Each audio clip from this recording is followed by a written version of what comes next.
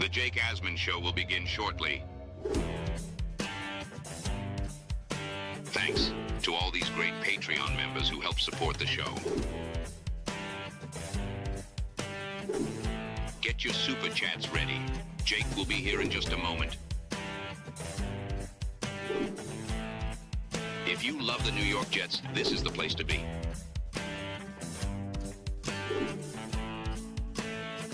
And now, the Jake Asman Show. We're singing in the rain, baby. The Jets have a win. 2 straight. We'll talk about it. Postgame show live right now.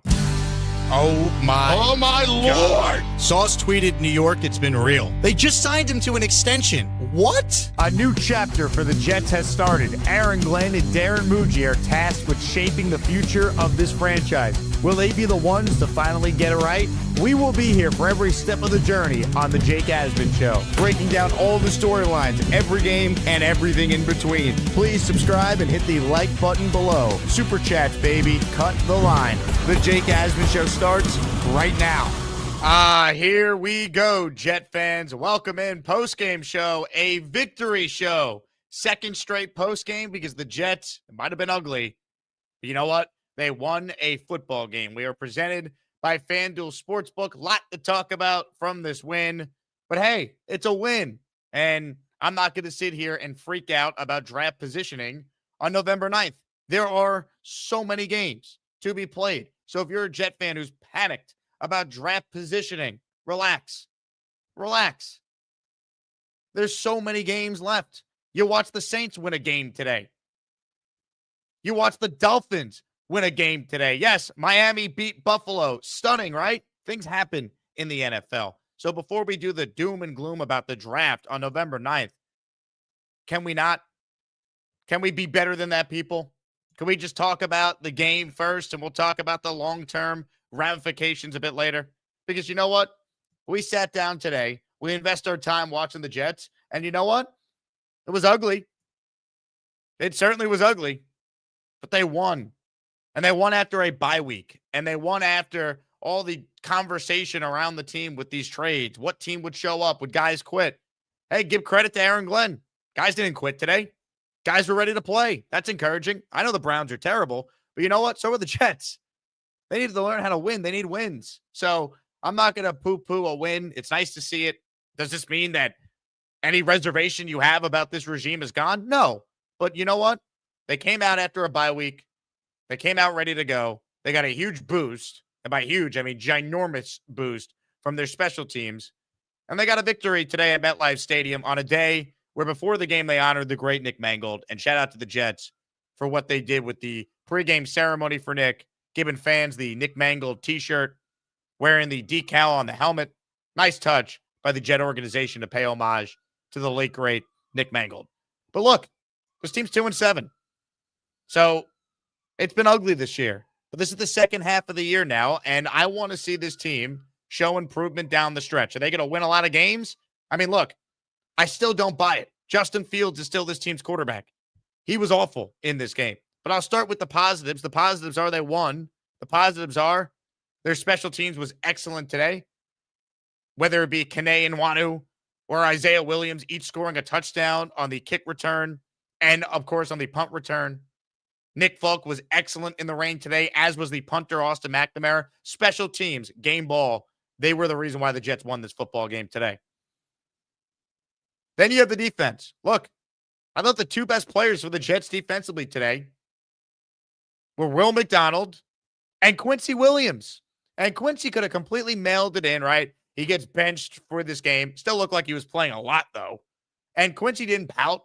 Quincy went out there and he made plays. He tackled well. He was explosive all over the field. Nice to see that. Nice to see Quincy still play hard. And I have no idea if he's on this team next year. I doubt it. But you know what? He played well today. Give him credit. And Will McDonald, nice to see that, right? We've been waiting for that Will McDonald game. Glenn talking about Will McDonald over the summer, hyping him up. So much more he could do. It's coaching, man. It's coaching. When asked about a bull rush move that Will McDonald added seemingly in training camp, we hadn't seen it. He had a couple sacks against Rodgers in week 1. He had the 1 sack against the Cincinnati Bengals to help win that game late in the fourth quarter. And then today, he was awesome.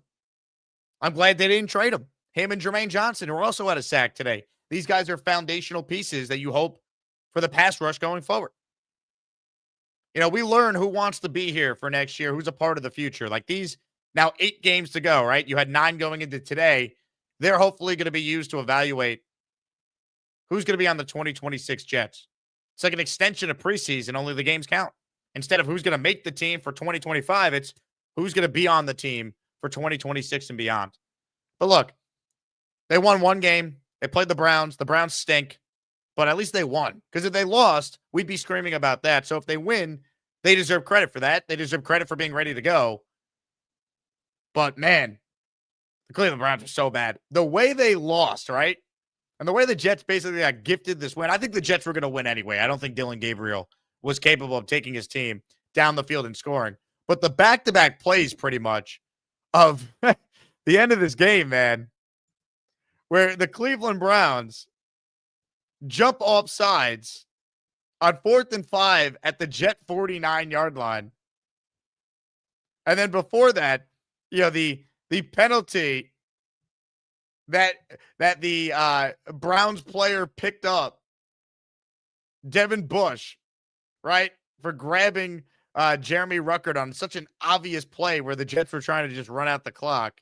I mean, that's why the Browns are the Browns. The Jets are not the worst team in the league.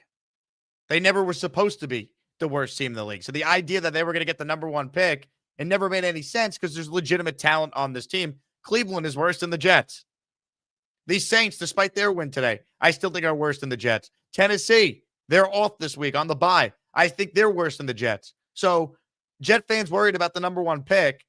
The Jets now have 5 first-round picks over the next 2 years. If they love a quarterback, they are equipped to potentially move up for that quarterback if that's what it takes. But once again, I don't want to do a ton on the draft early here because it's November 9th. And there's still, for the Jets, 8 more games, including a game now on Thursday against the Patriots, who I saw won today and are now 8-2. Because, of course, so much of the NFL is who your coach is, who your quarterback is, which is why if Glenn shows improvement in the second half and they're winning games, that to me is a positive. Because then you can figure out, hopefully, who the quarterback is in the offseason, and you'll feel better about this coach overseeing the development of that quarterback if we see real improvement. I certainly need to see more than, back-to-back wins over the Bengals, who have the worst defense I've ever seen, and the Browns, who are just bad in general. But you know what? There's some things to like from this game. Did Myles Garrett wreck the game today like he did against New England 2 weeks ago? No. I think when we get a chance to review the film, we'll see that Olu and Membu played well and held up. And we've gone way too long in this video before I even mention the performance of Breece Hall. Let me say this again. Breece Hall needs to be extended this offseason. It was smart by the Jets, in my opinion, to not trade Breece at the trade deadline. Now, I'm hoping that means it's because they're going to pay Breece Hall. He is going to be a Jet in 2026 and hopefully beyond.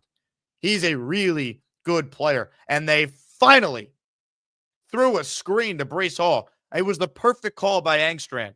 Jim Schwartz sent an all-out blitz, and you had the perfect call to counter that with the screen to Breece. Good block by Tippmann on that run. And Breece accelerated and looked like the 2022 version of himself. Breece Hall is a really good football player, and the Jets have a lot of cap space over the next few years. And they're going to have a quarterback on a rookie deal coming in all likelihood. He needs to stay a Jet. All right? People said, he doesn't want to be here. I think he wants to win. I think Breece looked pretty happy winning today. Quincy's not going to be here. You know what? He didn't pout. He played well. The guys that weren't traded, they don't want to be here. You know what? They played well today. You need good football players. Breece is a good football player. Retain him. Keep him. He needs to be here. All right. I gave you the positives. Here are some negatives. Justin Fields is unplayable, folks. He really is. I get it. You're not going to go to Tyrod Taylor at this point because, why bother, I suppose, and he can't stay healthy either. But Justin Fields today, folks, he was terrible. All right, you could have made a strong argument that he should have been benched again at halftime in this game. He was terrible. All right, the Jets at halftime of this game, they had, you ready for this stat? -5 net yards passing, yet it was tied at 17 apiece. They won this game today in spite of their quarterback. They won this game today because of Breece Hall offensively and the special teams and defense. And got an assist from the Browns just beating themselves with the just horrific penalties. In that first half, the Jets had one decent drive on the ground, and Fields at halftime in this game, I wrote in my notes, was 3 of 6 for 5 yards. The way I would describe Justin Fields is that he's like a starting pitcher that just doesn't have it, right? A starting pitcher in baseball makes around 30 starts. And you just know most guys, and let's say 4 or 5 of them, they just don't have it. They're not going to have a good day. They're not going to pitch well. You got to go to the bullpen early. That's like Fields. Like, you could just see when he has it or doesn't have it. They couldn't get Garrett Wilson the ball. He left this game and was ruled out. I doubt he plays Thursday if this injury is serious. So this could get ugly on Thursday now. So yes, the Jets have won 2 straight. How do they now respond on a short week? Probably without Garrett. A.Z. Thomas looks like he's going to be okay, but he's in the concussion protocol. That was a scary situation. How do they now respond when they're playing Mike Vrabel, Drake May, and the Patriots on the road in a few days? Another litmus test for this team. But look, they won. I don't want to make too much of the win, but we'll give credit where it's due for coming out after the bye and winning a game. But there's still a lot of questions to be answered here. But one thing for sure that I will continue to reiterate, Breece Hall needs to be a Jet beyond just this season. Period. He is a really, really good football player, and he needs to be here. I don't see any other reason why he wouldn't be, because you didn't trade him at the deadline. And if you're not going to trade Breece Hall, then you need to pay Breece Hall. You need to extend him.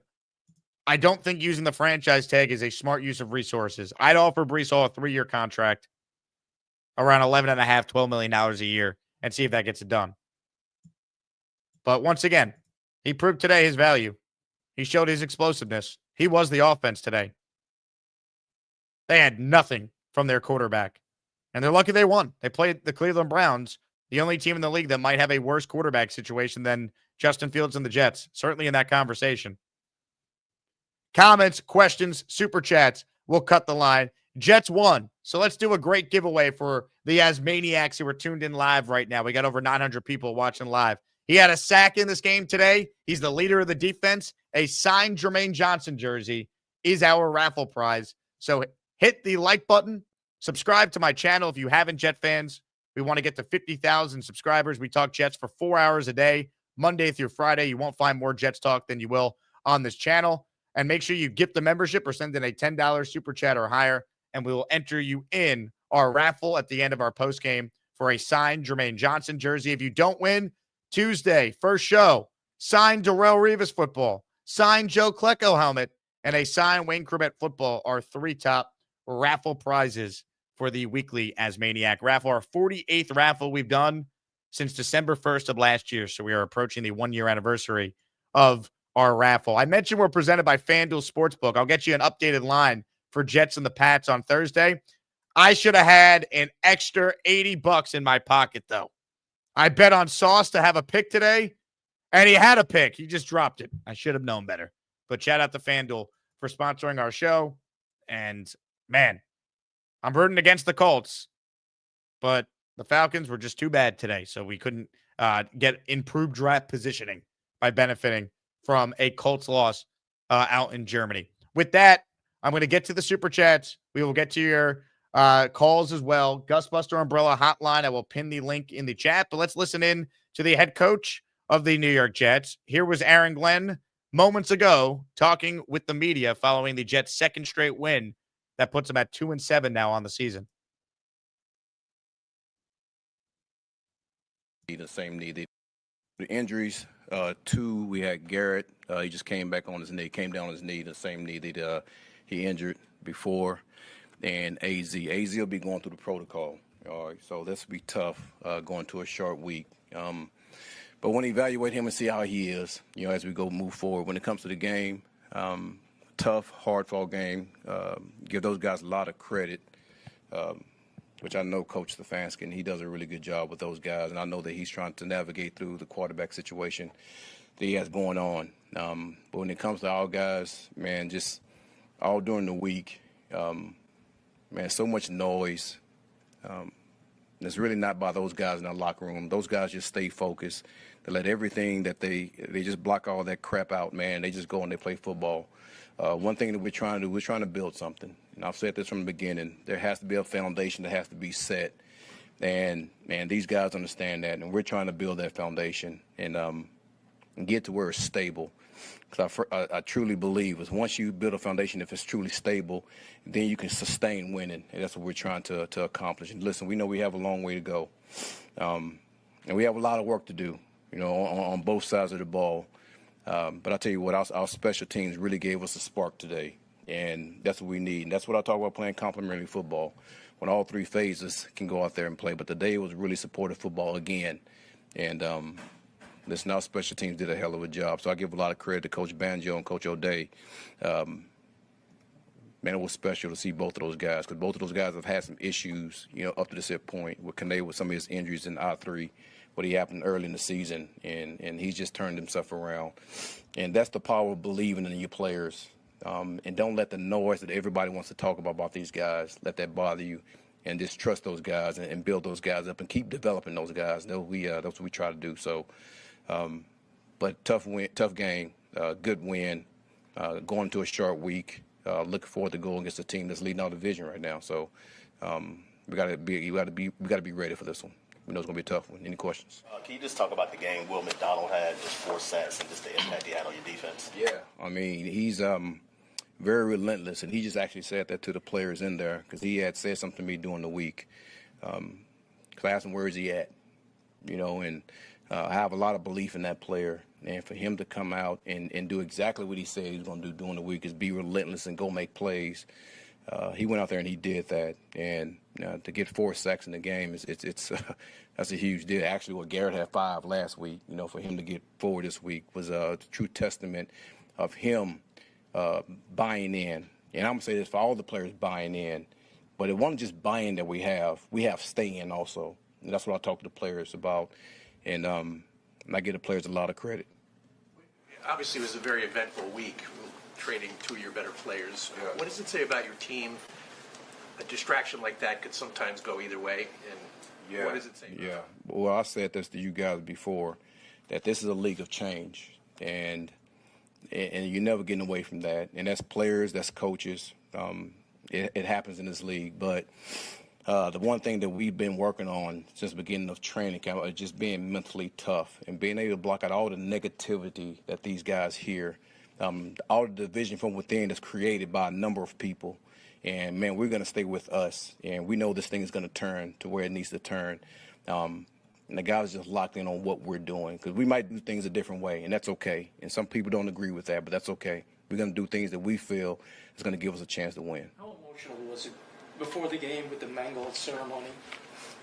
It's been emotional all week, just in general. Man, you get a chance to see his wife and his kids out there, and I'll be honest with you, to see how strong that she was handling it, to see how strong his kids were handling it. Man, that in itself just tells you a lot about who he was and how he was the leader of his family and how much of a rock his wife was to be around his kids and the way they've raised their children. It was very emotional. But again, a lot of credit to his wife, for Mango, for how they, for how they navigated through this whole deal. Because I know that's not easy at all. So, condolences still to that family, man. But it was impressive to see how she handled it, how the kids handled it. You really leaned on Breece there at the end. Can you just talk about sticking patience to wait for that to come out? He's our workhorse. That's something that we've talked about quite a bit, and when we needed him, he came through, and that's something that's not new for us. Listen, I trust him with everything. I trust the ball in his hands, and when times are tough, he will get the ball. So this is a win by any means necessary type of league, and at that point, our way of winning this game was make sure we feed him in a number of ways. Obviously, he got the screen for a touchdown. But, man, we got to give him the ball as much as possible because he can make plays for us. You just mentioned the screen. Can you talk about that play the call and the coverage, because they obviously were sending the house on them. Yes. I mean, their whole deal was to send as much pressure as they can. And usually when you do that, you put yourself in a position to where, man, if you send everybody at the quarterback, man, you're going to have one-on-one coverage, which allows us to be able to block our man and then, man, be able to dump it off. And then he just navigate through all the traffic and be able to score. So it was a great call by Tanner, great run by Breece, and really good blocking and a good setup by everybody else on the offense. So, again, that second half, the guys did a really good job of just getting downright dirty. And this is man-on-man football, and I'm going to block my guy, and I'm going to win my battle. And those guys did a good job of that. You had some games early in the season, one-score games, where you guys found a way to lose in the fourth quarter. Then you finally win. Last two games, you figured it out. How important is that when you talk about building the foundation? How important is that element of it, of just finding ways to win games in the fourth quarter? Guys, that's what we're all about, and that's what we've been teaching, and that's what we've been practicing, for a while. And listen, sometimes it takes time, and I understand guys don't understand that. It takes time to get guys to understand and be able to execute in situations like that. And even for me, sometimes it takes time for me to get myself in the flow and be able to make the right calls.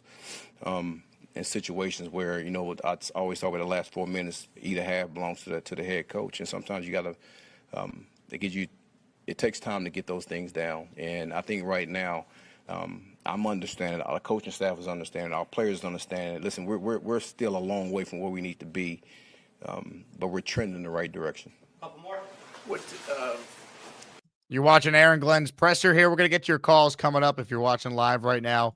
Make sure you hit the like button. Make sure you're subscribed to the channel. We got plenty more post-game reaction coming. And if you missed the announcement, we're giving away a signed Jermaine Johnson jersey at the end of today's stream. For anyone who gifts a membership, we're sending a $10 super chat or higher. Here's the rest of Glenn's presser. Then more thoughts on the Jets winning a damn game, baby, for the second straight time. How would you assess Justin's performance? I have to look at the film. I know this. I wasn't happy just in general, offense or defense, right, in that first half. But I thought in the second half we did some things to give us a chance to win. And at the end of the day, that's all that matters. So I get a chance to look at the film, really look at that.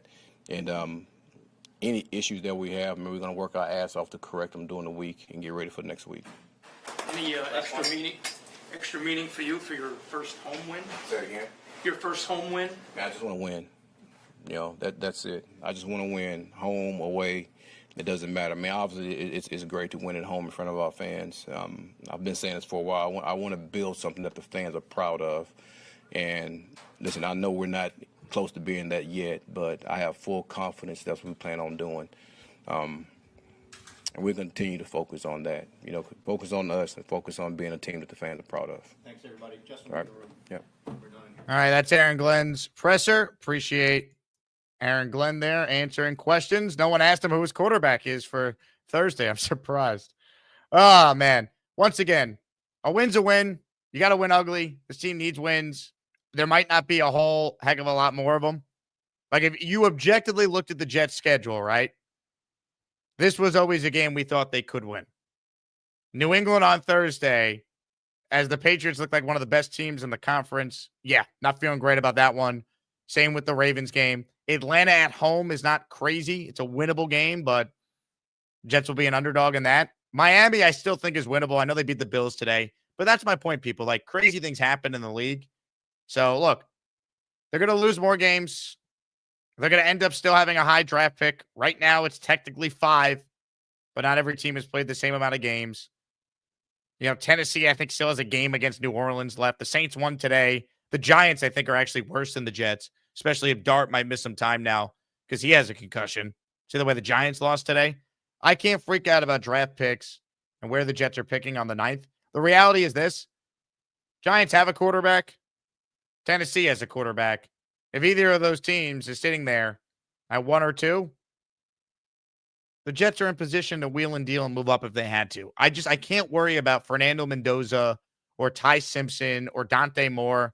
They will get someone. They will have an opportunity to get a quarterback. To me, what's important is showing real improvement. And I'm sorry, It's an ugly game, and they beat a bad team. But you know what? They won after a bye. They won after all the, hoopla surrounding the team with the trade deadline.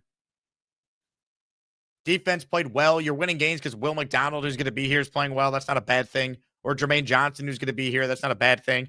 I thought Olu and Membu both played really well, blocking Myles Garrett and the Browns. The Browns have a good defense. Right? I mean, Fields was terrible, but Fields aside, like other aspects of this offense, I need to see look good. And once again, they better keep Breece Hall. All right? Like, I don't care who the quarterback is next year. This guy, Breece Hall, can help that guy. But it's a win. And let's see if they could build on it going into the game against the Patriots. But let's be honest, folks. If Fields plays the way he did against New England, they're going to lose by 30 points. If he plays how he did today against New England on Thursday, they will lose by 30 points. He was 6 of 11 for 54 yards. I mean, Justin Fields, either he has it or he doesn't. And his performance against the Cincinnati Bengals was because the Cincinnati Bengals are one of the worst defenses ever assembled. All right. Fields has not been good. He is not the answer next year. And I don't even think you could afford for him to be the bridge quarterback next year as a rookie learns until he's ready. Maybe he'll change our minds on that, right? There's still 8 games to go, but Justin Fields is who he is, folks. All right, he had time to throw today, and he just had no idea what he was doing. I get it. Cleveland's a good defense, but am I going to scream and yell about Justin Fields? No. I mean, it is what it is. It was a mistake ultimately to bring him in, but it was a lottery ticket that they tried to maximize on. Did I think it'd be this bad? No. Did I think he was their long-term answer? No. But I'll choose to accentuate other areas of the team on offense that actually matter for the Jet future. Comments, questions, super chats. They cut the line. Ladies and gentlemen, let me shout out some people that have already entered our Jermaine Johnson jersey raffle. Signed jersey by JJ at the end of the show. Ryan McCarthy is in for 1. Mike DeRamo is in for 5. Coach James Rodriguez is in for 10. Holy hell, Dark Knight Steve is in for 20. Islip Jet Fan is in for 1. Ladies and gentlemen, raffles, let's go. Raffle entries, they're happening. Hit it, Sean. All right, here we go, Jay. All right, here we go.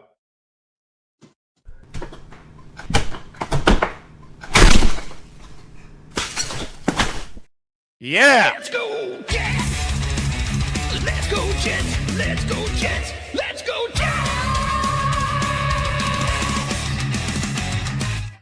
All right, let's get to some super chats and then to your calls. Hex starts it off. Pay Breece Lightning, please. Yeah, I'm in, man. Breece Hall needs a new contract. Cheese man, overpay for Breece. You keep that man in green and white. You keep him. You have an enormous amount of cap space. He's a good football player. Why would you let him go? I like Braylon Allen. He can't hold a candle to Breece Hall. I think that, what's his name's a good scat back, good third down back. Isaiah Davis. He's not Breece Hall. P. Green, Jake, do the Jets have a good week of practice leading up to this game? Maybe that's the secret. I think Glenn did say they did have a good week of practice. So you know what? After being 0 and 10,057 all time, when a Jet coach says they had a good week of practice, the Jets are now 2-0 in their last 2 games after having a great week of practice. We had a great week of practice. Kevin says, Max be free, and he blessed the team. Barney says, Fields sucks, but give him credit. Good hard count. I mean, you want to give Fields credit? Be my guest. The Browns suck, dude. All right? Like, that was embarrassing. See, the Browns out-jetted the Jets, you know? Like, that's a Jet-like mistake. But the Browns are still the Browns. I mean, the sequence with the penalties at the end, the holding call, when it's obvious the Jets are just running it out, trying to get the Browns to use their remaining timeouts or kill the clock, into the hard count, moving the chains. You can't make it up.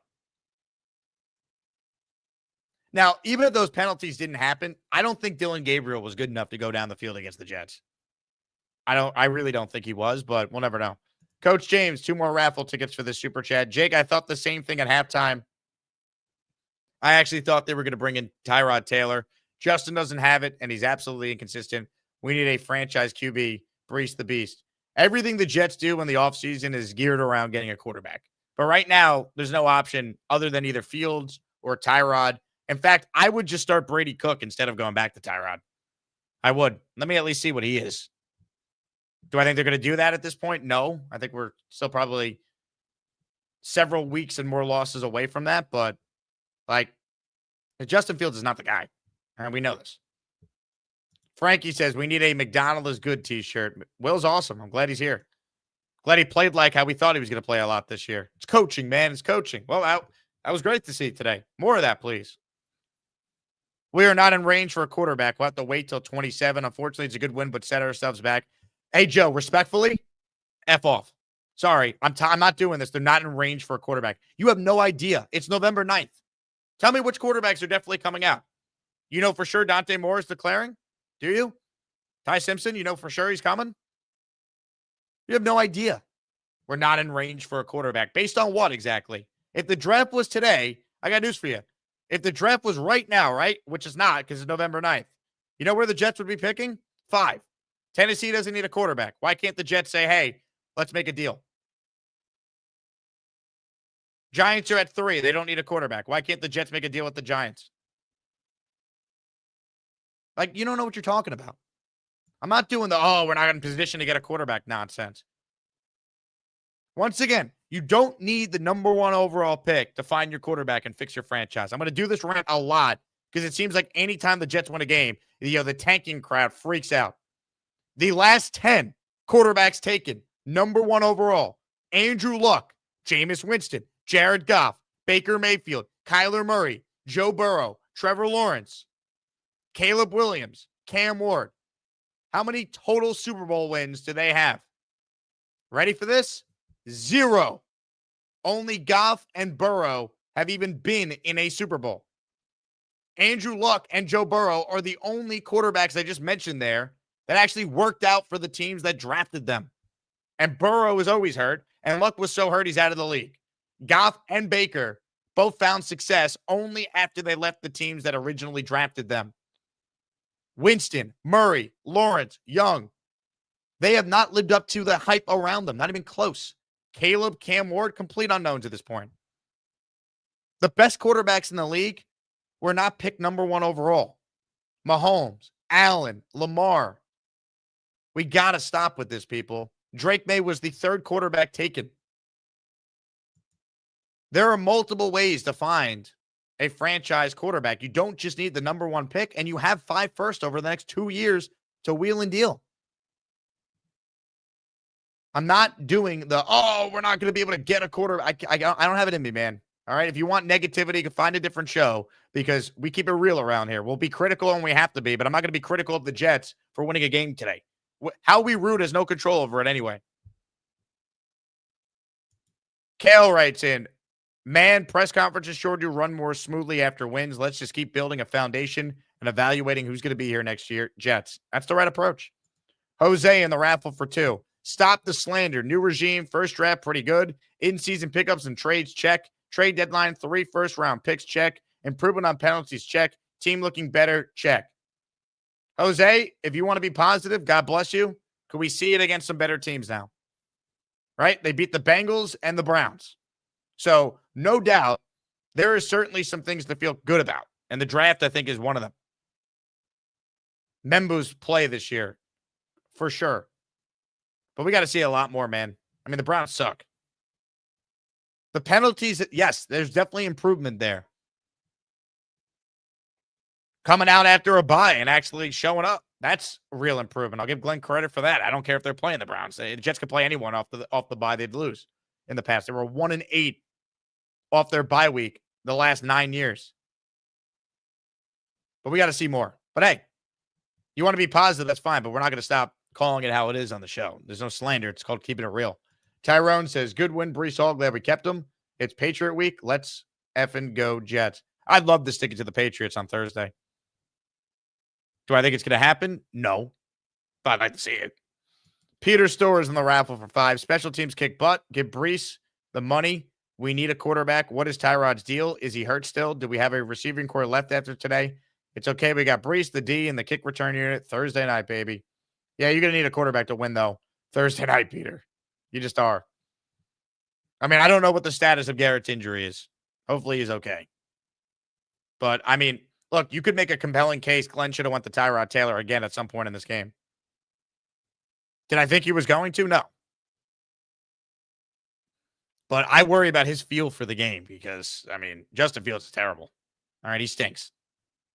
If you call in today trying to defend Justin Fields, you're off the show immediately. All right, we all watched what we saw. Like we all saw the game. We can give credit to the Jets for winning the game, but we don't need to lump Fields in as some sort of, star of today's victory. All right, they won in spite of their quarterback today, which we've seen a lot as Jet fans. Coach James says, Jake, I have to get Aaron my book. Wow, what a shameless plug. I love this. I'll give you a plug for your book here. Everyone go buy Coach James Rodriguez's book, Leadership Unlocked, 10 Keys to Influence and Impact. Love it. Alan in the raffle for one. Gadget Flow. We are in such a good position that we could go after Burrow this offseason, then our draft status is null and void. Let's win games. Here's my take on the Joe Burrow situation. Obviously, if he ever were to be available, you call, you inquire. It's too many moving parts, though. One, the Bengals have to move him. Two, Burrow, who has a full no trade, has to want to leave Cincinnati, an organization known for being a mess with bad ownership, and then say, yes, I want to go play for the New York Jets and Woody Johnson. Right? Too many factors to even seriously entertain right now, but any veteran that is available, yes, the Jets are armed with resources to be in the mix as far as a quarterback goes. Do I think they're going to get Joe Burrow? No. Am I going to just shut it down automatically? I mean, if Luka Doncic could be traded in the NBA, anyone could be traded in sports. All right, no one had Sauce Gardner getting traded this past week. But I'm not going to seriously predict a Joe Burrow to the Jets trade. Can't do it. JVG writes in, Jake, let me get a birthday shout out. Hey, 40th birthday shout out for JVB. Let's go Jets. Islip Jet fan. Will McDonald had 4 sacks. E-I-E-I-O. Yeah. Oh, man. Yeah, Islip Jet fan sent me tickets to give away to listeners because he couldn't make it today. So, of course, they won. I don't think it was you, though, Islip Jet fan. I think it's the fact they played the Browns, who suck. And kind of this was my whole point, people. People were like, oh, the Jets, they're going to get the number 1 pick. Oh, we're going to blow it. They never should have been in position to get the number 1 pick. They're not as bad as these teams. They're not as bad as New Orleans or Tennessee or even the Giants for that matter. Giants suck, man. Dable's terrible. Most overrated defense ever, the Giants. How's that vaunted Giants pass rush as they've blown how many games on the road where they led by 10 this year? I think the Giants are 0-4 in games they've led by 10 or more points on the road this year. These teams are all worse than the Jets. The Jets should never have been in a spot where they were 1-7 in the first place. That's been my point the whole time. That's how bad of a coach job Glenn had done until these last 2 wins. They should be better. They should win some games here. Show real improvement. Show progress. Today's a nice step towards that. But it's a step. Let's not make it seem like, this team is now going to the playoffs or anything. Bones in the raffle for 2. Rye says, this win was great, gutsy against the top 10 defense. Yeah, they won without a quarterback. Not easy to do. Kind of a bit of an anomaly how they did it, though, right? I mean, how many times can you bank on getting a punt return and a kick return from your special teams unit in the same game, in the same quarter? First time that's happened in the same game since 2017. Also that year, it happened in the same quarter, too. Frankie writes in, Jets will be up for this Pats game. Book it. I hope you're right, man. I don't want them to get embarrassed by Mike Vrabel on Thursday Night Football. But that's like a litmus test spot, right? The last time the Jets were in primetime, Aaron Glenn soiled himself in London. So let's have this team ready to go on a short week, and that will show me something. I don't expect them to win, right? I'll look up the line. I'll look at the line on FanDuel right now for Thursday Night Football. I'll take a look at what the look-ahead line is. But I want the Jets to be competitive in that game. Don't lay down like a dog and embarrass yourself. The updated line is not there, but this is the line before the Jet game went final today. They were a 9.5-point underdog, which is probably fair. And most people will pick the Patriots, I'd imagine. Show up and fight. The Raiders, who aren't any good, just did that against Denver. They went on the road and hung in there. I think New England's way better than Denver, but, that's what I want to see now as we basically talk about this game into the game Thursday because it's coming up. Show something. Show competitiveness. We'll see. If Fields plays the way he did today, they have no chance. They need more from their quarterback. And if he has another half like he had this full game today, then Tyrod's got to come in, man, for the love of God. Today, Glenn could use the weather and the fact that they were in the game. It's not like they were ever trailing. Like the Jets never really trailed in this game. Like they got down early, then quickly were up 14-7. It was tied at halftime. They were never down. So there was never a moment where it's like, I got to pull the quarterback and make that move. But against New England, there could be if he plays like this. Let's get to some calls, shall we? But first, let me shout out JYB, who just earned himself 20 raffle tickets with a $100 super chat. Let's go. Get your ass off my super chats. Some of these are gifted memberships too. Hey. The hell with it. JYB, thank you, my friend. Appreciate you for your generous super chat here. Today showed this team has talent, kick returner, punt returner. Both showed why the staff picked them. Hey, let me say this about Kene. He's awesome, man. If only he could stay healthy, right? Like that guy is a freak. He already had like a 70-plus yard kick return this year for the Jets. And I think he only had like 7 kick returns going into today or including today after the touchdown that he scored on. He had the touchdown last year too. This guy is a great kick returner, man. He just can't stay healthy. And shout out to Isaiah Williams too. We obviously all were rightfully ripping him and critical of him. He was so bad in that Miami game alone, remember? But he's responded. Second good game in a row for him. So props to him. Give credit where it's due. As far as your other points here, completely agree. Breece Hall needs to be re-signed. You cannot let him go. If you chose not to trade him and you had a 4th-round pick on the table from the Chiefs, then you cannot under any circumstance not have him be a Jet in 2026. And I wouldn't use the tag on him, but if I have to do it, that's the only way to keep him here, then I'm doing it. I'm not losing him for nothing. They need him. They're going to have a rookie quarterback next year. They need Breece Hall. He helps make you a better, dynamic, all-around offense. They finally threw a screen to him today. I've been screaming about that since the preseason. Your other points on safeties, yes. Corners, look, AZ Thomas going down's a bummer. I hopefully he's okay. He's not going to play Thursday with a concussion, but hopefully he's back for the remaining games after the Thursday nighter. And he looks good down the stretch. They obviously need receiving help. Mechie was active today. One bummer was Adonai Mitchell was not. He got traded on Tuesday, so he didn't show up to the facility till Wednesday. So he probably just doesn't know enough of the offense to be out there. And now you're playing Thursday Night Football. Is he going to be able to suit up for the Jets Thursday? I hope. Right? A.D. Mitchell, we want to see what he could do the rest of the way. Because, look, he's talented. He was a 2nd-round pick. Do I think he's, going to be your plug-and-play number 2 receiver next to Garrett? But probably not. But can he be the number 3 next year? And you only need a number 2 now going into the draft? Going into free agency? That's the type of stuff you'd love to see play out over these now final 8 games. Your last point on Fields, I think, speaks for everyone. He stinks.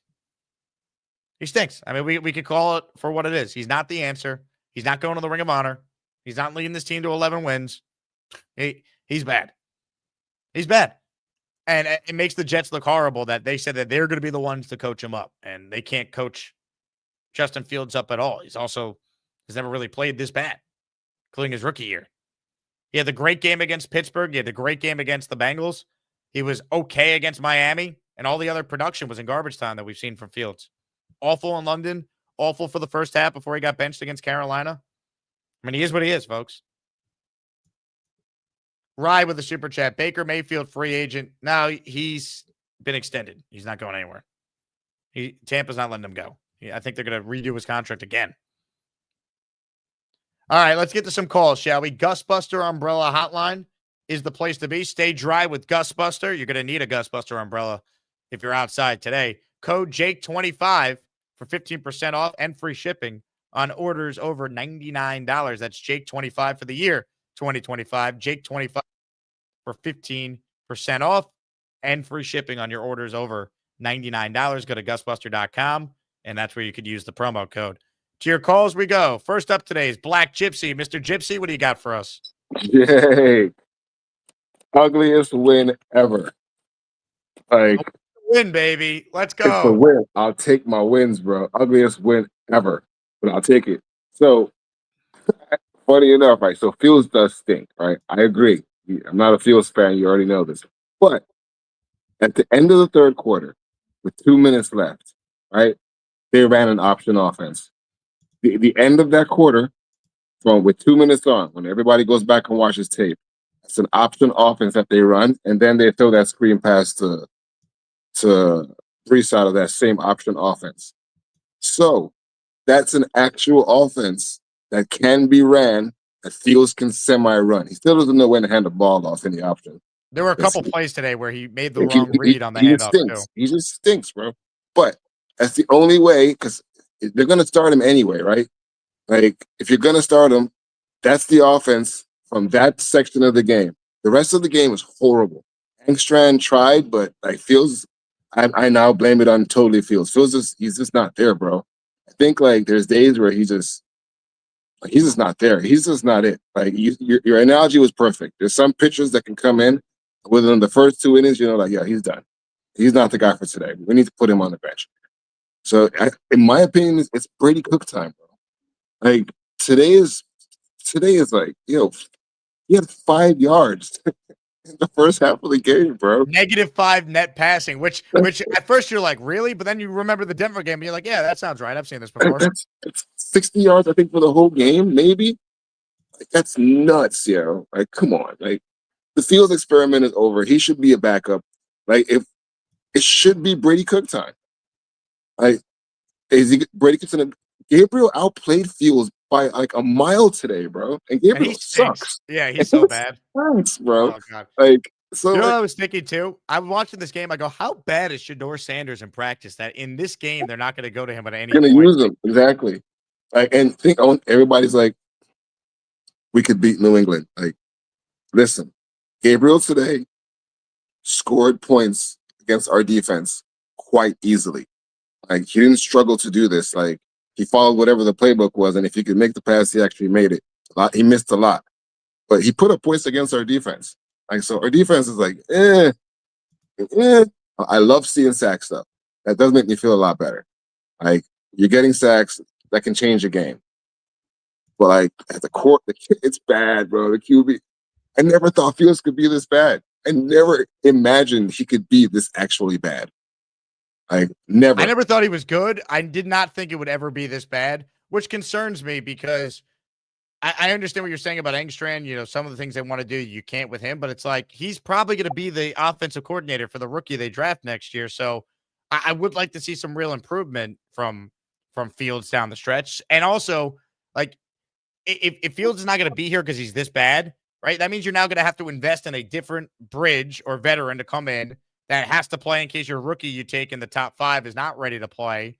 And then if you get rid of Fields, they don't save any money on their cap. They're going to be hit with a $22 million dead cap charge on their books for next year. And look, do they have the resources to still make moves? Yes, but on top of Rodgers as well, someone else you're going to have to sign and the rookie in the top 5, like a third of your cap is on quarterbacks, and half of them are not going to play any snaps for you in 2026. And that's just a waste of resources because they completely overpaid Fields. Look at the contract Danny Dimes got, or look at the contract that Sam Darnold got with the Vikings 2 years ago. Like, Fields should have been signed to a 1 year, like $15 million deal at the most. Instead, his agent should get the biggest raise. He got him a $30 million guarantee over $40 million over 2. Complete overpay. That's going to hurt the Jets cap in the offseason if they move on.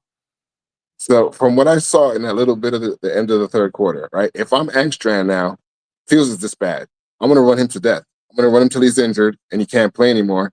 I'm going to literally just play option football with him. Let him do what he did in the end of that third quarter from the beginning of the game, and we're much harder to play. Like, anytime he went back to pass, Jake, it was bad. It was bad, like, all around. Like, he ran on plays where people were open. A lot of them. So, like, Just run the option with him, and then get him hurt and put somebody else in because it's bad. 5 yards, right? That blew my mind. And literally, the only reason why he got the 60 yards is because Breece got, I think, 40 yards or whatever on that play. So, like 2 plays, he made 2 passes in the NFL. It's unreal. That's all I got, man. That's all I got. Hey, Black Gypsy, look, we'll take the win, but anyone I'll with take it. anyone with any ounce of objectivity understands that this wasn't exactly a win because of Justin Fields. But hey, a win's a win. Hit the music, Aaron Glenn.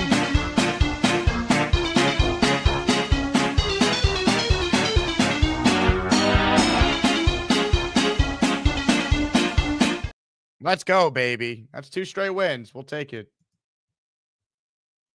You know, I rather win ugly than lose pretty. Now, they got New England on Thursday. They want to they want to prove they made real improvements. Let's see them look good against them. I have some major doubts, but hey, you never know. Let's keep going with some of your calls now. Appreciate everyone who's in on our post game. Hit the like button if you're one of the 1,000 people in here. Make sure you guys subscribe to the channel. And a reminder, if you ever missed the show live, we post the YouTube show as a podcast every day, wherever you get your podcast, either Apple or Spotify. Just search Jake Asman Show, and you can listen to the audio version of anything you might have missed. With that, let's get to more calls, shall we? Let's say hello to Doug on the betters next. What's up, Doug? Jake, I'm going to just talk about the positives from this game. I thought the O-line played great. You know, Justin Fields couldn't do shit passing, and you still get around 4 yards per carry when the defense knows that that's coming. And besides that one play where Myles Garrett just used speed and it was kind of like a half coverage, half Myles Garrett being, I thought Myles Garrett really didn't do much today. So there's that. No, I think the O-line is a major positive, right? I mean, Myles Garrett didn't wreck the game today. Membu and Olu looked like they held up when they got matched up with him. Honestly, that's why it's amazing how bad Fields played, because it's not like he was like under duress the entire game. He had time. It just when he's off, he's off. Like I've never seen a quarterback where you just know it's going to be one of those days as quickly as we do with Fields. You know it after the first throw, either he has it or he doesn't, and you could tell like he doesn't have it today. And that was before it started raining. I don't think it's hyperbole to say we have the best special teams in football. It's amazing because the special teams cost them some games this year, but now it's a reason why they won a game today. Gotta give credit to Chris Banjo. He's like Nick Folk hasn't missed a kick all year. I think we had the best punter in football. That's a good find by Muji and Glenn to find McNamara. Yep. And give credit Nguanu whenever he's healthy. He's the only like special teamers who has injury issues. He's great. And like you said, got to give credit to Isaiah Williams. Had the terrible Miami game, punt return today, but had a lot of decent returns. So I think and we constantly on covering kicks don't really give up a lot of big returns either. So got to give credit to the special teams. They're great. That's good. Will McDonald, 4 sacks, awesome. And hey, you're going up against a Patriots O-line who let up 5 sacks to Myles Garrett. So do I expect us to win on Thursday night? Absolutely not. But no one expected the Dolphins to beat the Bills today, so you never know what could happen. We're all just looking for competitive football. Prime time, don't embarrass us. If it's an ugly game like this past week with the Broncos and Raiders, that's okay because at least you show competitiveness. And I think what needs to happen, like if Justin Fields is awful in this game again, Thursday night, which we all expect to happen, I think starting from the Ravens game on, they should switch to Brady Cook. They won't, but they should. You definitely got to make a change if it's this bad again in a nationally televised game, though, Doug. I agree with you. I think we got to see Glenn be proactive with the quarterback situation if it's this bad again. You can get away with it against the Browns. The primetime game on Thursday night when everyone's watching, please don't get embarrassed. Right? That's I think, what Jet fans want to see Thursday. Don't get embarrassed. We don't expect you to win, but don't get embarrassed. Show us that you're ready to play. You know, you can't bank on 2 special team touchdowns again, but, you know, can your defense force a turnover? The Jets still don't have an interception this year. It's amazing. You know, we'll see. Nice to win one. I think we all could agree we need to see a lot more before we start to buy in that they've turned the corner. This is a different team now going forward, like one game at a time. More of your calls. We got some legends on the line, ladies and gentlemen. We got a combo call coming your way. I don't know whose intro to play, so I'll play both of them. Oh, shit. That's intro number 1. And now, ladies and gentlemen, stop whatever it is you're doing and sing along. Get ready for Neil. He will make 13 points about the New York Jets and maybe hump a Patriots jersey. Get ready for Neil. He's probably smoking a big fat cigar and burning his house to the ground. That's Neil.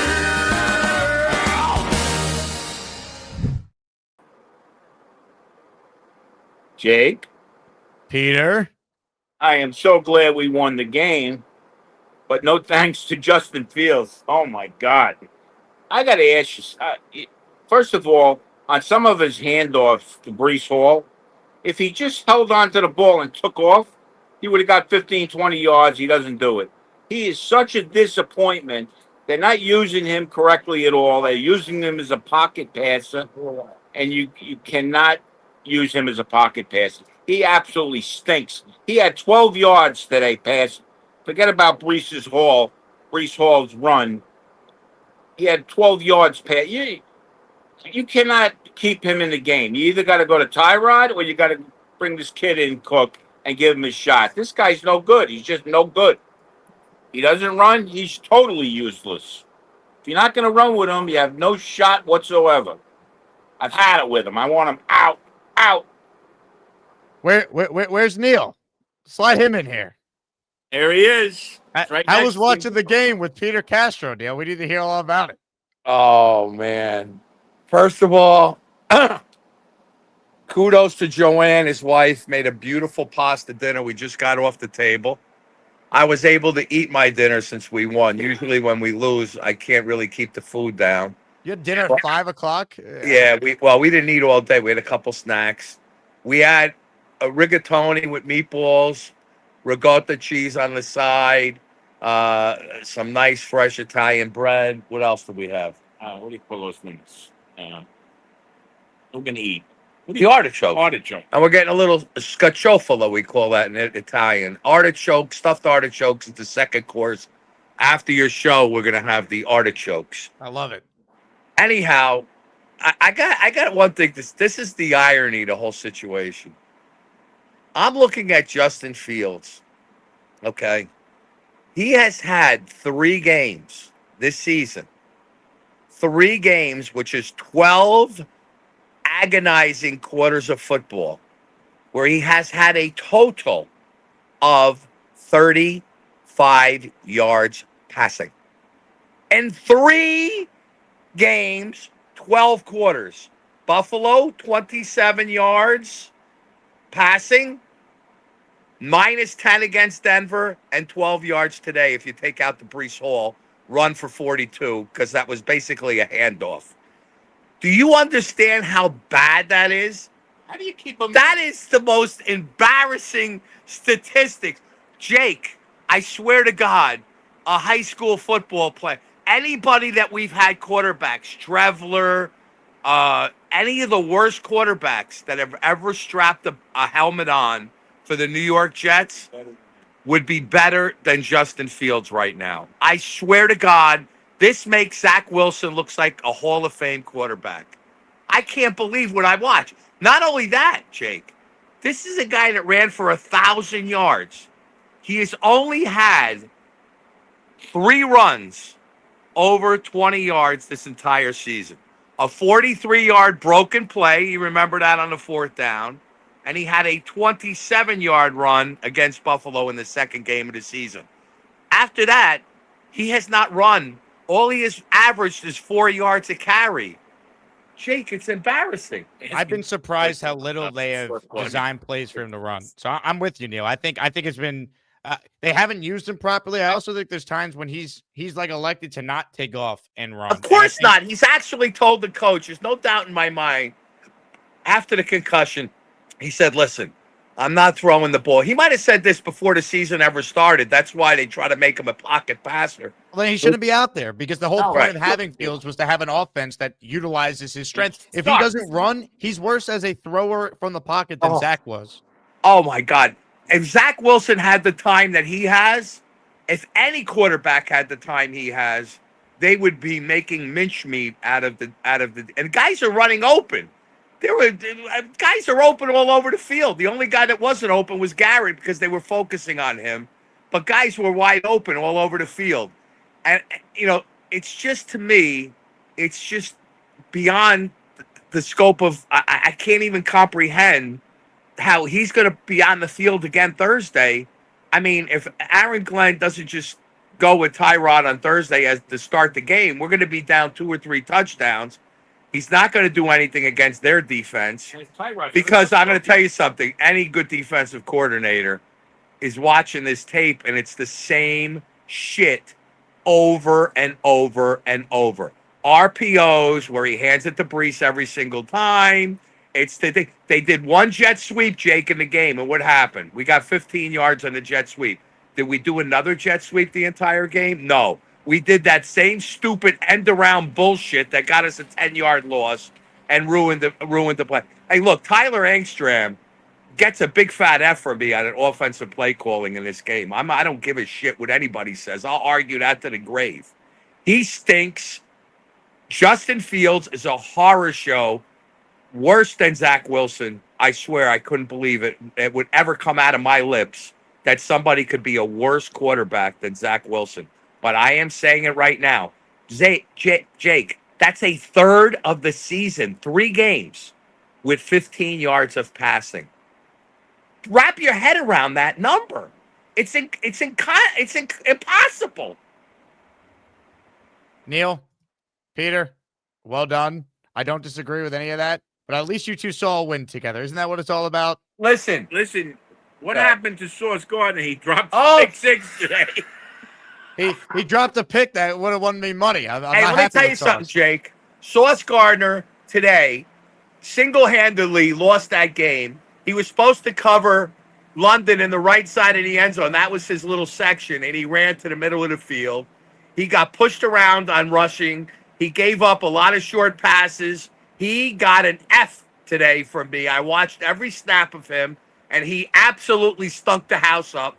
And I can't wait to see Quinnen stink the house up again when Dallas plays. Are they playing Monday night, Dallas? The Jets. Dallas is on the bye, so we will see. see. Jay, the Jets look a lot better. They look like they have more life in them. They look like they came to play today. The defense played better without those 2 guys. But let me just say, the Browns. Hold on, I'm enough. I get these goddamn exploding cigars. I gotta go, Jake. I'll call back later. Shit.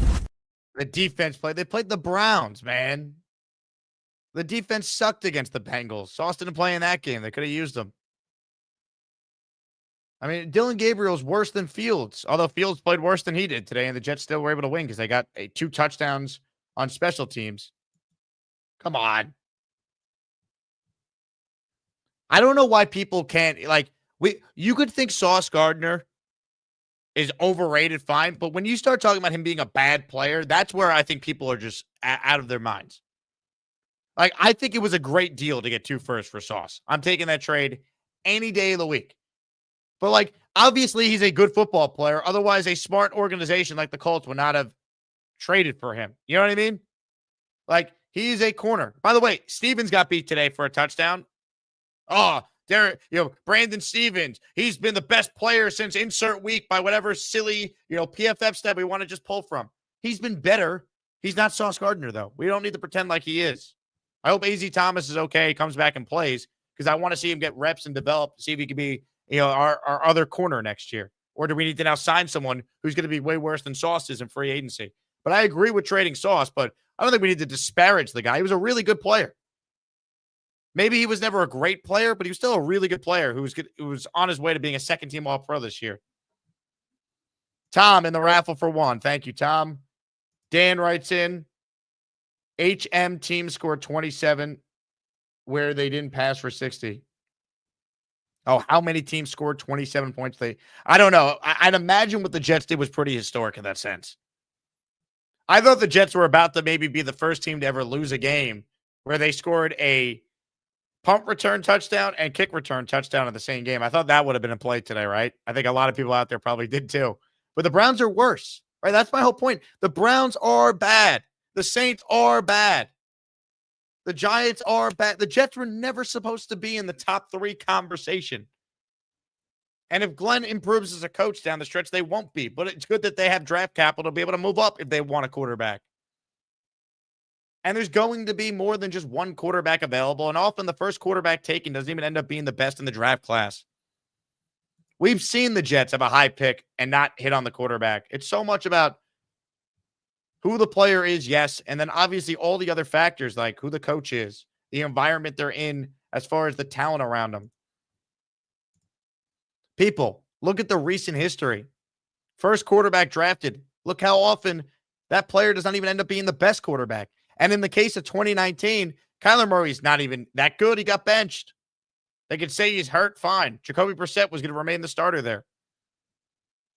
By the way, best quarterback from that draft class, you could probably say is now Daniel Jones, almost by default. Just recent history. Burrow's been the best, but guess what? Justin Herbert's pretty damn good too. And so is Jordan Love from that class. And so is Jalen Hurts from that class. Trevor Lawrence by default. And he hasn't even been that good. Nice choke job by Jacksonville today. My God. Is there a more overrated player in the league than Trevor Lawrence? Like, people need to relax about, oh, we need the first pick to get a quarterback. The Jets are never in position to have the first pick. They're not the worst team in the league. But you have 5 first-round picks over 2 years to trade up for it if you want to. I'll worry about it then. If we get to December, right, and they're playing the Bills week 18, yes, I'll root for the Jets to lose that day, and I'll be upset if they win. But I'm not going to be upset now that they won a game on November 9th. I can't live my life that way. There's too many games left. Dylan says Dylan Gabriel might actually be better than Fields. We just feasted on their offensive tackles. Also, not the best game from the secondary, but it's a W, so LFG. Shout out to DT. Dylan checking in. I'm with you, Dylan. The secondary I thought was not very good. And the Jets pass rush wrecked the game today. We've been waiting for that. Yeah, remember when Aaron Glenn was talking about Will McDonald this summer? That was the player we finally saw. We saw a lot of that. The speed last year we saw a lot of with Will. Yep. The spins, the coming around the edge. The power that he put on, I don't know if you need the replay if you haven't seen it yet, but he went over him at one point in that. Is that even a new element to his game when you said he added some weight? Coaching. Is that now what he can do? Coaching. It's coaching. How so? Like, what do you mean? Because he can do it. You just said he's never done it last year, right? Not much. Now you see him do it. It's just coaching. That's all it is. Well, let's see some good coaching now over the final 8. I think it's a nice step that you won a game after the bye. The Browns suck. I'm not trying to act like this is some groundbreaking win, but they came ready to play. I think the way Quincy played is encouraging. That Glenn, even after benching him, the message got through. He had a really good game. McDonald stepping up is good. That's positive. But Jermaine playing well is good. That's positive. You know? You try and find something to talk about in a lost season here that actually matters. Fields sucking. We know he sucks. He's not going to be the quarterback next year. So I can't, waste energy freaking out over it. I will say, if he has a similar performance against New England in the first half, he should go to the bench. You have to hold the guy accountable for being this bad. Tyrod needs to be on standby. More of your calls right now. Appreciate everyone tuned in. Hit the like button if you missed the announcement at the beginning of the show. We are giving away an epic raffle prize today in honor of the Jets winning a game. Signed Jermaine Johnson jersey is the top prize, so make sure you enter the raffle by gifting the community a membership or by sending in a $10 super chat or higher. Let's say hello right now to a man who called me on ESPN New York this morning. For the second time today, I get the chance to talk to the great Kyle Clifton. Ladies and gentlemen, where's his intro? I can't find the button. There it is. Let's go.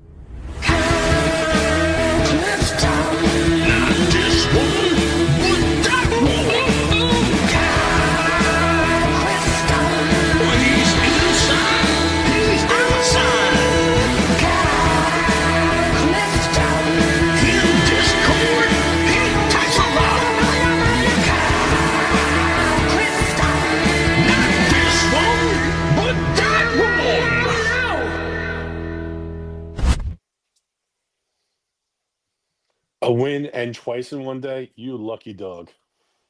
Who's got it better than me, Kyle? No, there's nobody. So, listen, like, Justin Fields, what do you do with this guy? Right? Because obviously he's not going to be the starter or even the bridge next year. He doesn't he hasn't done anything to enhance his trade value, right? So there is none.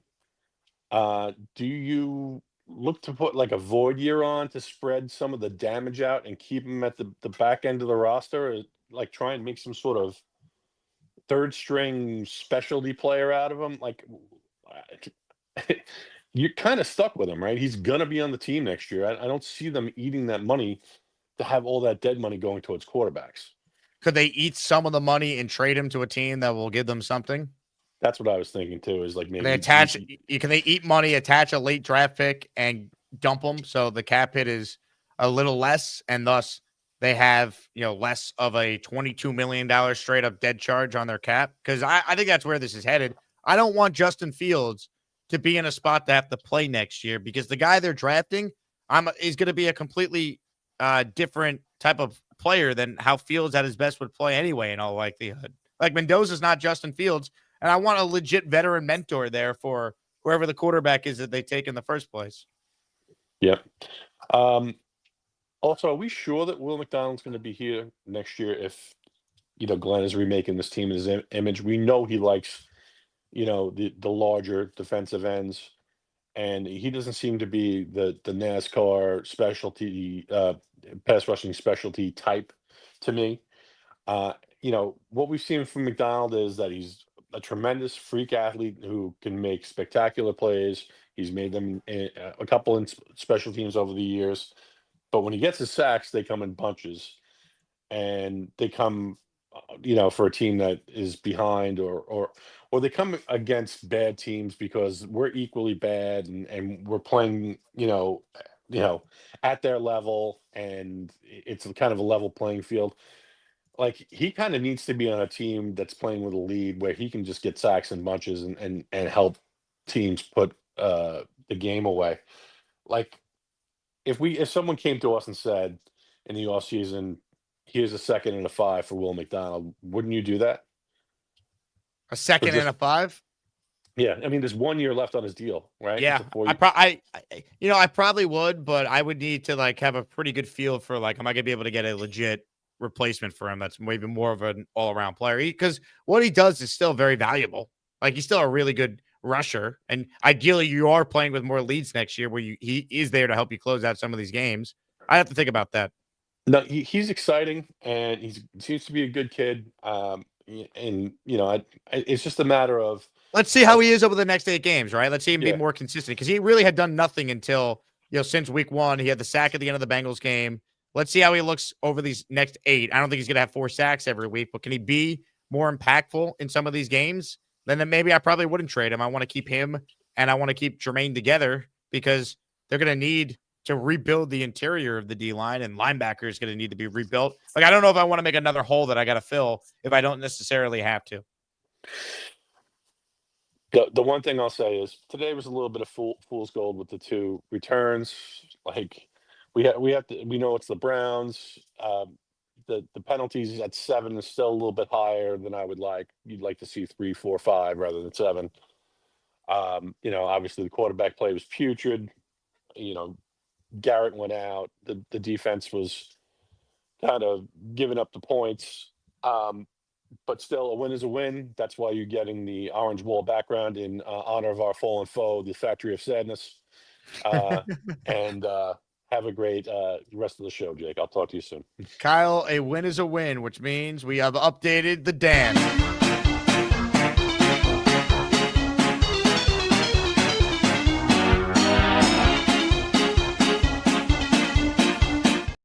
Hey, we have some controversy we need to address in the chat. Sean Bennett, who's a big-time caller to the show, at least I thought he was, he's not happy with me or Gator. He's threatening a lawsuit over this video, apparently. All right, here we go, Jay. All right, here we go.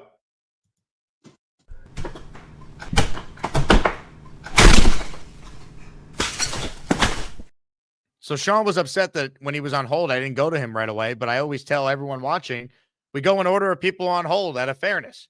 So Sean, you were in line, you left, you spat it off in the comments that you were upset. And then you wrote in that you don't want Gator using any of my content without consent. Well, here's the problem, Sean. Once you call into the show, it's not your content anymore. It's on the internet. It's on the Jake Asman show. So good luck. And then Sean wrote in that he's going to sue for defamation of character. So look, Sean, if you're building a lawsuit, right? Make sure that you include in the lawsuit this clip as well that Gator used without your consent. I'm just like moving and grooving. Get your football. Man, Let's Jake, work on ball you gotta security. get- We cannot have any fumbles. Ball security, Jake. Yep. Secure your balls. This is the ball. If you hold it like that, it's going to get knocked out. Protect it. Like this. High and tight. Yep. So this is my football right here going in the toilet. What? No. Ball ball security, man. High and tight. That's why we keep losing. The whole point of this exercise is to manifest change. We're trying to get a win. Scatterboo time. No, it's not scatterboo time. You just put the ball in the toilet. Flush your toilet. Let's go. Is it going? It's not. Is it going down? Oh, damn it! Smell that toilet water? Oh, good God, man. I'll tell you what, if the Jets do win, Sean, you're calling in every week and you're putting the football right back in the toilet. Sean, you better call in, man. Jets have won 2 games since you put your football in the toilet. But apparently you're suing Gator now, so I don't know if we're going to hear from you. Super chat from JJ, who says, offense put up 13 points on a top 5 defense. Wide receivers were locked up, 0 separation. Hop off fields. You're the same ones who defended Zach Wilson for years. Brown offense worse. The Browns suck, JJ. No one's disputing that. Don't tell anyone to hop off fields who you had in the Jet Ring of Honor before the season started. All right? You have no right. None. Justin Fields stunk today. Stunk. Don't defend it. Acknowledge how bad he was. They won the game. Great. You were probably there. They won, so now you could renew your season tickets because you said it would come down to the Jets beating the Browns to decide. So great. Another year of JJ and MetLife. Good for you. But could we stop? All right. The wide receivers were locked up. There were guys open. He had time to throw. He was terrible today. They won. Great. We don't have to lie about it, though. No one's defending Zach Wilson anymore. People at the beginning started to defend Zach Wilson, but by the end, we all knew he couldn't play. The only people that were left defending Zach Wilson were the truthers, as we called them. I think we all knew when we got to that second Patriot game, it was time for Zach Wilson to go. All right, we tried to be patient up until then because the Jets, remember, they got off to the 6-3 start. We don't need to have revisionist history. David Atkins is in the Asmaniac raffle for 5. Let's go, baby. Hit it.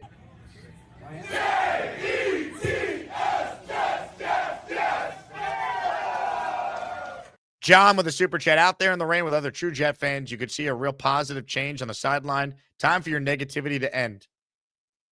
John, respectfully, if you think I'm not going to be critical of a 2-7 football team just because they beat the Browns, you're out of your mind. Thank you for your super chat. It will go towards my dinner fund tonight, but I'm not going to change my opinions on how the Jets have performed this year and say, just kidding. I take it all back. They're great when they're 2-7 and beat a 2-6 Browns team. Do you think the Jets every week are going to get a special teams touchdown?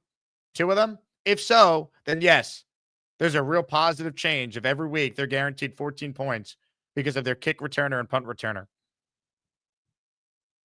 Can we be real about what we saw today? It's a nice win. Don't apologize for it. But don't tell me that it's time for my negativity to end. In fact, while thank you for your money, it's time for you to not comment for the rest of the show. Farewell. Now look what you've done. No more protection from the Asmaniacs. Had to pull you out of the chat and cast you down with the sodomites. Some time in here will feel like you've been run over by the lane train. You understand me? You catch my drift? Give them another 24 hours to think about it.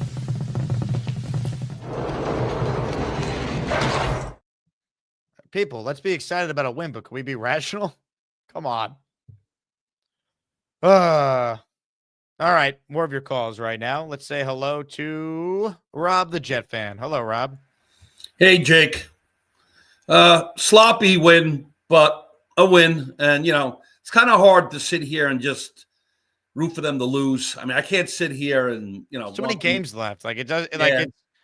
does the win feel as good as it would have if it was in September today? No, but, I can't sit there and be like, yeah, go out there and miss those tackles, Jet defense. Like, yeah, Fields, throw that pick. Like, I don't know. It's too many games left. I can't too. I'll tell you, Jake, I can't too. I mean, I was yelling, and everyone in my household like, "Oh, why are you yelling for? They suck."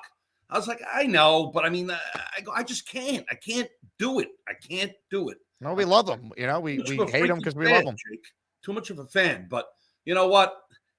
JJ, Ring of Honor. I mean, I'm telling you, JJ, I think Zach Wilson is better. I'm sorry. And Zach Wilson sucks. I think this guy's worse. I'm sorry. Well, Fields might be worse right now than some of the Zach performances we've seen. What concerns me, though, is he was never this bad in other places. Like Pittsburgh last year, he was 4-2. In Chicago, he had moments where he looked decent. He was never great.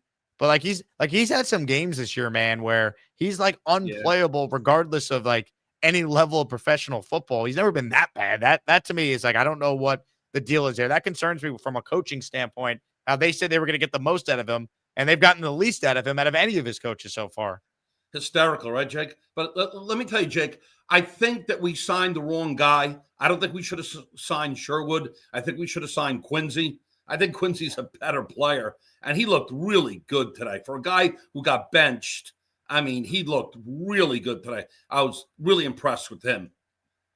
But as far as Kyle, I love Kyle Clifton. He's a great caller. But, I mean, McDonald came off of 4 sacks, and he had 3 previous to that. He's got a total of 7. Who's the next guy on our team with sacks?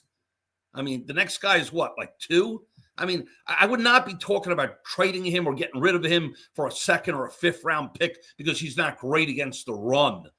This is why are people talking about getting rid of our best players? Let's get rid of Breece too, like everyone was saying. Oh, let's get a 4th round for him and stuff. I don't want a Breece Lightning going anywhere. I love Breece. They have to resign him, Jake. 3-year deal, $36 million, $39 million, whatever it is. But you build around people like this. You don't get rid of them. Oh, yeah, he had a good game today, so let's get rid of him. Like, what's wrong with people? I mean, we got to keep some of the good players. I don't want all these guys gone, Jake. Look, Breece to me is a priority. I'm open to moving McDonald if you tell me what the plan is at edge. Like, what if the Jets took an edge in the first round and then McDonald became expendable? Like, I'll at least listen to it. A 2nd round pick is not nothing, but I'm not looking to trade him. I think he's important. I don't want him. And he's signed, and I don't want to create another hole if I don't have to. No. He needs to have more games like today, though. He's not going to have 4 sacks every week, but he was basically invisible from week 1 till the end of the Cincinnati game. And today was his best game he's had all year by a landslide. I need to see more of that because I like Will McDonald a lot, but he has not had a good season till today. Jake, I mean, I know I'm writing it down early already, but that's the guy that I want. From what I've seen so far and what he did yesterday against Penn State, I'm sorry. I think he would be the perfect fit quarterback on the Jets. I'm saying it right now. I don't think I'm going to change my mind. I want Mendoza, 6'5", 228 pounds, 26 touchdowns, only 5 interceptions. He's big. He's burly. The guy can throw from the pocket. He's intelligent. He went into Oregon. Oregon had a 2-3 year stint of not losing a game in Oregon. He went right into Oregon and he beat Oregon. These are the type of players that you want on the Jets for a possible quarterback. I know this is early for this talk. I'm just giving you my 2 cents. I like Mendoza a lot, and that's who I want, Jake. That's who I want. I like Mendoza too. I do. I just think we're too early to know, right? It's going to change a million times. Dante Moore also looked good, led a game-winning drive yesterday in a hostile road environment. We've seen really good stuff from Ty Simpson. I thought he had some really nice throws last night watching that game too. We'll see. Time will tell. But they have the ammunition to move up if they have to. Let's see how it all plays out. I'd be shocked if they're not drafting a rookie quarterback, though, in the first round this year. I don't believe in this wait until 2027 stuff. it's just hard to sit here and root for them to lose. I mean, I can't. As much as I want to do it, and I said, no, I want them to lose because I want to be as high as I can so we don't have to, use all our draft picks or to hop a couple of, steps. But I can't sit here and just watch them lose because I'm scared about the New England game. I think they're going to get their ass kicked. I'm hoping it's at least a close game, Jake, and we play a competitive game and we don't embarrass ourselves. But if I tell you, if Justin Fields starts shitting the bed, they have to go right to Tyrod Taylor and at least play a respectful game. And then Cook can come in, I don't know, a few games down the road, but they have to go to Tyrod Taylor if this guy looks the same like he looked against Cleveland today. They have to, Jake.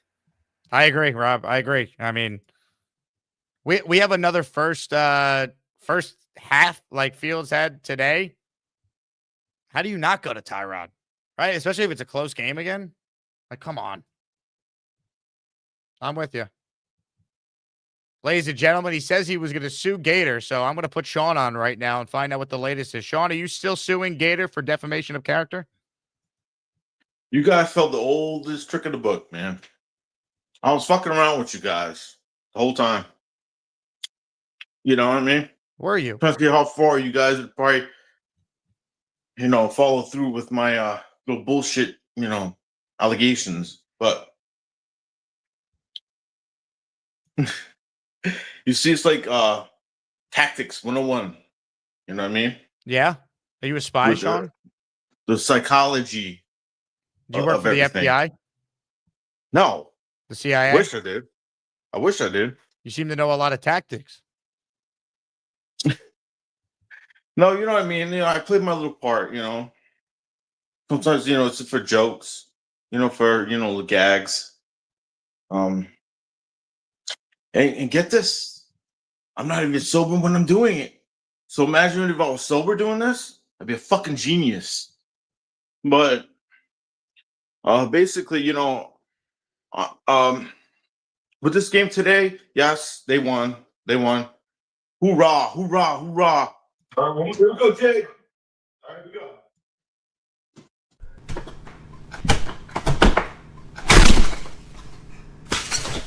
Great insight, Sean. Thank you for making the call. More of your calls right now on our postgame show. Reminder, Jermaine Johnson signed jersey is the raffle prize today for those just tuning in who want a chance to win that. Let's say hello to one of the greats who's next on our postgame, the big fella. He's home, his bell is on the bed. That's what feels good. On the road, his bell is on the bed. In a dirty hotel room. He calls the show, his bell is on the bed. He's just more comfortable. He got a beard, loves the jets, SuperChats. Well, the big fella sleeps alone. There's no room on his bed. Well, that's a big fella. Hey, what's up, man? Big fella. I was at the game today, and it was a great day. It was a great day, except for the rain and stuff like that towards the middle and, of course, at the end. But the tributes to Nick Mangold and everything, it was a really, really great thing to see. I was really happy to go today. I said hi to Brickenshaw Ferguson. He said hi back. It was pretty awesome, dude. Love that. It was great that he was there. I saw he spoke to the crowd before, which is awesome. Yeah, it was great. And said hi to Method Man. He said hi back. It was really good stuff. So you saw a win. I mean, and I saw a win, man. And I saw a win. And to get special teams touchdowns, back-to-back possessions is something I didn't think I would ever see. And it was amazing. And I have to give Glenn credit. I may have been wrong about Isaiah Williams, bro. Well, I think we all were. I mean, he's been so much better than anyone could have imagined. Yeah, since he came back, he's been like a totally different player. So I mean, it was really, really great. Breece Hall was amazing today. He's the reason why they won the game. Him and Will McDonald, and it was a hell of a game for them. Well, the three best players I thought today for the Jets, if you remove like the special teams players, Breece, and then the two players on defense being McDonald and Quincy, I thought were the Jets' three best like overall players in this game. I'd have to watch back the all 22 and see how Membo and Olu did against Garrett, because maybe they'd be in that conversation too. But Yeah. I mean, I'm with you, man. I mean, Breece was their offense today. They don't win without him. Yep. No, it's true. It's true. And thank God AZ Thomas got up, because holy crap, when he went down, dude, scary. They wouldn't show the replay because they never show replays, but the place went silent. When they brought the backboard out, everybody was like, "Oh God," we were thinking the worst. So thank God he got back up, and hopefully he'll come back soon. But yeah, that was scary. Dylan Gabriel, I think he is better than Justin Fields. At least he can throw the ball. Justin Fields was totally awful today. He couldn't do anything. Everybody knows that, and we were calling for Tyrod at halftime. He didn't come in, and people were kind of pissed about that. But, we pulled out a win. Well, Breece pulled out a win. And, I was happy to see John Mechie get a catch today, even though it didn't go anywhere. And Maisie Smith had a sack. He had that sack, and Dylan Gabriel just found a way to get out of it. But he had it, so that was a positive to see too. And Cleveland, they have a good defense. They have a very good defense. The offense is not good. Judkins, though, he's a really good running back. He impressed us today. But yeah, man, a win's a win. We got 2 now, and we push on to the Patriots. Garrett's okay, but it's going to be tough. We'll see what happens. But it probably will be ugly. So I'm hoping that they can be competitive and surprise us there, because that would be nice. I getting embarrassed against the Patriots in front of the whole world to watch. That's any good vibes we want to try and extract from these 2 straight wins. They're immediately up in flames Thursday night if they embarrass themselves. Right. And the penalties, I mean, we had some, but it really didn't. It was way better than when we started the season. I'll tell you that. The Browns had penalty problems today. Oh my God. The Browns lost in the most jet-like way with those penalties at the end. Holy crap. Yeah, it was hilarious when they jumped off sides on the last play of the game. Membu started dancing. Yeah. It was so awesome. But like I said, man, a win's a win. I was really happy to go and see all the tributes for Mangold and everything. God bless him. And, hopefully they retire his number and he gets in the Hall someday, because he deserves it. And listen, I can't root against this team. If the thing is, at this point, when the Jets win, it's fantastic. When they lose, you say, we'll get a better draft pick. So it's at this point, it's almost like a win-win. Or it softens the blow of a loss. So, to me, everybody just keep rooting for the Jets to win, and let the chips fall where they may, and that's it. Yeah, young players playing well, right? You mentioned Membo, like that to me is all a positive, right? Seeing Breece have a big game, hopefully it means they keep him. So I'm with you, man. There's so many games left yet, so I can't. I'm not doing doom and gloom because they won a game in November. Like the Saints also won today. Miami won today. Like the Giants are probably going to win at least another game. Like there's a lot of football to be played left, man. Like we can't freak out just yet about draft positioning. There's more than one quarterback option anyway. You play to win the game. No more sage words were said than that day by Herm Edwards, bro. The only thing close, big fella, is this. Pew, pew, pew. Abracadabra. Like a magic trick. The Jets have won a football game. Hell yeah. Hey, shout out to Nate. He went to the game today. He just gifted 5 channel memberships. Let's go.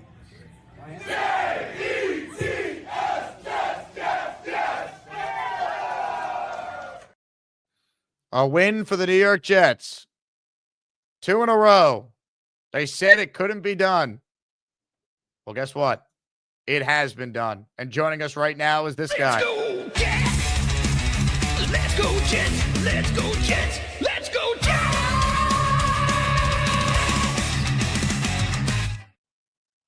Buongiorno there, Jake. How are you, Buongiorno, Jake? I'm good, Beast. What language are you speaking there? That's Italian. Buongiorno. Why are you speaking Italian? Yeah, feeling good today. Because, Okay. I did see Neil and Peter had they said they had, what was it? Italian dinner tonight? Yeah. Hey, a little tribute to little Italy.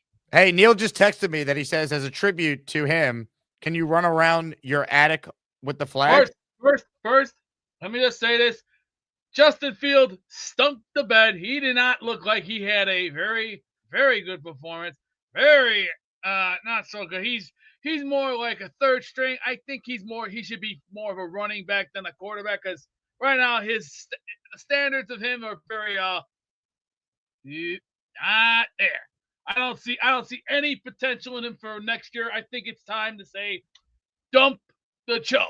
What was your favorite part of the game today, Beast? What stood out? Well, let's see. The special teams, very, very good. They stepped their balls up and got their asses in gear. That's what I like to see. A little bit more of that. Discipline is now starting to come into form. That's what I've been bitching at for the last several weeks. The discipline is finally coming to form. But in order for that to happen, come Thursday night, yeah, I know I don't want to say this, but we're going where. The shittiest place on earth, Boston. Yeah, I know you don't want to go there. I know certain people don't want to go there. I don't want to go back there. Not anymore. Not the way that place looks. Beast, what was the game day spread today? What did you have in the attic watching the game? Well, let's see. A couple pieces of chicken and a big slice of pizza. The good stuff. Yeah. Oh, yeah? What's for dinner tonight? Nah, that's it for me. I got to watch a little bit of that. Because tomorrow I got a lot of things to do. Get some things out of my way. And let me just say this one more time. Breece played a wonderful game. He did very, very spectacular. Our special teams, they need to stay just like that. Look hungry, look physical, and take this team to the next level. Hey, and Beast. Thursday night, you better be ready, because when we play these Patriots, here's what you're all going to do. Beast. You're going to shut up, you're going to win, and you're going to stay focused. Don't Beast. let those motherfuckers walk all over you. Hey, Aaron Glenn's watching the show. He just shot me a text. He says he wants to see you reenact not the Garrett catch, but the Breece screen touchdown run. He was pumped up. Showtime, girls. All right, girls. What time is it? It's showtime. Little show. Get ready. Get out of position. 3 in the corner. 3 in the corner. Get ready. Get ready. Red. 36. Red. 36. Get ready. Set. 318. Time. Oh.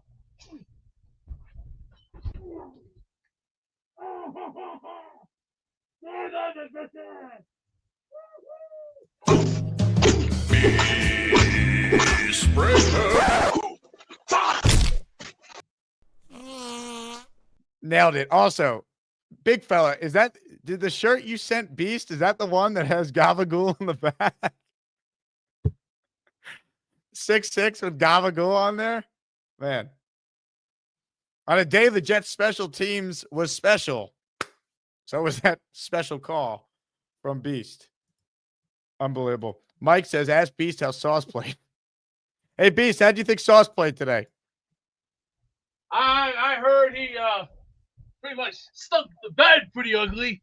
He missed a pick 6, I heard. I was like, well, if we had to get rid of him, there's no saying. Hey, real quick. We wish him well and best of luck to him. Beast, that shirt you're wearing, is that the shirt Big Fella sent you? Amazing. Does cockroaches count? How about a little?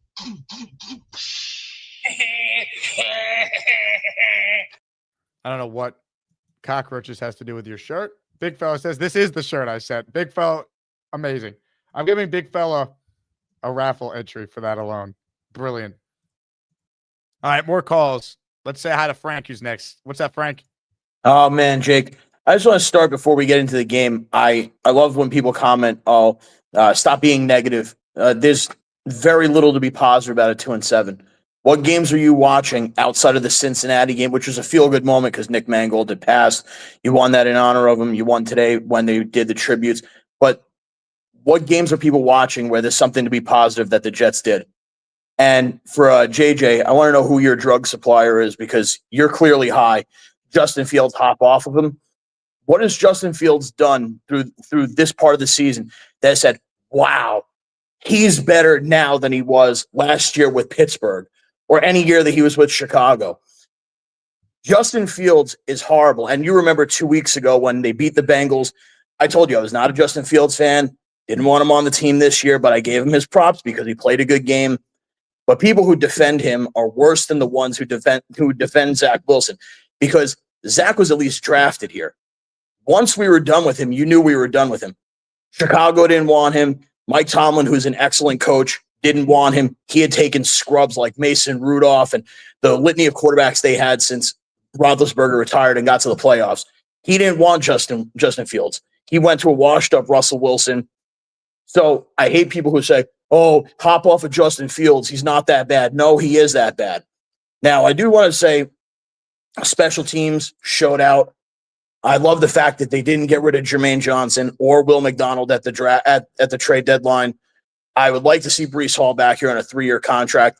But one thing that I do like is Aaron Glenn seems to sort of be finding his footing little by little. I'm not saying that it's a drastic improvement, but over the rest of the season, I just want to see. I don't even care if the Jets lose. I'm not rooting for them to lose, but I just want to see consistent improvement from Aaron Glenn because I'm rooting for Aaron Glenn. I've said this on every time I've called. I'm rooting for Aaron Glenn. I do not want Aaron Glenn to be fired. I don't want it to be a one and done. I would feel horrible for a Jets legend to be out the door after 1 year. And also, Frank, let's be real. He's not going anywhere. He's not getting fired. They could lose every game the rest of the way and finish with a 2-15 season. And he's coming back. So once they traded Sauce and Quinnen, because it's Rich Cimini has either insinuated or said it's Aaron Glenn who has carte blanche over the roster, not Darren Mucci. Mucci answers to Glenn. So him signing off on getting rid of Gardner and Quinnen Williams, you knew he wasn't going there. Once those two trades happened, you knew nobody had to report it. You knew that Glenn wasn't going anywhere, no matter what the record was. And also for Jets fans who are happy that Sauce Gardner didn't play well today, or they're hoping that Quinnen Williams fails in Dallas, I don't want either of them to fail. Now, against the Jets, I'd love for them to lose, but I loved Quinnen Williams. He was a professional, never talked bad about the Jets, never requested out against the Jets, never said, I want to be out of here. I can understand Jets fans getting mad at Jamal Adams when he was like telling fans in Dallas in the offseason, I'm trying to get out of here. I'm trying to be back in Dallas. Or he wanted out saying, oh, I want to go win somewhere. I don't want to be here anymore. Fine, I totally get that. Sauce Gardner never said that. He always spoke glowingly about the organization, about the fan base, about wanting to change the culture here. And same thing with Quinnen. So I like Neil and I like Pete, but rooting for them to fail or being happy that they may lose or make boneheaded plays, it just doesn't make sense to me. You're rooting for good people who love this organization, who gave you everything, to fail. It just never makes any sense. So I just don't get it. And I hate when I say this every week. I hate when people say, you're negative. Stop being so negative about the Jets. Again, find one thing that's been positive throughout the first 9 games where you can go and say, man, the New York Jets look really, really vastly improved over last year. There's not a whole lot to celebrate at 2-7.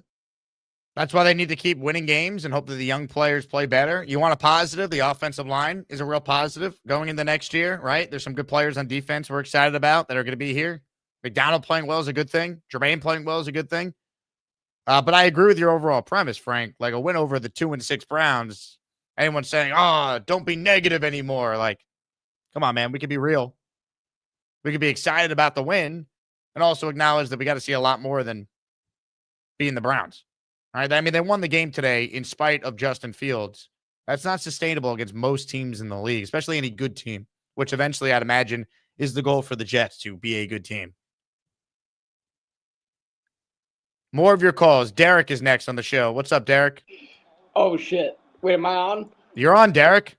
Okay, so I'm in a game of Madden, but what's good? Well, you called the post game, Derek, so you tell me. Well, I have a question. So, now, do you think that the coaching is better than what Saleh had? Not at this point, no. Why? Because they're 2-7 and they've. But Rodgers shit the bed not even into midway. What do you mean he shit the bed? He's completely outperformed Justin Fields, for example. I'm talking about last year. I'm talking about like last year when we had Salah, when we only had him for 5 games. Like I feel like it wasn't terrible. We kind of just like didn't like we should have gave him a chance that year. That's what You I'm should have thinking. gave Salah a chance.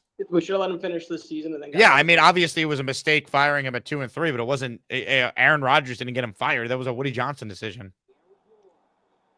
They were 2 and 1 last year. Rodgers played great in the last win they had before it all fell apart against the Pats, and then they lost that game against Denver in the rain, and the season spiraled.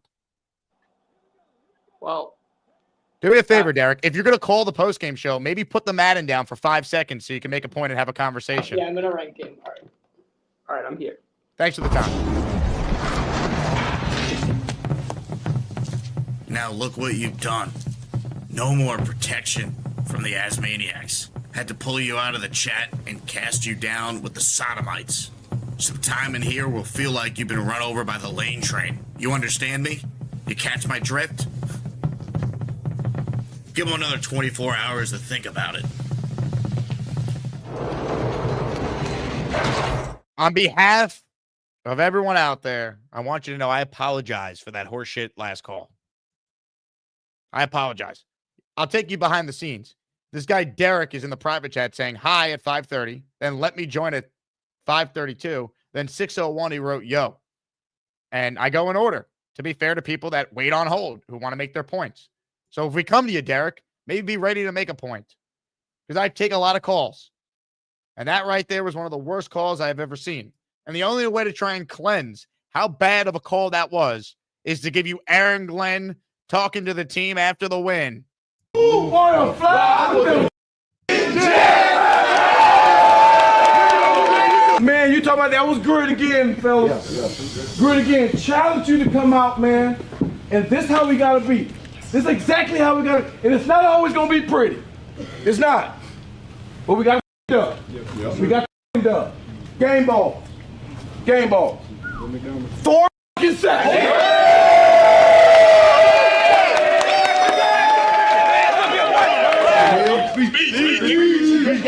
I told Coach earlier in the week, man, that just keep being relentless, bro. Because don't nobody want to stand in front of nothing that's relentless. So, on me, keep doing that, bro. We good. We keep getting Yes, sir. Yeah, I know. With the fade. I'm fucking workhorse. I'm fucking workhorse. 21 carries, 83 yards, Mr. Free. Coach already said it, bro. We all we got, we all we need, and at the end of the day, approach every day with the mentality. High standards keep you from low quality. So, we held our standard high. We got to win today. Dude, first time since 2002. 2 returns on special teams. You first. Legendary. Man, you just gotta be hungry. Gotta be hungry. The race to get better. Short week. Just keep that same mentality. Like, be hungry. Hey, glory to God, bro. That's the only reason why I'm here right now. And one thing I want to say, bro, keep going through that fire, bro. That's how we come out like gold. We building something. We building something. Again, we got buy-in. We need to stay in. Stay in. Nice win, even if it was an ugly win. We'll take the win.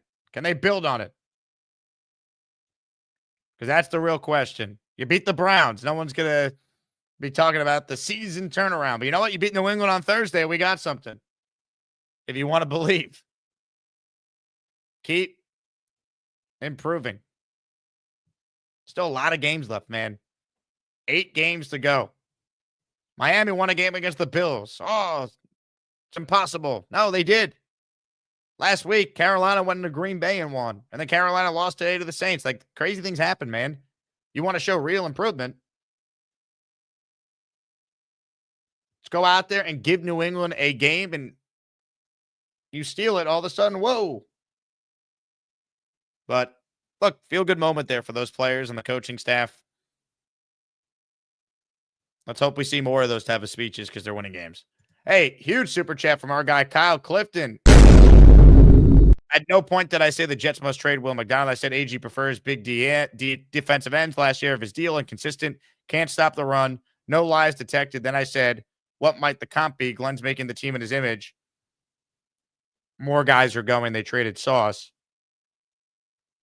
Well, McDonald has 2 more years left on his deal, though, Kyle. Because they could pick up his 5th-year option, right? He's in his 3rd year. The option year would be picked up after this year. So he could have his 4th year, like what Jermaine is, because Jermaine's a year before McDonald, right? So they still got 2 more years of McDonald. I think they'd pick up his option. He's a pass rusher. Those are valuable. I think they'd pick up the option. More calls right now. Chuck Wagon is next on the post game. What's up, Chuck? Hey, Jake. I was just thinking that once Garrett was out of the game, it seemed like Anstrand, the game that he was calling was totally different. Pretty much took the ball right out of Fields' hands, which is a good thing.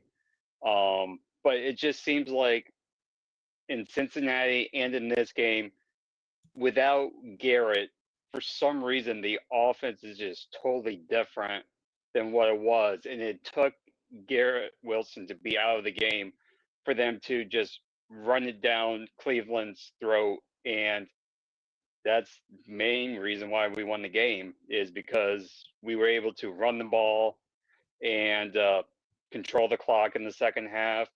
And also Membu's dance when they clinched it without offsides call.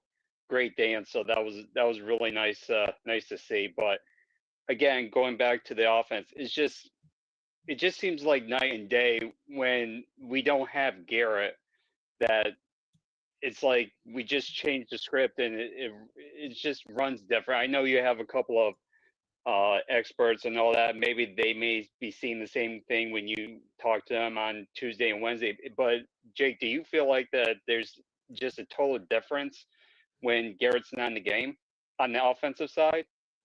Well, I mean, he's a great player, so without him, like they don't have a lot of weapons on the outside, Chuck. We knew this. Like that's why I hope Mitchell can maybe get on the field Thursday, because at least he's talented. Like they had that 1 play for Mechie today that went nowhere on the end around. They tried that. -7. Yeah, Reynolds isn't there, right? Like Tyler Johnson's name wasn't called today. I mean, some of the reasons why these guys were making plays in the Bengals game is Fields had an average time to throw of 3.6, which you're not going to get in the NFL. Like the ball's got to be delivered. And Fields actually had some time today, and they still couldn't do anything. I don't know, man. I think a lot of it has to do with the quarterback for sure. I think Engstrand leaves a lot to be desired as a play caller overall. I know some people like believe in him and like him, but like I don't know. If this team finishes with 1 or 2 more wins and they're at 4-13, someone's being fired. It's either going to be Wilkes or Engstrand. Someone's not going to be. They're not both going to be brought back. I believe this is Anstrand's first time being a offensive coordinator. I think it's really hard to judge him when you have a quarterback like Fields. I really think you're putting him behind the 8 ball when you have this type of quarterback. I think any offensive coordinator would look like trash having him as a quarterback. And I know you could say, well, he went 4-2 with the Steelers. The Steelers are coached very well, unlike, some teams out there.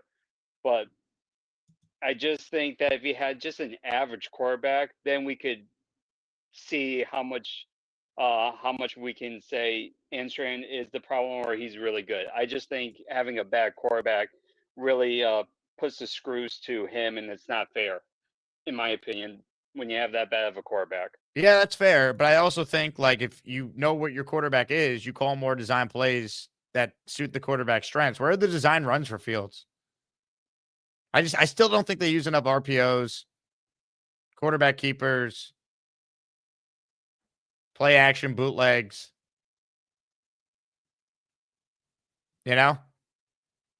Fields is awful, but that also, like, once again, Glenn and Muji, that was their pick. That's who they wanted. Then they talked about him being able to break out and coach him up, and he's never been this bad.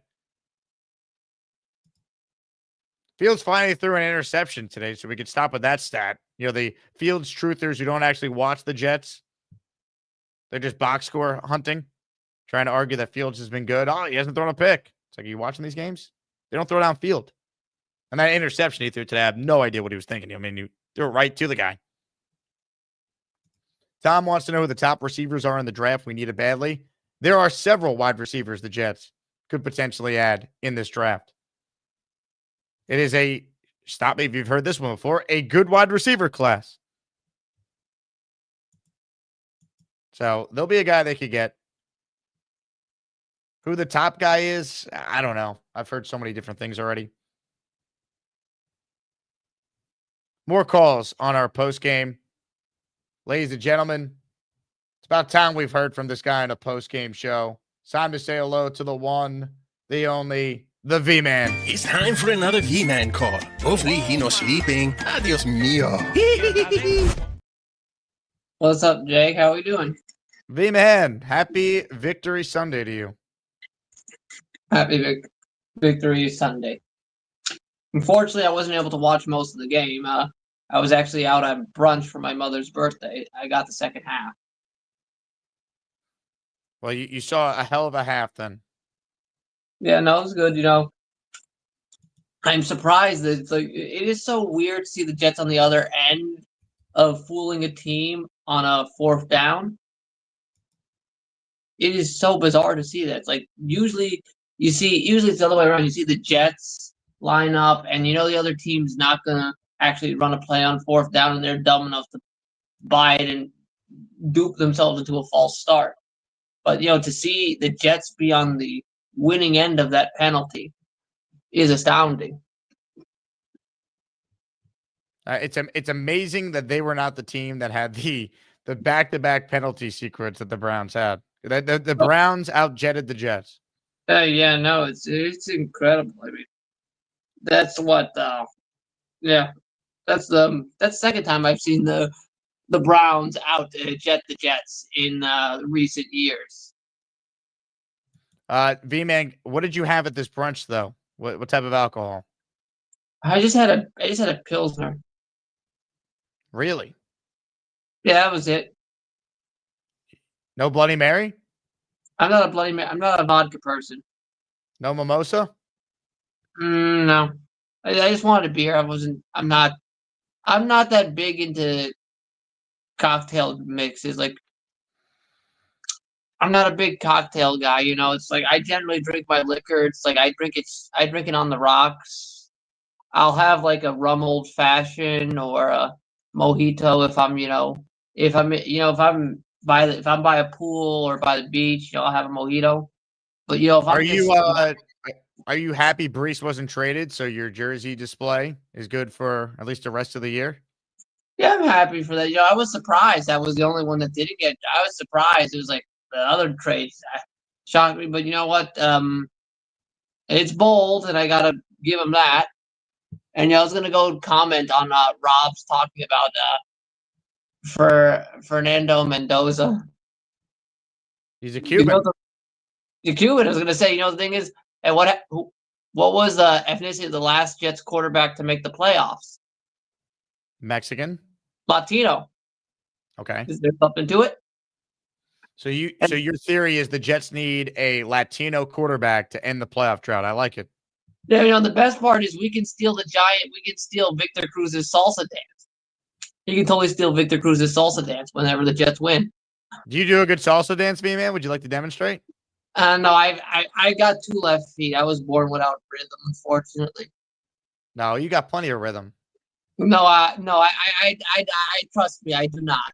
I trust me. Like my mother's been trying for years, and we have made no tangible progress. I don't know, V-Man. Yeah, I think you got a lot of rhythm. Yeah, no, Jake. Look. If we end up drafting him, I will do a salsa dance on this show. Okay. Okay, so the Jets draft Mendoza, you'll do a salsa dance. So that'll give me plenty of time to actually get the moves down. Okay. That's fair. I just want to make sure that we have it on the record here. Our resident statistician, Boomtown, will be all over it. All right. If the Jets draft Fernando Mendoza, you will be doing a salsa dance during your first call during our draft party stream. All right. But the first call I make post that call, I would post that draft that day.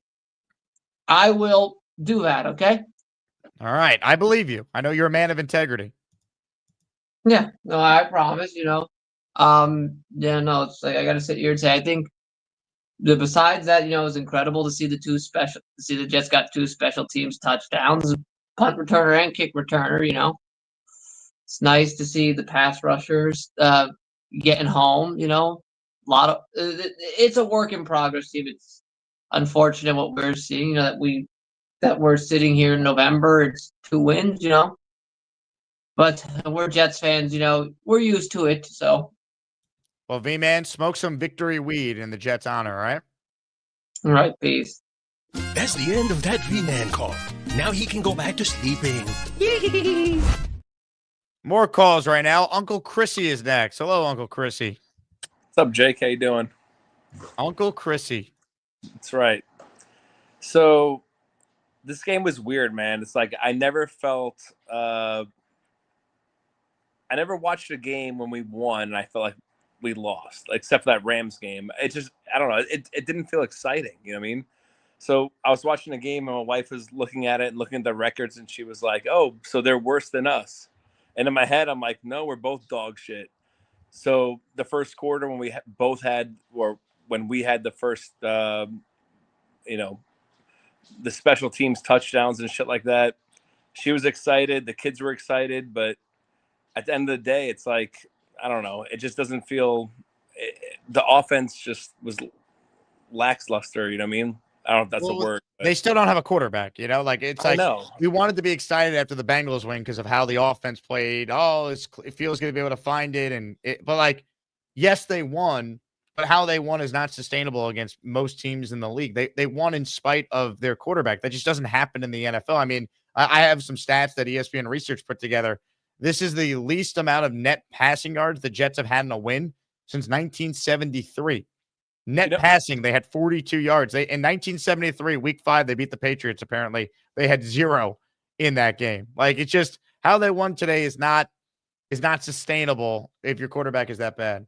I think we would all agree. I would much rather like Justin Fields be the man, right? And then we would use all those draft picks and just draft around them and build around them. But it's like, it's so obvious we need a quarterback. It's just I'm watching dog shit.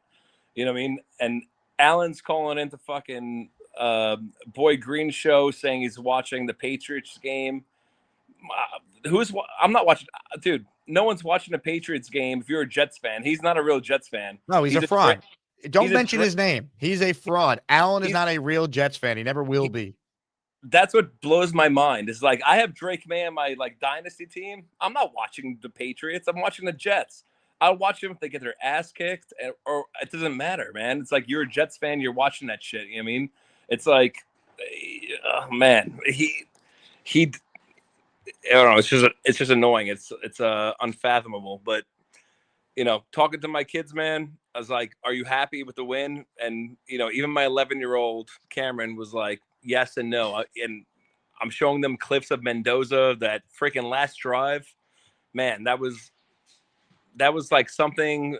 It was beautiful, bro. It's like it doesn't matter if you have 218 yards, right, in the whole entire game, but that last drive, when it counts, and you have that intestinal fortitude to put those passes where it needs to be, that's what makes you a great quarterback, and that's what we need. We need someone that's a prototypical passer, 6'5", 230, that could read a defense and it doesn't get rattled, right? He was having a game where it could have easily got away from me. He threw the interception. He's on the road. Penn State's a really good, talented team, even with their record.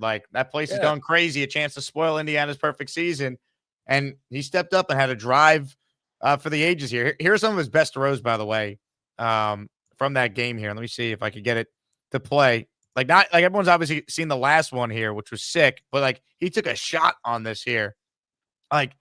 This is these are NFL plays, NFL throws, but he's not the only quarterback coming out. He might not even be the first quarterback by the time we get to the draft. Remember, Justin Fields threw 6 touchdowns against Trevor Lawrence and Clemson in the playoff game. We're like, okay, we're not going to get Lawrence, but Fields is definitely going to be number 2.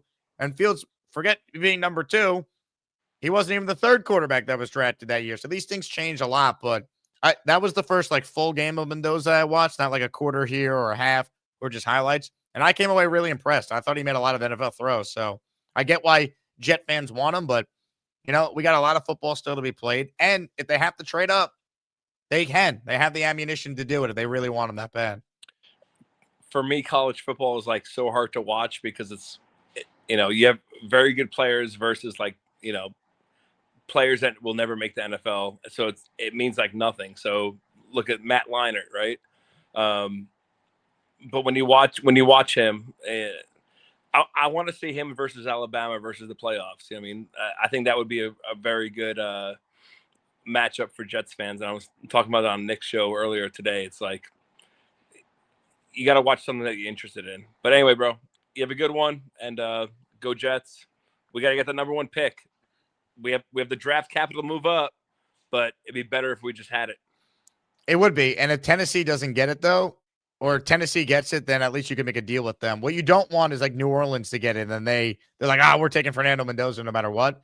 But we'll see, man. Things change. The quarterback order is going to change. Let's see who's actually coming out, who declares. I like Dante more too, but he's young. Maybe he stays around for another year. Maybe he comes out if he knows he's a top 10 pick. I don't know. The good news is all these quarterbacks we're discussing, Bama's going to be in the playoffs. Indiana's going to be in the playoffs. Oregon's going to be in the playoffs. So we might get a chance to actually watch them go head-to-head against each other and play big games and evaluate that. And don't you love that it's not even Thanksgiving and we just won and we're talking about quarterback picks? Go Jets. This is why, for those, exactly. But this is why, while it's nice to win today, the reason why we're having these conversations is because the Jets are 2-7. Like, if this win happened against the Bucs in September, we'd be excited. But the season's been so miserable that even the wins, I don't want to say they're hollow because it's still a win, but we don't get to enjoy it the way we would enjoy it if it happened when the season was still meaningful. But get at least one of them and we'll see. And so much of it is, are they in the best position to have a chance to succeed? More calls right now. Australian Jets fan is next. Hello, AJF. Breece Hall in a go-kart, though. Breece Hall in a go-kart, though. It was funny because I'm assuming you saw the video, but everyone was taking the piss out of us. They were talking about how the Ravens and the Dolphins took their games out of the locker room. Great week of practice. And the Jets Road at to 2-7. 1-8. We're built for shit. Well, Gator, guess what? You better update that. Not 1-8, baby. How about 2-7?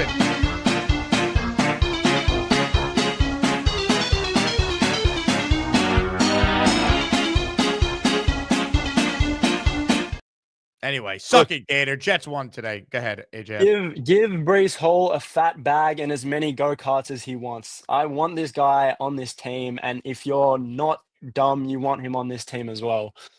Look, I obviously everyone's talking about the draft and this and that, but can we at least wait until we're like mathematically out of playoff contention before we start talking about tanking? Like, in an ideal world, the Jets can still go 10-7. Like, I'm still on the 7 losses boat. Like, you remember when I taped losses over the fields on my jersey? It still stands to this day. You ask me, what are you going to do next week when the Jets lose? Well, the Jets won, and then they won again. So, can we at least be delusional while we still can? 10-7, man. Season ain't over. We run the table. We make the playoffs. We have this win to be grateful for, and if the Jets lose to the Patriots on Thursday night or Friday morning for me, then we can go back to complaining. But can we at least enjoy one of the few wins we have without just like or talking about the quarterback? Like, I guess Fields was pretty not. He was terrible. We can enjoy the win and acknowledge that Fields is bad, and we don't need to try and convince ourselves that, he could turn this is what he is. It's not working. Yeah. They're going to need to get a quarterback next year. I think we all understand that. But we've known that. So, for everyone, complaining and stuff, it's not going to change anything. Fields is the quarterback for now. That's not changing. He's probably still going to be on the roster next year with the money they gave him. But, that's just it. I think I actually agree with JJ for once that there's just no point in just bagging him because, you know what? We won the game. He's the quarterback. There's nothing we can do about it. And, you know, it's going to change. So that's my take. Enjoy the win, Australian Jets fan. You stayed up till what time to have to watch it, or got up at what time to watch it? I pulled an all-nighter, so I haven't slept. And the game started at 5 a.m. for me. It's currently 10:30 a.m. right now. So Go take a nap, AJF, all right? After the show.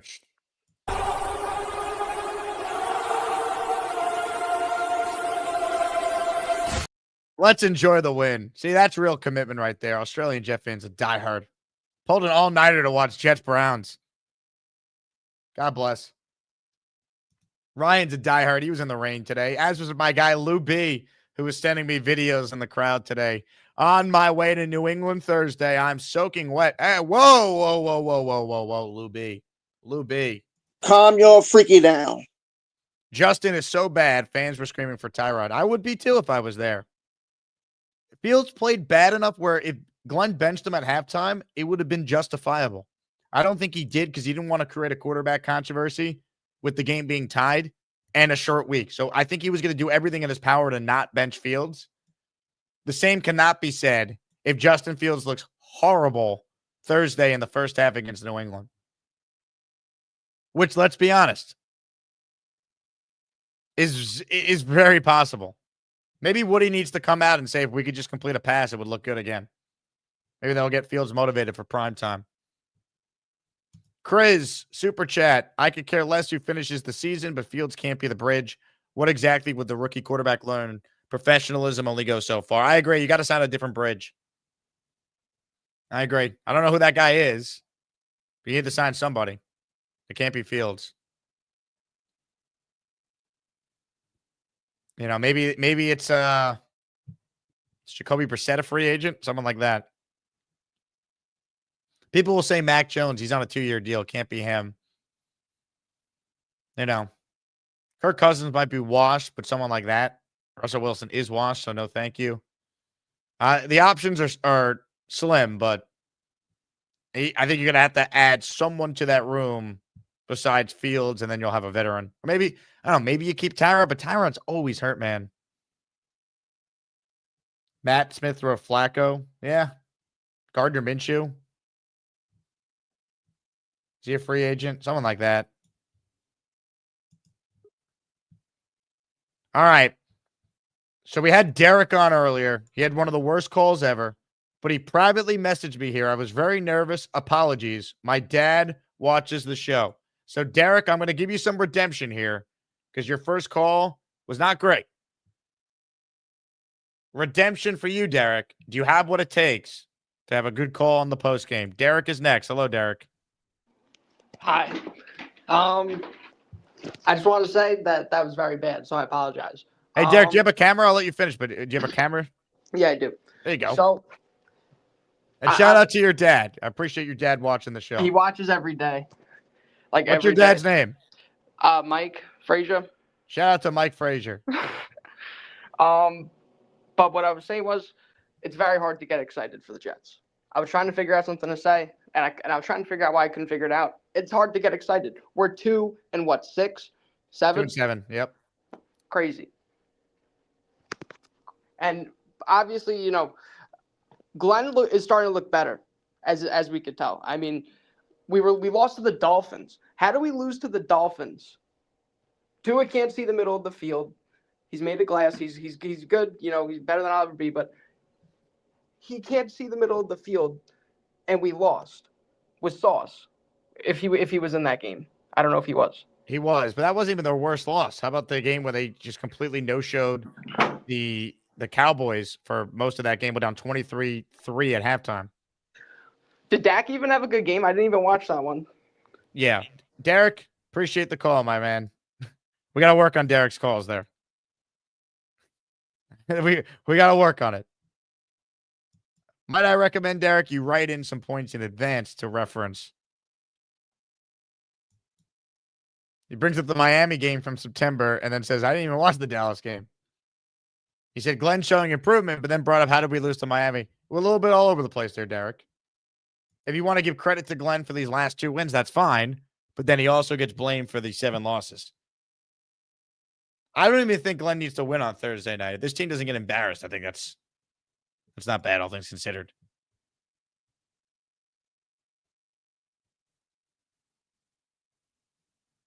Anyway, more calls.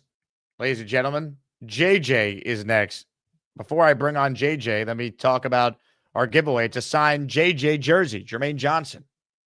So make sure you enter the raffle. If you haven't, home stretch of our postgame is coming up shortly here. Let's say hello to the actual JJ that calls this show. Hello, JJ. Hello, Jake.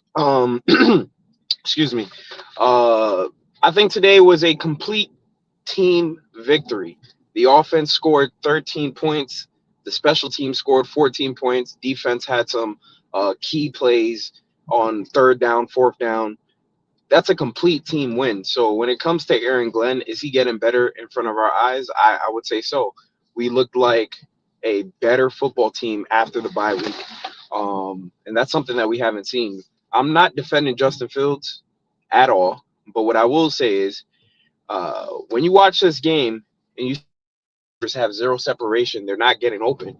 And yes, Justin Fields has all day to throw, but there's nobody to throw to. And we all said it at the beginning of the year that the wide receiver core isn't the greatest, and we needed a second wide receiver.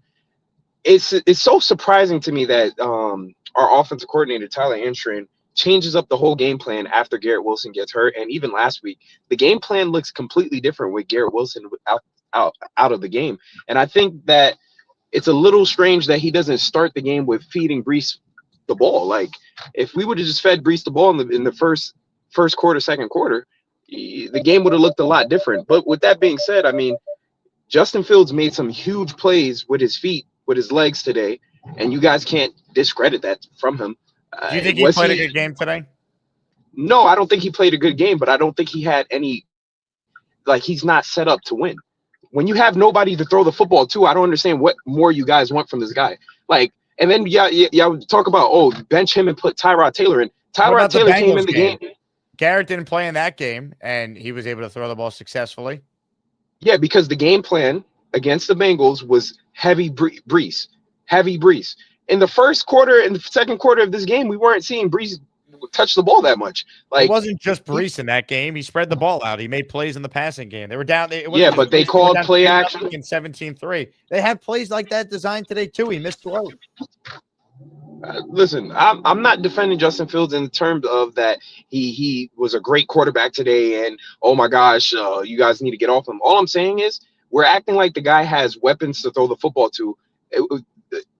Call a better game plan. You know what you got in him. Like, I get it, but we're saying the same thing over and over again. Justin Fields sucks. Justin Fields sucks. Yes, we all know he's not the greatest quarterback, but at the same time, we're acting like he's playing.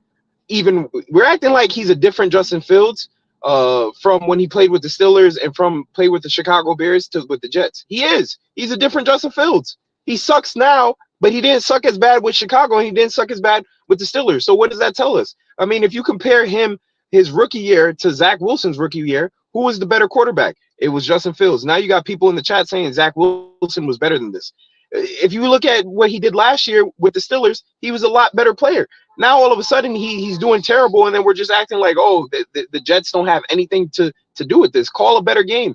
Call more design runs. When he got the ball and escaped the pocket and ran upfield and slid and then got hit and gave us an extra couple of yards on that play to set us up on the goal line in the red zone. I mean, there's good positive things that he's able to do, and then we just throw it all away and say he's the worst quarterback ever. He's not having a great year with the Jets. He's not good. He's not.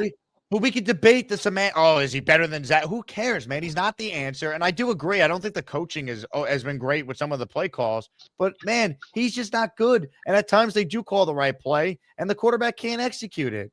So, when he last played against the Bengals, they did some of these things you're talking about. I'm sure they tried to do the same thing today, and he didn't make the plays. Like apparently, I mean, there were people there telling me that guys were open and he wasn't pulling it again. From people, bro, that were I there. was there too. Okay, I was there too. There was not guys wide open. I mean, we'll watch film and maybe I'm wrong, but I was there at the game too. There wasn't guys running wide open that he just wasn't hitting them. Even there was only one play where Garrett Wilson was pretty open, but he got hit. It should have been a roughing the passer because it was kind of helmet to helmet. He got hit. That was what the does only. it matter, right? Why are you so staunch in your defense of Justin Fields? He's not the guy. It's okay. He's not going to be the quarterback next year. My problem with everyone, the issue that I'm having with everyone is that we're trying to scapegoat Justin Fields to the reason that this team sucks this year, and it's not his fault. And that's why I haven't. It's not just him. Yes, I don't even think it's a majority of Justin Fields is the problem, because even when you put Tyrod Taylor in the game, I mean, he threw a pick 6 and then he followed it up against Carolina with 2 interceptions on terrible throws where guys were wide open. Just put the ball on them. They're wide open. You're taking deep shots and you're noodle arming it and getting picked off twice. Tyrod's not the answer either. I don't think he's the perfect player. I think he's better than Fields as a passer, though, at this point. Okay, but at the end of the day, we could win more games if we had better play calling from the offensive coordinator. We could win more games if we had better quarterback play. And my concern is this regime, this was their handpicked choice, and the arrogance of them to say that they're going to be the ones to coach him up, and he's never played worse. I agree with the premise of your point. The coaching is not blameless for Fields' struggles. At the same time, Fields is not good, so we don't need to act like he'd be so much better if he had great coaching around him. I don't think he necessarily would be either. I think he would, because we've watched guys around the league. How much better? Mike teams. Tomlin benched him at 4-2 last year. What does that tell you? Yeah, and Mike Tomlin is struggling to win football games with Aaron Rodgers, and I know you guys are going to say they have a winning record, but he's 5-3 right now. He's 5-3. Have you been watching the Steelers games? Are you sitting here telling me that Aaron? Yeah. Okay, and Aaron Rodgers looks good with the Steelers this year, is what you're trying to say? He's played well, yeah. Okay, well, I'll agree to disagree with you on that. I don't think Aaron Rodgers looks like if Aaron you Rodgers. don't think Aaron Rodgers has played well this year, you're calling in trying to defend Justin Fields, really? I'm not calling in to defend Justin Fields. What I'm saying is you're not calling in to defend Justin Fields, and you have proceeded to call in to defend Justin Fields the entire call. No. What I'm trying to say is the bigger issue is our offensive coaching staff and our head coach as a whole. That's the real issue for this team this year. Yes. But also, quarterback is a major so we can problem. agree. We can agree that it's the head coach and the offensive coordinator. Because it's the offensive Have I not been by far and away the most critical, probably Jet content creator on the planet with the head coach, who I think has done a god-awful job through his first 9 games so far? Have I not been incredibly critical of Aaron Glenn every step of the way? I think that me and you are on the same page. Where we differ is if Justin Fields has never played worse as a quarterback until he got here under this coaching staff, I think it's slightly unfair to every single game critique this guy as if it's his fault that we're struggling to win football games. What can we say about him, JJ? We have to couch every opinion with it's not just all him. Obviously, it's not just all him. The defense was god awful at the beginning of the year and cost him several games. Okay, but we just won a football. We just won a football game. I understand, but we just won a football game, and everybody is so focused on Justin Fields sucks. Justin Fields sucks. After we just won a football game, and he scored his offense, him leading the offense, they scored 13 points themselves. He threw a screen to Breece Hall, whatever. What did they not score 13 points? JJ, the offense scored 13 points today, where they had 42 net passing yards. They have not done that, winning a game with that little of net passing since 1973. We're focused on Fields because while this win is great, it's outlier to expect the Jets to ever win if your quarterback plays this poor again. Yeah, but if you design the team at the beginning of the year to be a run-heavy team and you put no offensive wide receiver talent besides Garrett Wilson on the field with the quarterback, how do you expect him to perform and have good games week after week? Explain the Bengals game. It was an outlier, just like this is who Fields is. He's very inconsistent. He's very streaky. He's not a franchise quarterback. I don't think he is either. I don't think he's a franchise quarterback, but I think why are you so incensed on defending him? Just say he's not very good. We can move on. The coaching's not perfect either. I have major. He's not very good. He's not very good. The coaching is worse. However, the coaching is progressively, hopefully I'm not wrong, progressively starting to get better. And that's all I'm saying. I think it's just unfair for every week after week for you guys to be clowning this guy as if like he came and kicked everyone in the face and spit in everyone's face. Like, The guy's a good guy. He's a we should good root guy. for him. We all acknowledge Yeah. that. We were happy that he had the moment that he did against Cincinnati after what Woody said, which was complete BS for an owner to say that. We're happy for him. No one's saying he's a bad human being. I'm sure he's a wonderful human being. I've heard he's a great guy. But the reality is he was also paid $30 million guaranteed. So the money that he gets, we're allowed to, as fans, criticize him when he has a game as bad as he played today. Okay. Now moving on. I want to talk about Oh, the great. Here we defense. go. I mean, the defense looked pretty okay without Sauce and looked pretty okay without Quinnen. So, I mean, everybody was up in arms about us trading away our two best defensive players, and they still look pretty good, man. So I think the defense is moving in the right direction. We have some young guys on the defense like Will McDonald. I mean, he's not a young guy anymore. He's been in the league for, what, 2-3 years? JJ, But, JJ. I yes. agreed with trading those guys. They got great value. Do you know what the Browns were averaging in scoring this year going into today's game? What were they averaging? 15.8 points per game. Okay. So they went over continue on. their average. So Yeah, one of their touchdowns, albeit, was a gift from Justin Fields, who I quote unquote was just defending. But why can't I just hype up my defense? I feel like my defense played pretty good today. Look, without Sauce Gardner and Quinnen Williams. They did. Yeah, Will McDonald had a great game. I thought Quincy was great. I thought Jermaine played well, 100%. But like I think when you're pumping up the defense here, look who they did it against. Can we see them play well against the Patriots on Thursday? That will show me Kevin Stefanski, which I said this a couple of weeks ago, I would not, if they ever fired Aaron Glenn, I would not even want to give Kevin Stefanski a sniff at the head coaching position, because at the end of the day, I mean, you still have David Njoku, you still have their running back who's really good. You have Jerry Jeudy and Tillman and these guys. You have a good offense. They have a good offensive roster, and they look terrible. And Kevin Stefanski, I don't know, maybe Shedeur Sanders is worse. Who cares at this point? But he's running through quarterbacks left and right, and then he's scapegoating them. I don't think he's a good head coach. I could be on my own on that, but I don't think he's a good head coach. And he got out, in my opinion, he got out coached today by Aaron Glenn. And I will say this, that the way they were able to get them to jump off sides today was super impressive, because there was like 25 seconds on the play clock and they had a guy going in motion. And even I thought that they were going to actually probably run a play, because I'm like, there's so much time left on the play clock. Usually when you see people trying to draw people off sides, they try to wait until there's like 5-6 seconds left on the play clock and then go hard count. But they were doing it with like 20 seconds left. So, I mean, at the end of the day, we got to give Aaron Glenn credit. He had the team ready to go after a bye week. We won the game. The defense didn't suck. So let's go, man. Let's build on this. And then at the end of the day, we already know we're probably moving on from Justin Fields. But what can he show us this year about the rest of our team? Like, can we allow him to throw the ball to Mason Taylor so we can see what we got? Like, can Taylor, what's his name, Anstran, get some Mason Taylor plays, maybe some screens to Mason Taylor, tight end screens or something, so we can see what we got in that guy, see if he's a real playmaker. Like, get more people involved so we can see what we got. Get Arian Smith the ball on the end around. Let's do things. Call more screen passes to Breece Hall. Like let's do some things so we can win some more football games, because at the end of the day, as you said, as I've said, first overall picks mean nothing if you draft a quarterback, because the last 10 of them haven't done nothing. That's all I got to say. Thank you, Jake, for allowing me to speak. Are you renewing your season tickets after today's win? Yes, I am. Yes, I am back. I'm back.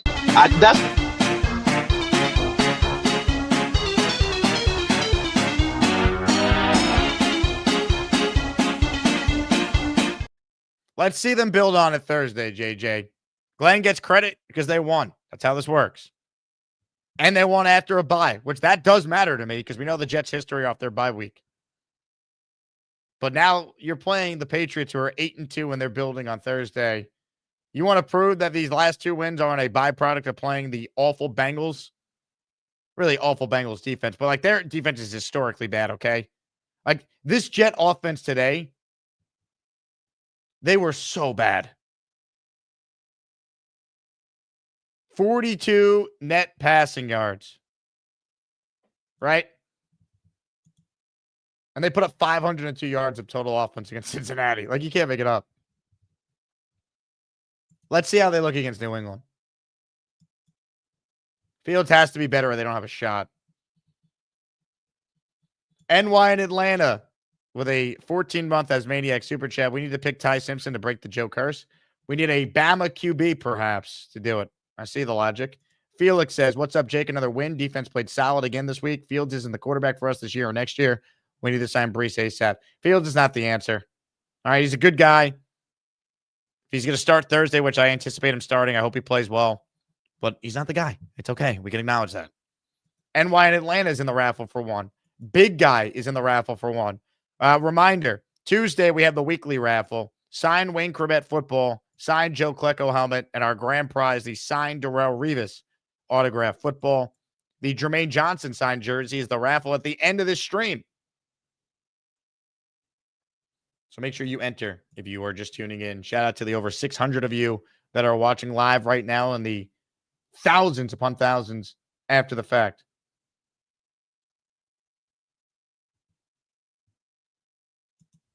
What do we have here? We got more calls before we wrap our post-game show. Ladies and gentlemen, he's called in again. Does he have what it takes to make one good point over 3 calls? Derek, let it rip.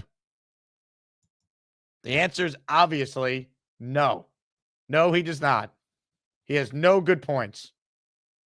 None. All right, here we go, Jay. All right, here we go.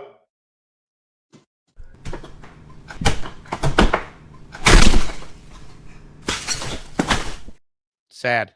Real sad. This guy's got good points. I got my Iron UG. I hope you like my Jets take. You know they call me David T. It's not easy for me to see, but if you bring me full stream, you might like what I had to say. I'll need to get real damn close, cause my vision is dog shit. Hi, Jake. David T. Yeah, hey, thank you for being so supportive of Breece. And under any circumstances, do I ever root for the Jets to lose a game? And the only other thing is, would you be opposed to Brady Cook coming in and starting on Thursday?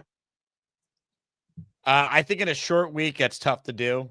I do think if they lose this game and Fields is horrible again, if they got Brady Cook to get ready to play the second half, I don't think any of us would be that upset. Do I think they're going to play him, though? I think it's a little early for that, though. I think they're going to still try and convince themselves Tyrod or Fields is a better option for them right now. Yeah, you've been saying that all along, but I just, it's almost like I go back to the 70s, Howard Cosell and, promoting him and trying to build him up and all that kind of stuff. But anyway, great show, Jake. You're the best. David T., we appreciate you, man. Thanks for calling in. I got my eye on you. Checkmate me, full screen, bitch. Fireball, whiskey time, David motherfucking T.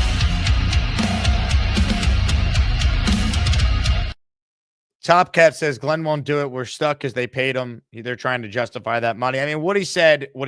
So if Glenn wanted to bench Fields, he could. I don't think it's about money.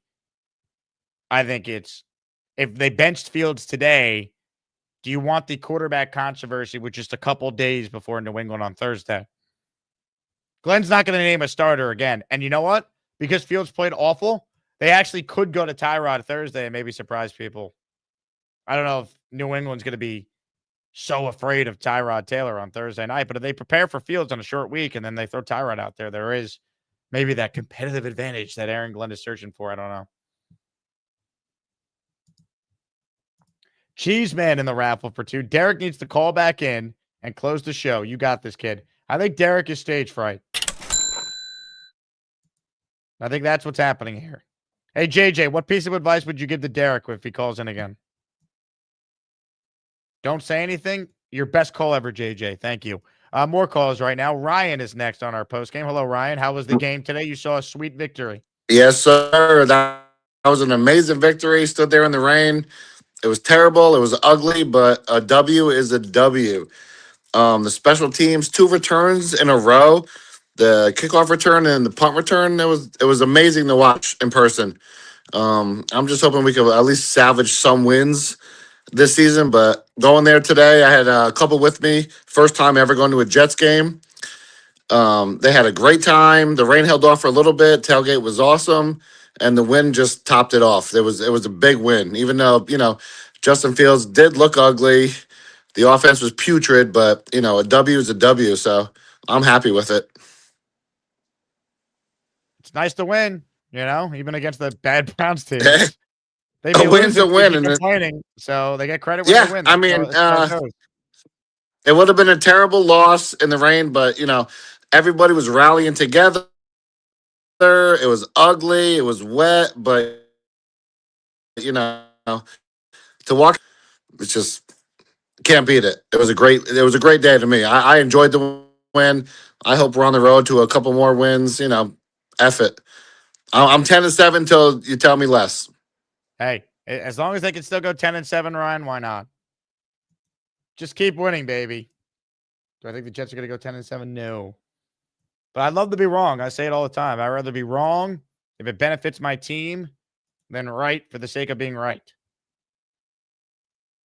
Ladies and gentlemen, this guy is usually right.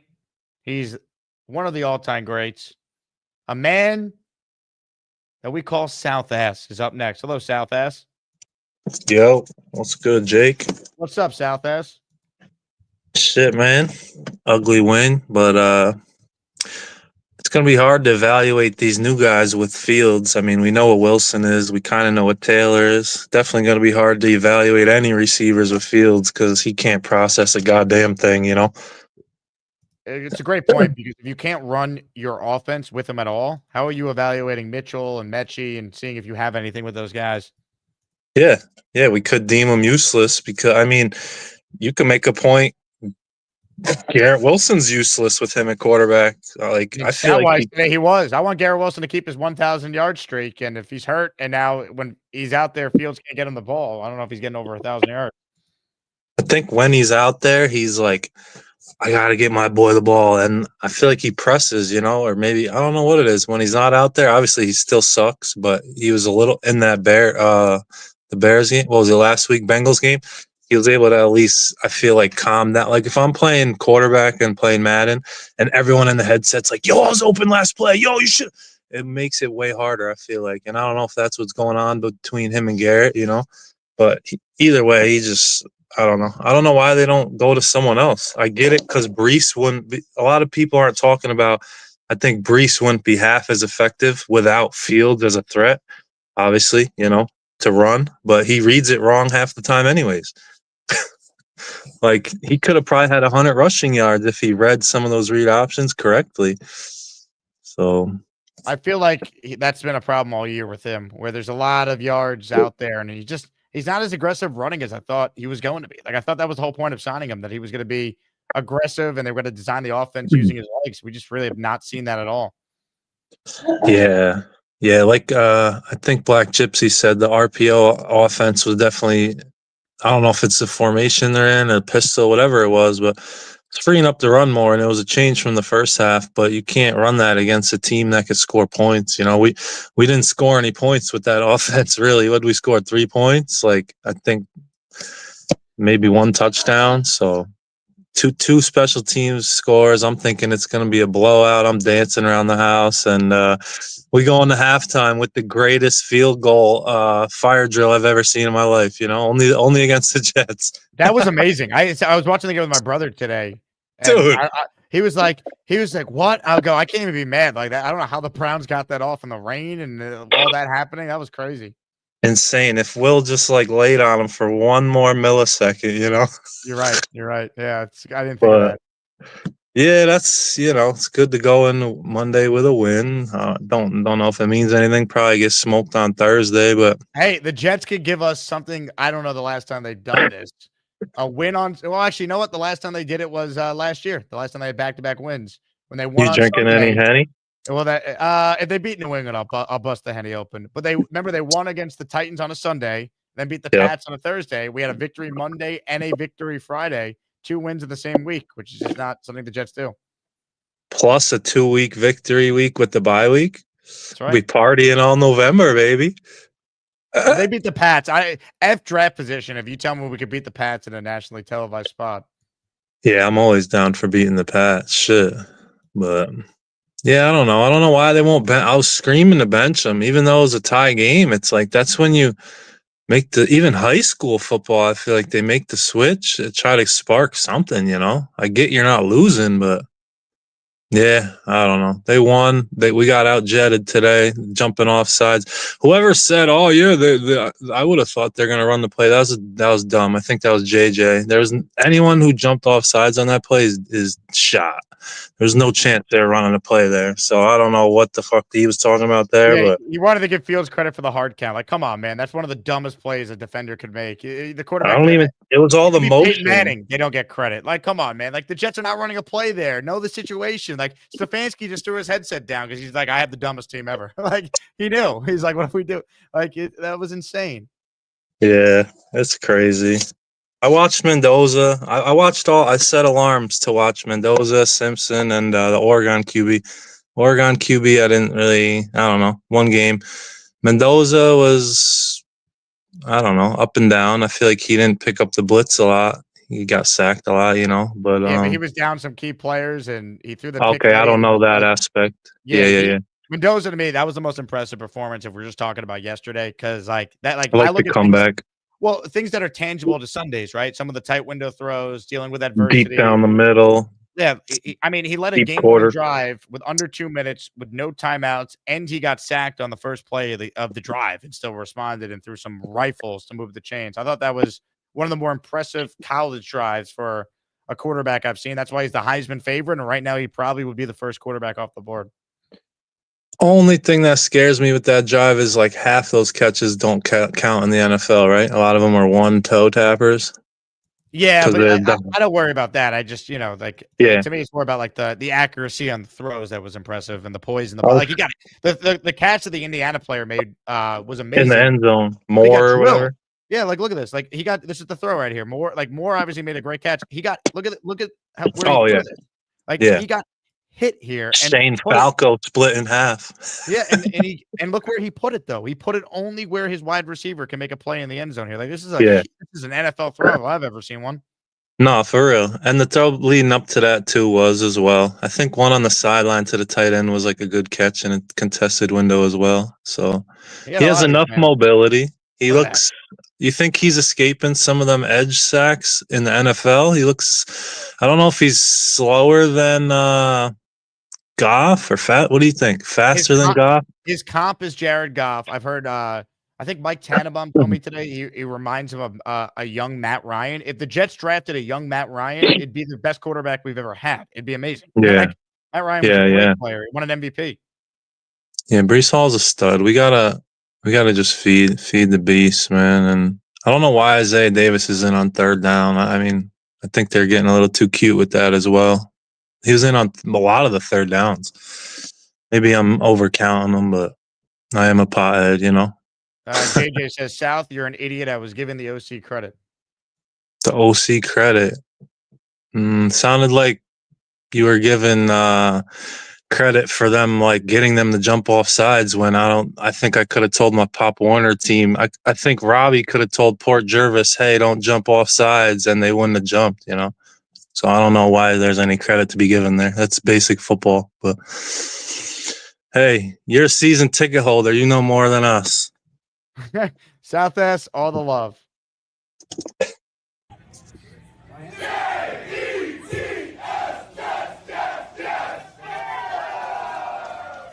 Last chance to get in on the raffle. Big Fella says Jake Glenn's postgame speech was fire. We played it earlier, Big Fella, if you were not watching that part of the postgame. But yeah, it's fun, man. Like, we're all rooting for Glenn. Like, we want him to do well. He's not going anywhere, and he's the coach of the team. I still have major doubts. Beating the 2-win Browns is not going to change my opinion that he's done this good job this year. But beating the Patriots, now we have something. You know what I mean? Like, let's continue to see improvement. Shout out to Black Gypsy. He's the latest to enter our raffle. We got time for at least one more call before the raffle. And ladies and gentlemen, joining us now is a man who we call around here Adam is too cool. Sing along. Adam is cool, although kind of basic. He claims he's too cool, though often quite basic. He makes great jet points, Looks a little basic. Adam is cool, too cool, but basic. Some would say generic. Hey Jake, how's it going, man? Adam. Victory. Can you hear me? Yeah, I can. I said, yeah, Adam, victory. Oh, yeah. Yeah, that's cool. My last remaining jersey of a current player. And then, of course, he gets injured. Great. At least it's a good jersey to have. It's the one guy that we feel good about, I think, being here. I don't think they're going to trade Garrett. He's untouchable. He's actually untouchable. Everyone He better else. be. Yeah. I mean, we got to get him to 1K. I'm very concerned now. Now it's going to get really ugly if Fields keeps playing this way. I don't think he gets to 1K, and that's not his fault. That's the QB's fault. So, anyway, I thought today's game was almost like a poetic inversion of Week 1 against the Steelers, like the total opposite. But we got the win. What do you think? The total opposite. Like special teams let us down against Pittsburgh. Oh, okay. Yeah, I mean, offense special teams was clicking, but the special teams let us down. Yeah, okay. I see where your point is. Yeah, the whatchamacallit, the way they won is definitely not sustainable. But yes, the special teams won them the game. If you want to argue, it cost them the game Week 1 with the Gibson fumble for sure. I mean, it's unheard of to get 2 touchdowns from your special teams unit. It's just crazy. Unreal. Hey, look, I mean, I'm happy. It seems like Isaiah Williams is bouncing back. I mean, you could say he's trending up, even though we kind of started rock bottom with us. I mean, look, he's been great. I'm shocked, honestly. All the credit to him. I thought he was the worst football player I've ever seen, and he's done a hell of a job. I'm impressed with that. I mean, it was great that the team, no one was expecting AZ to get injured too. So AZ and Garrett gone, and the team, the buy-in I think is there. I don't think the buy-in is nonsense. I think it's real. I think this team is starting to click, and we see it against New England and some better teams though than the state of Ohio. Yeah, but I mean, to put a lot of pressure on the team to win on the road. They don't even need to win though. Look competent, man. Let's be real. Justin Fields was horrific today. They played most teams in the league. They don't win. I mean, you know what? He's so inconsistent. I'm kind of glad that this was the bad game because then he's going to have some crazy game on Thursday. That's the only chance they have to win, right? He needs to play well for them to even be in the game. You can't replicate this special teams performance on Thursday. So you need to come up with at least another 14 points to have a shot. So you're going to need Fields to play a lot better to have a chance. Absolutely. And, we'll see. Maybe AD will see the field. I'm not sure what happened today, why he wasn't on, but. Concussion. You're talking about AZ Thomas? Concussion. No, I'm sorry, not AZ. I'm AD Mitchell. Sorry. Oh, I think he doesn't know the playbook enough to put him out there. Mechie had probably a couple plays that he was comfortable being out there for. One of them we saw didn't work, the reverse. I think that's what we're talking about. Yeah. I mean, I talk about this too many times, but why not arm punt, right? If it's a 3rd and 10 and you're on your own end zone, throw a bomb. If you've got the time, throw a bomb and hope for a pass interference. I mean, I do get a little worried about Tanner with the way that he calls things. And I don't know if it's Fields being scared or if it's Tanner being scared, but they're playing scared sometimes. And it's you have to take some risk to win it. If this was a whole fear of interceptions complex, that's pathetic. And I hope that's not the case. But, a win's a win. It's amazing we won with what limited talent was showing up today. But, I mean, in the end, you can't play that way against other teams on the schedule. I mean, New England and Baltimore are next 2 up there. They will punish you for stupidity. And I'm just glad that we weren't the stupidest team on the field today. I can't believe Cleveland botched it. The one thing you can't do, and they did it. It was almost unbelievable. That AG, frankly, when it was an out coaching today. I mean, it's a week-to-week league, but today, AG out-coached Stefanski, 2-time coach of the year. Go Mike figure. McDaniel out-coached Sean McDermott, who's won the AFC East 5 years in a row. It's consistency over the course of a season is what makes teams good. The Jets have now won 2 in a row. I'm not even asking for a win Thursday, but can you be in the game? Can you have your team ready to go? We've seen the Jets in this spot in their history get killed in the prime time in New England spot. Let's see. That will show me something. Winning over the Browns, better than losing, especially off a bye. That's nice. But we got to see a lot more because how they won today again is not sustainable if your quarterback ever plays that bad again. And I have no idea what we're getting from Fields. So maybe you're right. Maybe because he had the awful game, he plays good on Thursday because that's their only chance. I think the defense it's going to be very interesting to see how the defense goes because I think that Cleveland's rushing attack is better than New England's. And of course, Judkins had a pretty good game, all things considered.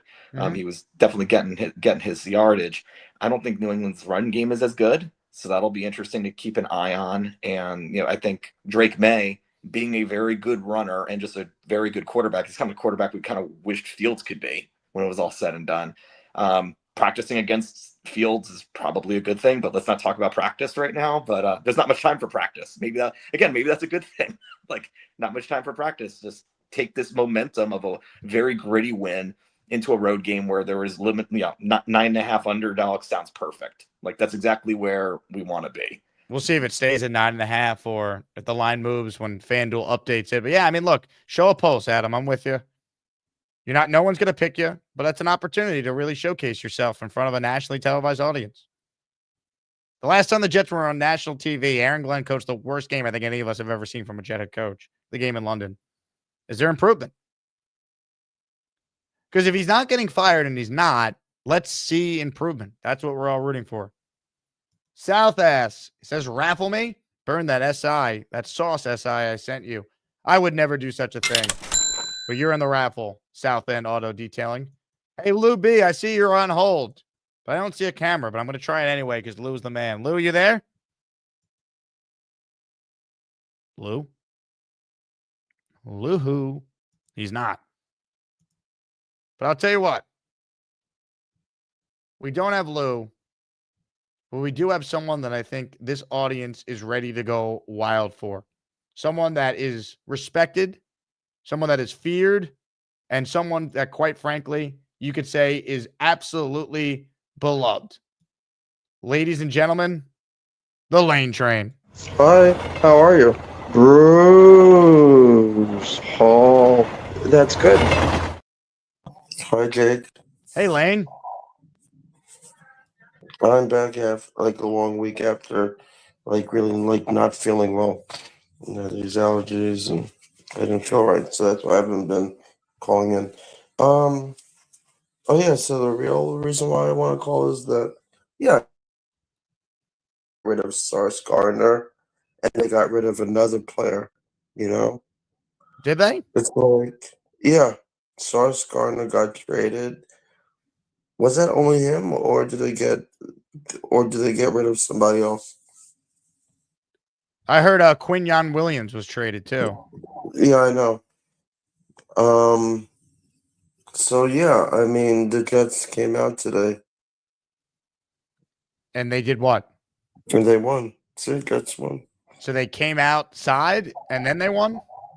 Yeah, well, they really. Or they came out of the closet. They admitted that they. Yeah, they finally came out of the closet and they won. So what were they doing in the closet? Well, I mean, they were waiting, but I think they finally had the ball. They could finally move it down the field in today's game. They did move the ball down the field in today's game. I think you're onto something. Yeah. So anyway, yeah, and I'm happy to say that Carly was finally on the Addy show after months of not being on.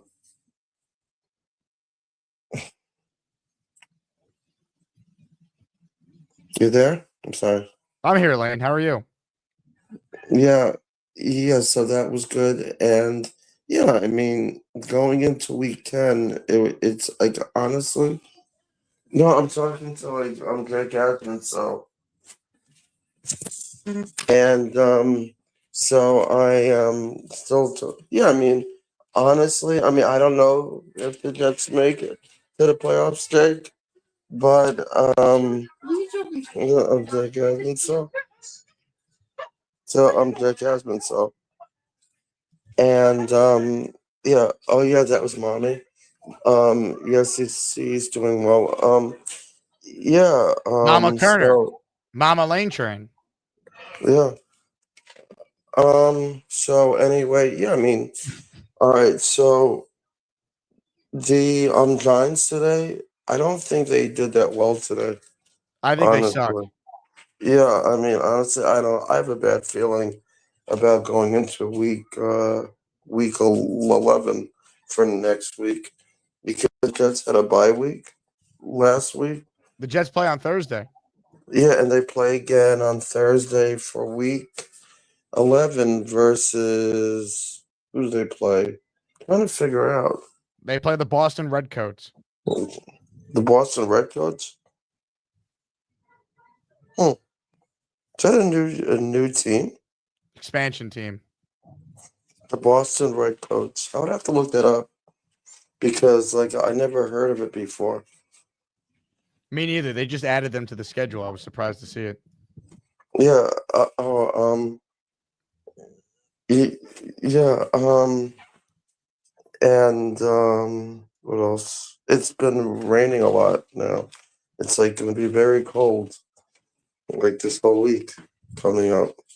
Do you have a jacket to put on, Lane? Yes, I have to. Yeah, actually, just remind me. Yeah, I have. Yeah, and I'm also happy to say that Bobby's home after having his procedure. Who's home? No, Bobby Midnight Oh, was Bobby also Midnight. involved. Yes, his toe. Well, yeah, I know. He was supposed to stay longer, but I think they just had him leave. He smelled so bad. They're like, we got to get rid of him. Yeah, yeah, and so yeah, I mean, honestly, I hope that the Jets win again on Thursday. Yes. Also, I'll talk to you Thursday night after they win. All right, Lane? Yeah. Okay, so thank you for taking my call. Anytime, Lane. You're the best. Say hi to your mom for me, all right? Okay, thank you. Bye-bye. Hi. Sorry, everybody. See you next call when we talk about sports again. All right, we saved the best for last, so I got a surprise for people on the line. But ladies and gentlemen, I tried to go to this guy before. We couldn't see him, and he just dropped off again. Lou, what are you doing here? Lou B, come on. Well, we're going to the guy I was going to save for last because he is the last caller. Gator McCluskey, close us out, Gator. Oh, how great is it that Lane called in and his big announcement was that he finally went on the Addy show. It's like 800 people that are watching this that don't know what the Addy show is, and like 27 that do. It's a hell of a program. You should probably try to convince him to call into the Gary 3D Boxing Nets, whatever show he had going on during the Jets game today. Did you happen to catch that while you were watching the Jets game? That Gary 3D Boxing thought it was a perfect time to do a Nets draft show. Did you see that? Yeah, so someone sent me this, that apparently Gary, who claims to be this big Jets fan, was doing a Nets mock draft in the middle of the Jets game. Is that true, Gator? Yeah. I was going to tune into it, but I was watching the Jets game. Interesting. Must have been good though. I'll have to catch up on it after I watch the Addy show with Lane. So this football game today, By the way, the Nets suck and they're getting their asses kicked by the Knicks tonight. So suck it, Gary. But continue, Gator. Go ahead. yeah, this football game, I feel like I should feel happier than I do. Why am I not happy? I mean, I'm happy, but why am I not thrilled?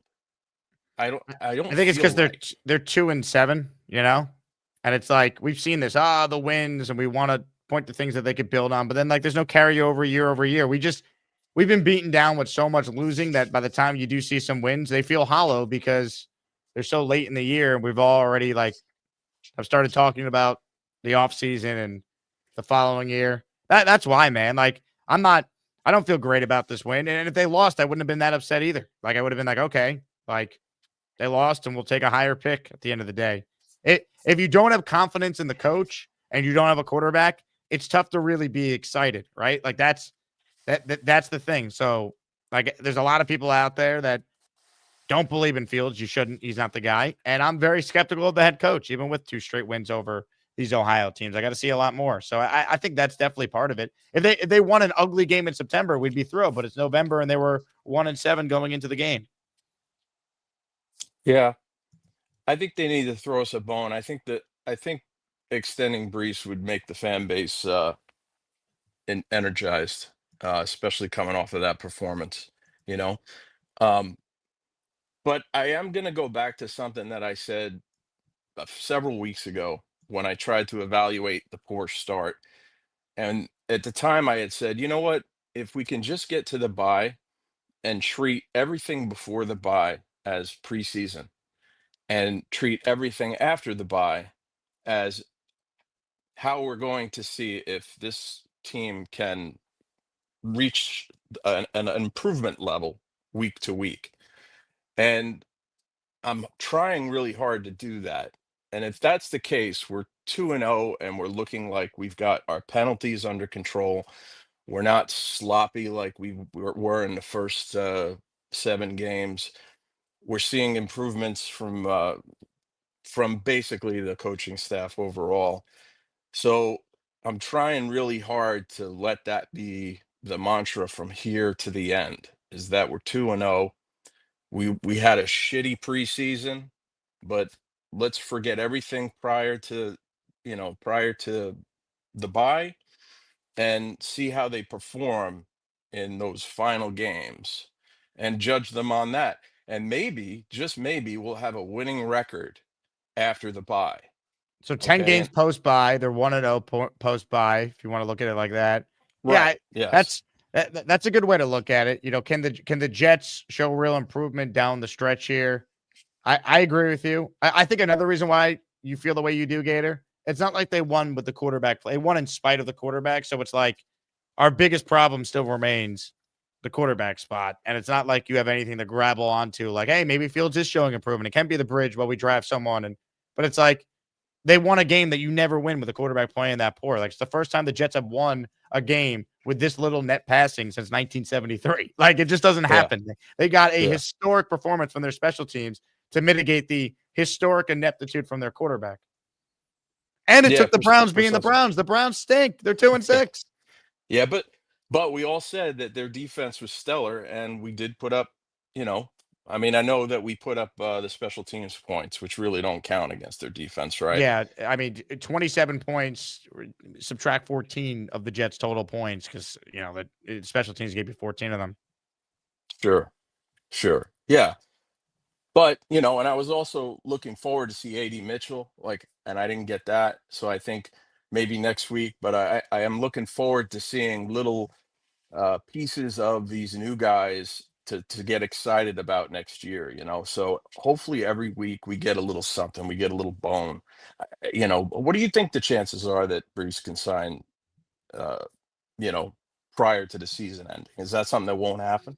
I hope so. I mean, I'm in a really good mood right now because Breece looked good and him playing well, I think only increases his chances of being brought back. Like the fact that Breece could have this game with no threat of a passing attack at all and still make plays, as the only legit receiving play today as a screen is encouraging. Maybe they throw more screens now after watching what Breece did. So, I'm happy they won for some of the players that are going to be here playing well in a win. Like it's never a bad thing to see Will McDonald do what he did, or the O-line, slow down Myles Garrett, who was unstoppable against a really good Patriots team in his last game, right? So there's things to be excited about, but I think overall they're 2-7, and that's why it's like it's not going to feel the same as it should if it was at the beginning of the year and you had that high of a win for once that we never got to even experience. The season never started for us. By the time they got their first win, they're already 0-7. Like that first win just felt more like a relief than like pure victory. It's a shame. This fan base deserves better because it's the best in sports.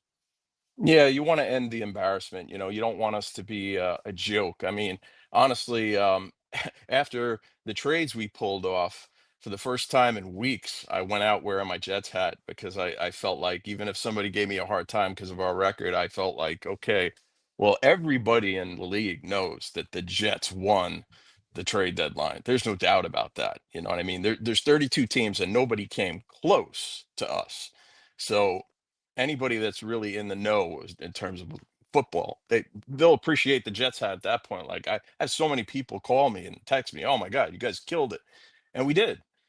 I mean, for what we were prior to that trade deadline, we killed it. So that's got to be a positive. They traded for hope. I mean, the offseason will be fun if you want to be positive. Like the quarterback, the draft night's going to be insane now. Like absolutely nuts. It will be. It will be. I just hope we make it there without just Killing each completely other over losing. which Yeah, quarterback that we're going to yeah, trade just for or like debate. and stuck with this coaching staff. I just really hope that they show us improvement. Week to week. That's all. That's all we can hope for at least the rest of this season. Of course, there's going to be a handful of us that think, hey, we could win out and make the playoffs. But let's be real. Hey, beat the Patriots. I'd love to have the conversation about winning out. Dude, They beat the Patriots. that game is going to be. I have a bad feeling about that game. I hope I'm Yeah, wrong, but I have a bad feeling they're going to get killed. it's the reality of who we are and who they are is going to be shown, unfortunately, on prime time. Of course. Yep, that's my fear. That's why if Glenn actually won that game, I'd be like, wait a second, hold on. Yeah. But easier said than done. All right. Well, congrats, Jets fans, on the win, and let's keep it going. Let's go, baby. Who want to fly with the Jets? Who want to fly with them Jets? You guys are the best. We're 3 hours in, and people are still calling in. Uno Jet says, Jake, put me in. I got you. C says, great team W, but bittersweet to see our glorious king G5 hurt in the process. Who want to fly with them Jets? Amen. Lou B, I'm going to you before you drop off again. All right. Lou. I'm here. I'm here, Jake. Can you hear me? I hear you, Lou. Oh, thank God, because I was having satellite issues over here.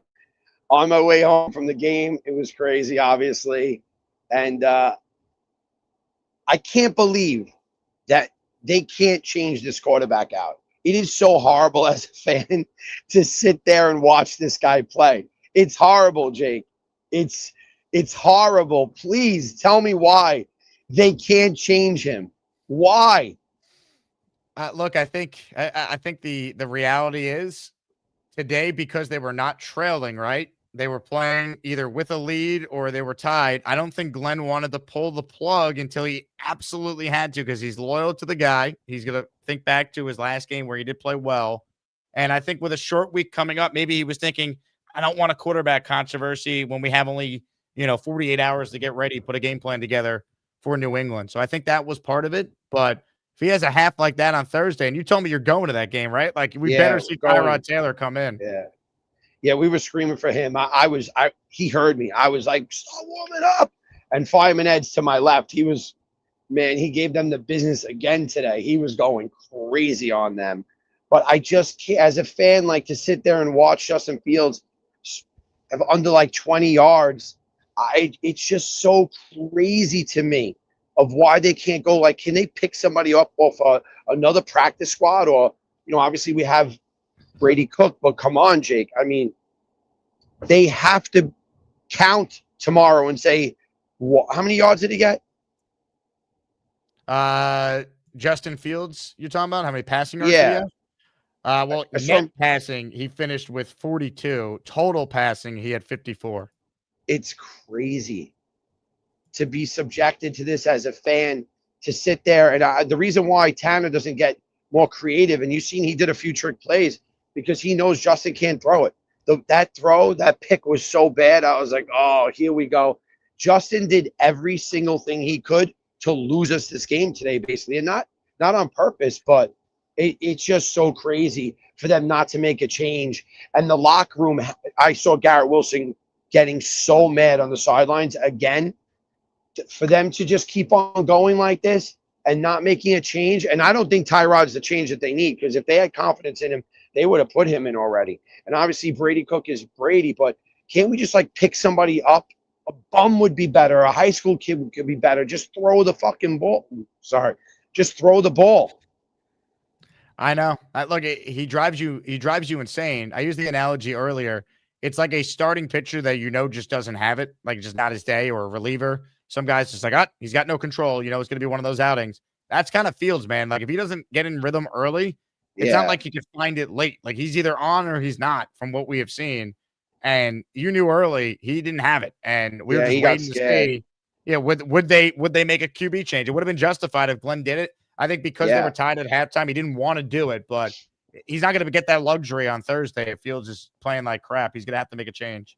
It's funny. So thinking about Thursday, like the New England's defense is not as good as Cleveland's defense, correct? Cleveland's much better defense-wise. New England's got a good defense. I'm sure Cleveland's is statistically ranked in front of them. Yeah, because I think like him looking at Myles Garrett and it was scary to him. He gets in his own head and he was scared. He was playing scared again today. I think he actually might play better against New England, as crazy as that sound. He does this. He does these jam up days and he comes out like a hero. Today he was not the hero. Today he lost us the game and then we won on, our own other things. But I don't know, just calling in, just frustrated, just watching it as a fan, just watching this guy. It's like every time he takes the ball, I'm like, oh my Hey, God, Lou, here we go. Lou, Amanda brought up the name of the van that you're in, the Beast. You got to get Beastbreaker in the Beast. I would love to get Beastbreaker in the Beast. I will pay for his flight, his ticket, everything. I'd love, I've said if we could get Beast here, I want to go to a game with Beast. I want him to wreck the state. I wish I was bringing Beast to New England. How great would that be? I'm going with Boba Jet. Me and Boba Jet are going on Thursday and a few people. But yeah, come on, Jake. We got to get Beast here. And I definitely think the best idea I ever heard you say was doing a show live from Beast Attic if we go to Chicago next year. That's happening. That would be incredible. Could we set up in front of his house, press and everybody we'll make him so famous in that town. We'll just set up with tents and press outside this guy's house. You just show live from Beast Attic. I would love to look in that room and see just all the things that he has. I'm fascinated by this guy. Fascinated. I love it. You know I'm right there with you. You're the man, Lou. I don't know how you're gonna get through this game on Thursday. I mean, how many games have you been to now? I know I was with you in Tampa. You went to Miami. Have you been to every home game too? Of course. I don't miss any home games. I just didn't go to London because they were playing so bad. My friends all bailed on me. But I'm gonna go to if they win the next one, I'll definitely go to Ravens too. I'm looking forward to the Baltimore game. But today was crazy. I was soaked. The ponchos. Everyone was like, "Where'd you get a poncho?" When you go to these games, you got to check the weather. And just because it was all poncho people stayed and no poncho people left. So we're going to the Jet game. The weather's going to be shitty. Bring a poncho. They're like $3, right? So it was crazy, the fans that still stayed. It was very little fans there today, though. And there was no Browns fans there whatsoever. I mean, they don't travel good. They don't Steelers. Well, their team sucks, too. I mean, they would travel if they had a reason to, maybe. They have a loyal fan base. Well. The parking lot looked empty for the pre. I was seeing, usually I see videos of fans tailgating. There were people being there's going to be 10,000 total fans at this game today. Yeah, L5 didn't even do it today. I didn't even see them do the burn. I went over there and I was looking for everyone and I was like, oh shit, nobody's here. And that was crazy. But yeah, I thought I saw some Jeff fans I went to Wicked Wolf after and I saw some Jeff fans there and they're like, oh, you stayed? I'm like, what do you mean you left? And I hate fans like that leave the game. Come on, man. Especially they weren't getting blown out or anything. But that's how little confidence people have in Justin Fields. They just everybody it's a boring was product too, Lou. I know the Breece Hall play was exciting. When you watch a quarterback not be able to complete a pass, it's just not fun, man. It's just and especially as Jet fans, we've seen it too many times. The Bengals game, if you're gonna win or lose, if the games are like that, at least they're entertaining. This game was dreadful for most of it. It really was. Well, the run backs made it a little bit exciting. Obviously, we don't really see that, but those guys are just studs. Special teams is unbelievable on this team. I think the team, you could definitely tell that all the fans that by me were really excited about the trades. Everyone was really excited. Gator just said something that just relates to me. That wearing my Jet stuff this week, I felt proud about the trades. It has brought a feeling of proudness again. We know in our heads that we have a chance. And I think we do. I love the trades, whatever. I don't know shit about football. Like I said, I'm just a fan. But speaking to a lot of fans today, everyone was happy about the trades. Everybody. It's tough to not be excited about what they got. It's just, can they get a quarterback, right? I'm not obviously I have concerns with the coaching staff and all that, but beyond all that, they need a quarterback, and hopefully this helps them get a quarterback. And part of getting a quarterback and getting the right one is giving that guy a chance with the right players around him to be successful. And I think these trades set him up to have a chance to do a lot of that. So, look, I hope it works out because people like you, Lou, who go to all these games, man, you deserve to watch a winning team. It's enough of the losing.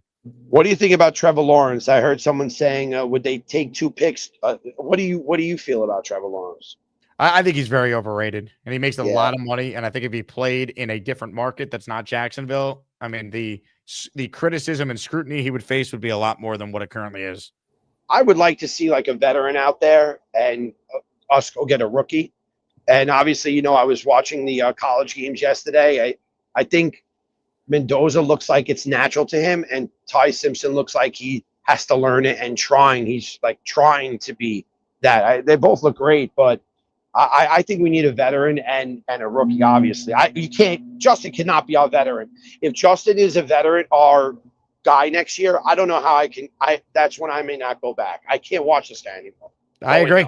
I agree. They needed to terrible. sign a legit veteran bridge guy. And if Fields is here, fine. But there's also going to be a rookie they're going to be drafting. I mean, the way the Fields contract is structured, they don't save any cap by releasing him. So, you know, maybe. Yeah, but we got a lot of money now. I just think like if you leave him on the sidelines, he's going to end up in the game. So not if he's inactive. Not if it's like Jameis Winston's inactive every week for the Giants, right? Like something like that. Okay, but I just feel like, okay, then something will happen and boom, boom, boom, boom, boom. Somebody gets hurt. This one got the flu. And then here he comes again, Justin Fields. And he's a good guy, but we can. Yeah, but I can't worry about that. Like, I agree with you. I'm not going into next year with him being the bridge and then, you know, Mendoza's the backup or Ty Simpson. No, but like, you know, he's not a bad human being. Like, he's not going to cause an uproar. Great Jameis guy. Winston isn't, you know, so you keep him around as your third quarterback. Okay, so what happens is he plays for the first 2 minutes of the next season, and in 2 minutes in the game, we're calling for the rookie out again, and obviously rushing the rookie. I've seen that. Obviously, that doesn't go too well, right? But in 2 minutes, we're going to be calling for the rookie. That's what I'm afraid of him bringing the bridge. He will not be a bridge. He will be the shortest bridge in the world. Yeah, I mean, look, the Giants just went through this, right? They signed Winston and they signed Russell Wilson. They still drafted Dart.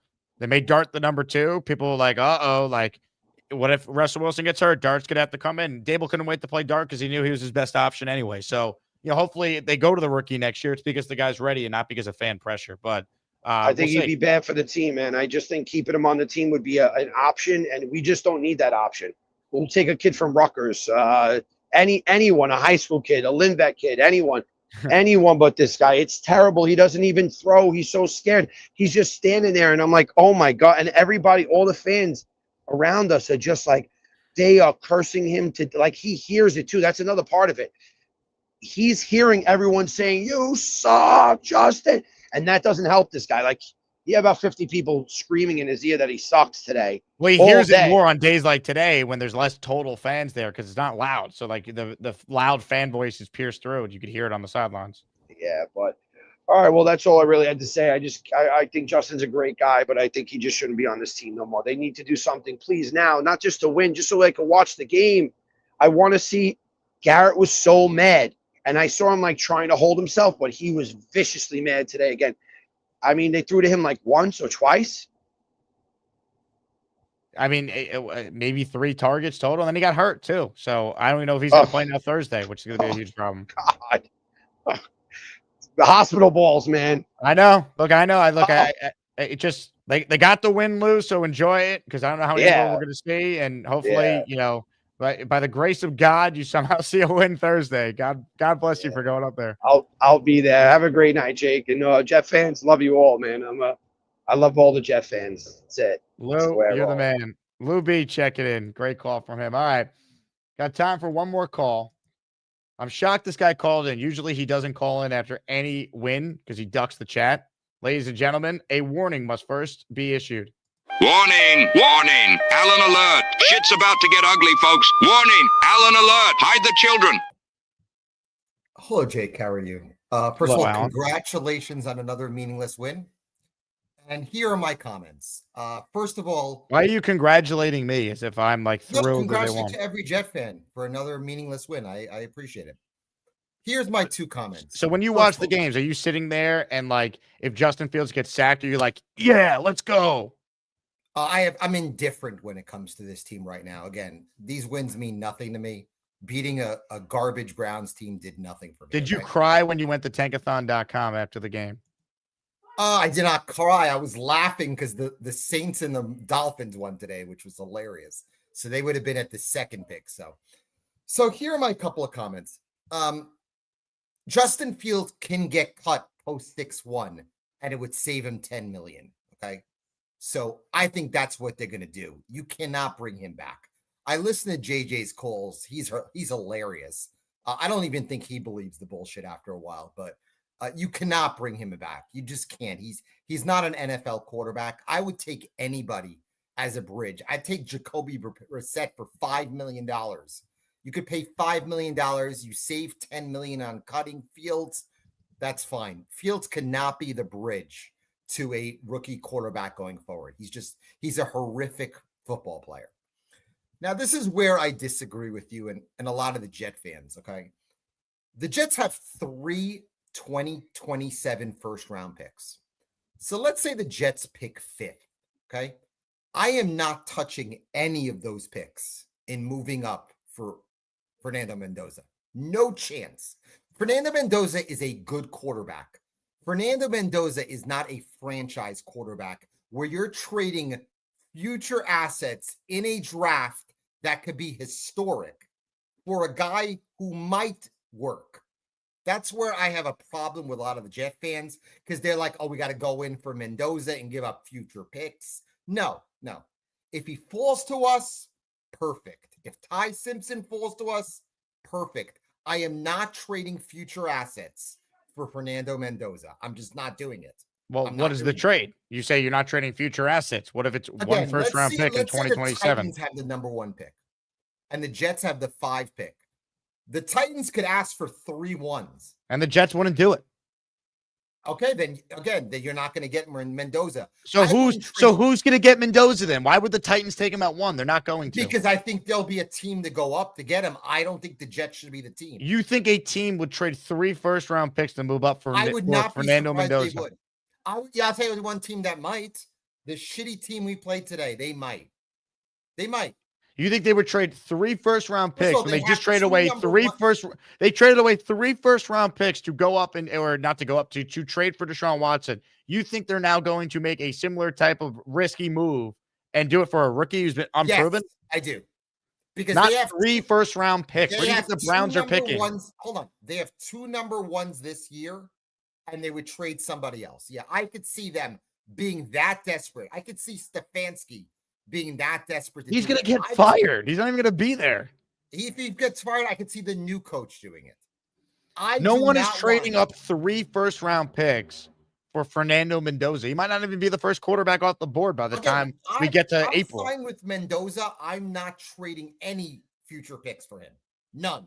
0. I would. Let's say the Jets are at 3 and they need to get to 1. I would trade a 2nd-round pick and a 3rd-round pick the following year. It's going to cost much more than a 2nd. Based on what? Give me recent examples of that. It's a quarterback, Jake. Right. Give me examples of it costing more than what you're saying. It doesn't. I think it will cost you multiple. Based on what? Name me a trade where it costs that kind of capital. From a 3 to a 1, I have to look back. It will be more than a 2nd. It's not that much. It will be more than a 2nd to move up. It would not be a multiple first-round pick trade that you called in initially proposing. It wouldn't. I think it will be a multiple first-round picks to get a quarterback. To go from 3 to 1, you think it would cost I don't think the Jets going to have first-round picks in the draft. There's no example of this in history. You're wrong. They are not trading multiple. They're gonna ask for multiple firsts. They could ask for whatever they want. That doesn't mean that they're going to get it. I would stay put. Okay, I like Mendoza. I don't love Mendoza. I think Mendoza is a fine quarterback. I think there's a lot. I don't even know if he's the best quarterback. You might think Ty Simpson's the best by the time we get there. Because I think there'll only be 2 quarterbacks available at that spot that I'd be willing to go get. Okay, I don't think Dante Moore's coming out. So they will get one of the 2 quarterbacks in all likelihood without having to trade 3 first-round picks to do it. If they had to trade 1, which maybe is unlikely at this point, I don't even think I would rule that out being a bad move. If you get the quarterback right, who cares what you give up for him if you got the quarterback right? Any 2027 first-round picks for either of these quarterbacks. Yes, because you just want the Jets to be bad. I don't that want is your the goal. Jets to suck. No, you do. You do. You never want them to get a quarterback. You want them to suck and lose every week. This is your call. You call in after a win and call in to argue about Fernando Mendoza and how you're not going to trade 3 ones for him. I love the quarterback. Invent a hypothetical scenario which has never happened in NFL history, where a team going from 3 to 1 would have to trade 3 first-round picks. 5 to 1 wouldn't cost 3 first-round picks. Yes, it will cost 3 first. In what world? This is not Trevor Lawrence coming out. Quarterback there? Yes, it would. It would. How is it the only quarterback there? You just said Simpson's coming out too. I don't think Simpson's going to be that high. I think Mendoza's going 1. And where's Simpson going to go? I think Simpson might go 3 or 4. So what's the difference? Because What are you I don't talking want about? Simpson. I don't want Simpson. Okay, what did the Jets do though? I think the Jets, if my opinion, I would actually take the best player and I would work towards 2027 and get that. Oh, here we go, baby. Yes. Yeah. I would. I would not Losing. mortgage You my love it. Let's future. never get a quarterback. Hey, T, tell me how great Garrett Nussmeier is, Alan. That was all your calls. I would take him. Okay, I said the Jets would finish 6-11. I would have taken him at 8-10. I would not take He him got at number benched 1. last night. He can't play. He's not good. They Waiting have until no 2020. offensive line at LSU. Okay, and waiting till 2027 when I heard from all you people a year ago how great next year's quarterback class is going to be. Oh, it's going to be so great. You There's have gonna no be 5 idea. We first-round never know. quarterbacks next year. Hey, Yes. this was sent by Dan Orlovsky the second the draft ended. All right. Arch Manning, Drew Aller, Lenora Sellers, Garrett Nussmeier, Nico Almalia, whatever the guy's name is, Cade Klubnik, Sam Levitt, John Mateer, Carson Beck, Dante Moore, Malachi Nelson. Okay. 2026 could be a loaded class. Arch Manning was never coming out this draft. Okay, so we'll remove Arch Manning and talk about all the other names here. Julian Sayin is better than every one of these Where's guys. Fernando Mendoza on this? He's not. Where's Dante Moore on this? Oh, he's Dante at the Moore's bottom. not coming out. But Here my he is. He's point right is, there. Dante Alan, Moore's right you with this strategy of let's wait till 2027. I am not the team. mortgaging No, if any it takes a future first picks. round pick to move up from 3 to 1, if that's what it takes, I'll trade one of my 3 I have I in am not 2027. trading any 2027 picks for a quarterback that I think Right, would be because you average. want this team to suck forever. I do not. I want to build the So if the team Jets think Fernando correctly. Mendoza is a franchise quarterback and they I can don't get know him if he and it is. costs I'm not sure if he is. nobody knows. Nobody But I'm knows. not trading Caleb multiple Williams ones. can't I'm miss not. too. Trevor Lawrence I'm not- can't I miss don't- too. I'm not doing it. I'm not You doing won't it. ever do anything because you Again, don't want I them to wanna have a build the quarterback. roster. The It ruins your roster is strategy of the barren Jets of being talent. bad forever You if have they get a 4 quarterback. top 50 picks. I want to build around the roster so when you get to 2027 and you need a quarterback, you could plug the quarterback in. I am not. Hey, do you trading want Justin any- Fields to come back for another year? You I excited? do not want him to come back. I said I would post June 1st cut him. I would save 10 million and I would sign somebody else. I do not want You're him still back. taking a dead cap charge, even if you post June 1. It's not as bad as just outright releasing him, but you're still No, taking it's a $10 million savings. 10 million. I have to look at his contract. His contract at post June 1, you save $10 million if you cut him. Yes, I read contracts. Yes. Regardless, whether Fields is here or not, we all know he's not the starter long term. But your logic of not being willing to give up anything to get one of these quarterbacks is asinine. I am not Obviously, giving up any I wouldn't trade 2027 3 first rounders either to move up from 5 to 1. It would not cost that. You have no example of NFL history of it ever costing that much to move up that minimum amount of spots. When you find me examples of that, we can entertain whether or not it'd be worth it. We also don't know the draft. I order. like It's November Mendoza. 9th. I'm not giving up any of my 2027 firsts. None. Zero. If I'm it not. was, let's say the Colts and not even the Jets' own pick, that doesn't change your opinion. I am not trading any So 2027. you're never getting a quarterback then, ever. You just want to be bad. Waiting till No, I don't want to 2027. be bad. Great. Again, I like these quarterbacks. I don't like them enough to Okay, trade if any you like them, 2027 first. then you know what? It's a crapshoot, and let's just hopefully hope that they got the right one if they I make that hope move. that one of the It wouldn't hope that set the Mendoza franchise falls for it. back if they traded away capital to get a Again, I quarterback. want to build around. I want to build the team. You want to build around it. Guess what? They actually have a pretty good infrastructure for a rookie quarterback. They have I 5 want first-round picks four- over the they next have 2 4 years, top- and none of them, Alan, none of their first need to be used on a premium offensive tackle. They have a guard in place in Joe Tippmann. You already have a number 1 wide receiver in place in Garrett Wilson. I think they're going to pay Breece Hall and keep him. I don't You have a wanna legit trade running any- back. Those 3 It means first-round nothing picks, without a quarterback. If you Those believe in 3 Simpson or Mendoza, first-round you just said picks. you like them. If I got to trade one of my I ones like to them. get them, I'm not doing it. trading any of their few first-round picks. I can't wait for draft season, Alan, because we could argue about this then, but I feel like doing it now, there's no point. You're not going to change your opinion. I'm not trading any 2027 first. Great. I love it. Then continue to root for the Jets to be bad forever. Because if it takes 3 first-round picks to move up from 5 to 1, it'd be the first time that's ever happened in NFL history. Not he can't call in about the win and talk about it. Instead he's got to be a condescending prickbag and say, "Oh, congrats to you Jet fans on your meaningless win." You're supposed to be a Jet fan. But let me come on and be condescending to the audience. And then invent a hypothetical scenario that has never happened in NFL history why he's not going to go out there and be willing to trade draft capital and move up. Who cares how many picks you have to build your roster if you don't have a quarterback? We have seen this play out in Jet history. It's called the Robert Saleh, Joe Douglas era. They hit on the picks. They missed on Zach Wilson. Even before that, you hit on Sam Darnold, but they failed him. This team is so much better positioned to have a rookie next year starting for them. It's not even funny. You have 2 bookend tackles. Did Myles Garrett wreck the game today? Gee, why do you think he did? But once again, I go back to this tweet from Dan Orlovsky because people like Allen that want the Jets to suck forever. Look at the date on this tweet. April 24th, 2025. It was the day after the draft. Loaded quarterback class. We say this every year. Loaded quarterback class. Yeah. And then we get to the following year. Things happen. Guys get hurt. Teams underperform. Guys stay in school. And all of a sudden, this loaded quarterback class is not that. Enough. Loaded quarterback class. The guy who's going to win the Heisman and probably be the first pick is not even listed on among these players here by Orlovsky. I don't see Fernando Mendoza's on this list. I don't see Ty Simpson's name on this list. The 2 guys Allen's talking about that he likes but wouldn't trade up for. You have no goddamn idea what next year holds. And if you're a Jet fan who's signing up to wait for 2027, you just want to lose like Allen. You just want to lose. You want to bathe in your goddamn filth. That's what you want.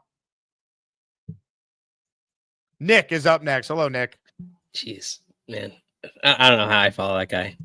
He wants us to draft like 5 offensive linemen in the next 5 picks, basically. I want to build the rest of the roster. I got newsflash for you. A lot of the premium positions you need on offense to have a chance to succeed are in place. They need to supplement the roster. They need more than 1 wide receiver. They need more than the 2 bookend tackles, right? But they have a tight end. They have a number 1 receiver. They got 2 tackles. They have a good guard. Like, they have pieces here. They don't have a quarterback. You need a quarterback or you're not winning anything. I don't know how many times we need to go through this as Jet fans. And that's the thing. It's like, this is, I don't even know what I really meant to call about, but it got me so stirred up because, like, most championship teams, you draft the quarterback. That how many teams? It's very rare, and I know I've talked to you about this in the past. It's like very rare you sign or trade for the quarterback and you win the Super Bowl. It's usually you draft it in your system and they grow up and they develop within your system. How many? And even to that point, I don't even know how many of these quarterbacks are on their rookie deals that do that. It's like, year 4, 5, 6, 7 in their careers that they win these Super Bowls. So you have to draft the quarterback. That's the right thing to do. Now, I don't know at this point who it is. There's a lot of talk about, Mendoza and others, but at the end of the day, if you have the shot at taking the quarterback and you feel it's the right guy, you take it. A lot of people didn't think that I don't remember what year it is because I'm terrible with numbers and shit like that. But like the year that Patrick Mahomes and Deshaun Watson came out was supposed to be a terrible draft class for quarterbacks. And Trubisky went, 2 or something like that. And it still ended up being, I think it was, I might be confusing some of the class, but it still ended up being a strong year. And that year was a very lowly touted, draft class. So you just never know. At the end of the day, who's remember they didn't take Patrick Mahomes, Nick, because they had Hackenberg and Petty, and they were all about the 2018 quarterback class. Which, by the way, they got the right quarterback and still didn't win. If you believe in a quarterback now, take one, and you could take another one in 27 just in case this one flames out like Josh Rosen did in Arizona, and then they drafted Kyler. They need a quarterback. Enough. Let's stop waiting for the following year and pretending like it's going to be better. If you think Simpson and Mendoza are going to be franchise quarterbacks, if it means you have to trade one of your first to move up, then you have to do it. That you need a quarterback. You cannot win in this league without a quarterback. I don't know how many times we got to go through this. No, I agree. I also don't want Again, to argue and- this and now just because I'm going to have an entire offseason of yelling at people like Alan who call in. Alan's motivated by the Jets remaining awful, though. He's not actually a Jet fan. If someone wants to call in and argue it's better to wait for 2027, I'll hear you out. But Alan's doing it for disingenuous reasons. He wants the team to suck no matter what. I just think he he'd apparently argue that- said today that he was watching the Patriots game over watching the Jet game today. He is not a real Jet fan. Yeah, that's all you need to know right there, right then and there. But yeah, like let's enjoy what we have. It's a winning streak. You know, I always go back to I don't know if you ever seen Major League 2. It's just like this is called, or maybe just Major League 1. This is called a winning streak. Like, hey, maybe it's something that they can build on, the coaching staff can build on, and we can move forward and see something positive moving forward. So like, take with a grain of salt what we have, and hey, listen, the Patriots won today, so maybe they're riding a little high, and this team can catch them and surprise everybody and on Thursday and ride this momentum a little bit. I'm going to call timeout on that one, but I hope you're right, Nick. All right, couple calls left here. I was going to end the show after Alan, but a bunch of people called in. So let me go to Jack, then Taylor, and then Nick Shine will pop on real quick. Hello, Jack. What's up, Jake? Happy Victory Sunday. A win. It was ugly, but they won. It was disgusting. It's actually kind of tough to even be excited about a win like that. I felt like it was more of a Browns loss than a Jets win, but you take them how you can get them. I mean, at this point, Aaron Glenn just needs to collect a couple of wins against teams he's supposed to beat, and his survival is guaranteed. But wanted to touch on the draft. I know you don't want to get too far into it. I think Jets fans are getting a little bit ahead of themselves with the Fernando Mendoza stuff. I don't think these wins matter at all in the grand scheme of things, fundamentally because I believe that there's still some football left to be played. So if he goes on a deep playoff run and performs really well, then I think things are subject to change. But right now, my gut tells me that within the scouting community, Fernando Mendoza is not the first, second, he's probably the third ranked quarterback should Dante Moore decide to declare, which I think he'll probably stay in school. But right now, I think it's easy to get excited about Indiana from the outside looking in, knowing that the program has historically been really bad. He's come in and he's obviously played really well. But I don't think he has the traits that typically a quarterback possesses in the top, when you're talking about a top 5 pick. And I think when the dust settles, it's more likely that he's going to be available in the mid-first round is my best guess. He's not a great athlete, doesn't have a huge arm. Well, I don't know, man. I just did a radio show today with Mike Tannenbaum, who's drafted quarterbacks, and he thinks Mendoza's the best of all the guys so far. Yeah, but like in the top 5, like look at the guys who have been historically. His comp is Jared Goff or Matt Ryan. Like that's what a former NFL GM who had a winning record with the Jets compared him to today. I think the ceiling is Jared Goff. I think it's more likely he's like a Kirk Cousins, Matt Ryan.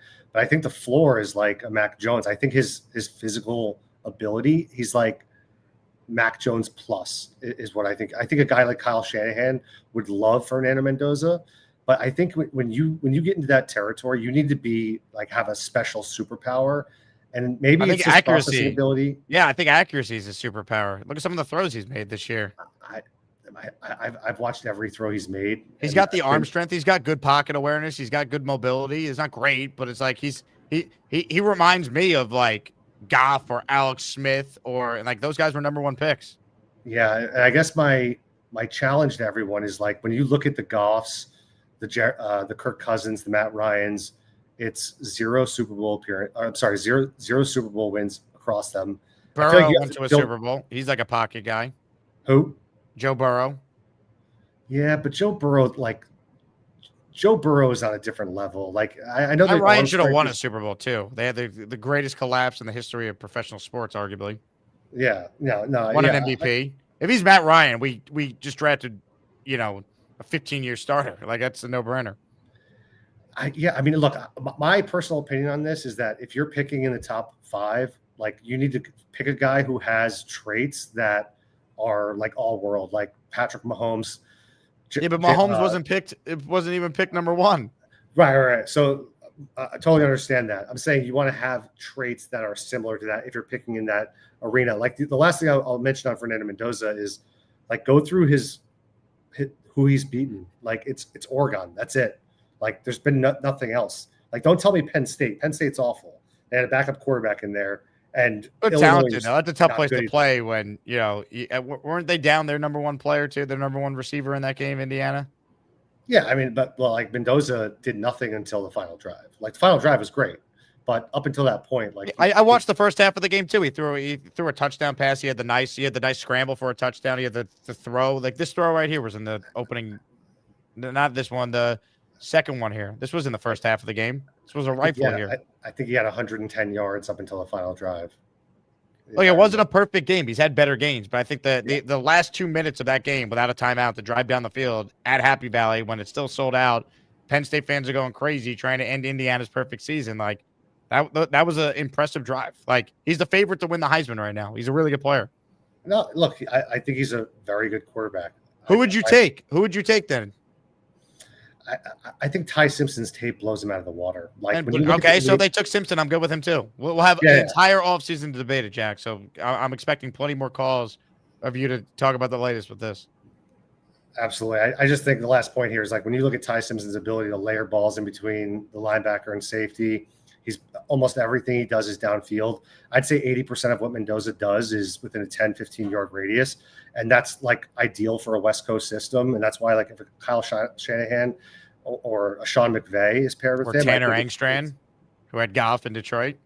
Yeah, I just think I think Tyler Simpson has a better arm, better mobility. I think better competition. I think he checks those boxes. The one red flag is obviously the lack of tape. He's only played 7 or 8 games, so that's a big red flag. But I think that's what they have to weigh.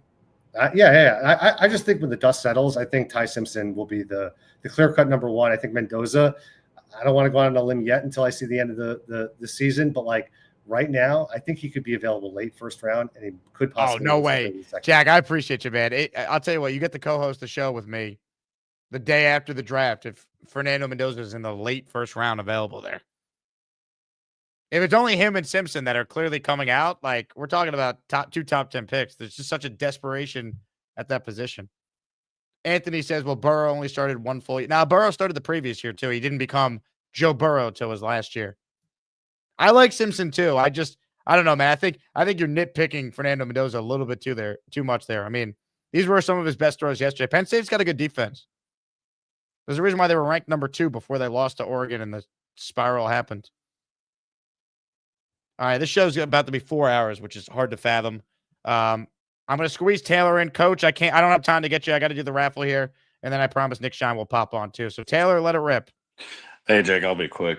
Just before I lose my train of thought, all these dudes calling in who hate Mendoza are just Alabama fans. That's literally all it is. And I like him. I like Ty right. Simpson I'm as like, well. they're both pretty good, but to say Mendoza's not an NFL quarterback, I'm like, you're talking about Jared Goff and Matt Ryan. I'm like you just said, we have Tanner Engstrand. That's probably the type of QB he's looking for. Like accurate passing and anticipation throws are the things the Jets haven't done. What you want a running quarterback who also has a cannon arm, aka Justin Fields or Caleb Williams and these types. I'm like, they don't really work either. So I'm like, I'd rather take the safer guy who's, and he's 6'5", 230. It's like he's got the body to do it. So, but either way, that was just on my mind with the last couple of callers. But I just wanted to say thanks for hooking me up with the tickets. The seats were awesome. And I was not a poncho guy at the game, but I stayed the whole game and was just soaking wet. Love it.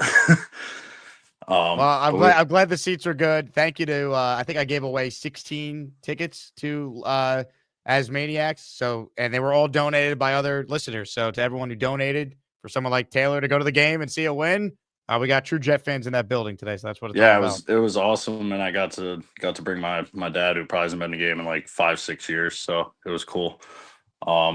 And the other thing is the thing for Mangold before the game was just like heartbreaking because youngest daughter's like 3. I was like, I have an 8-month-old, and I'm like, it was tough to watch. But as for the game, like special teams was great.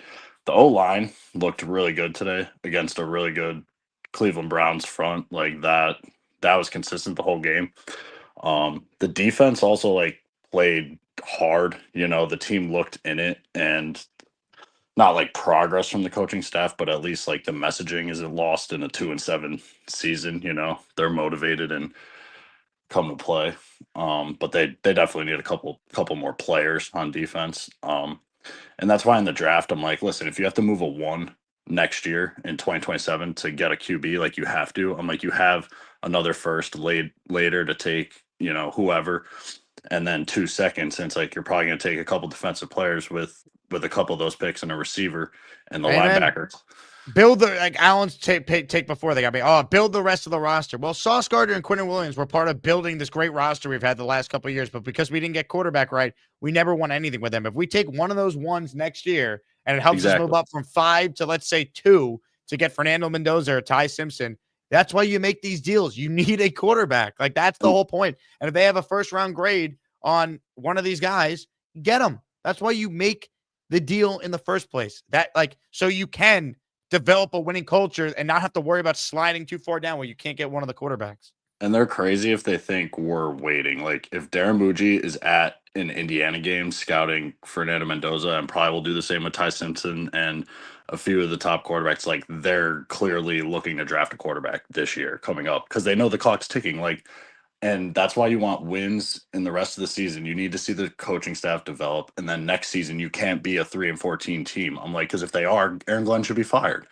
And it's, it's ridiculous. I'm like, you got to show improvement, and the coaching staff has to, be able to develop. They have to develop just as much as the players. So I highly disagree with the wait till 2027 and draft BPA. It's like I argued with my brother 2 hours on the way down, 2 hours on the way back today about this because he thinks we should trade back and get more picks this year, and I'm like, you're on drugs. Like, which by the way, Taylor, I'll tell you what they could do, and I'll laugh if this is how it plays out. If they don't have to move anywhere and can get a quarterback, if they then took the first round pick they have from the Colts and use that to move back and get even more picks, then great. Sure, they have so many options available to them now. I hate that we're here having to do this on November 9th, though. We shouldn't be. Right. And that's what sucks.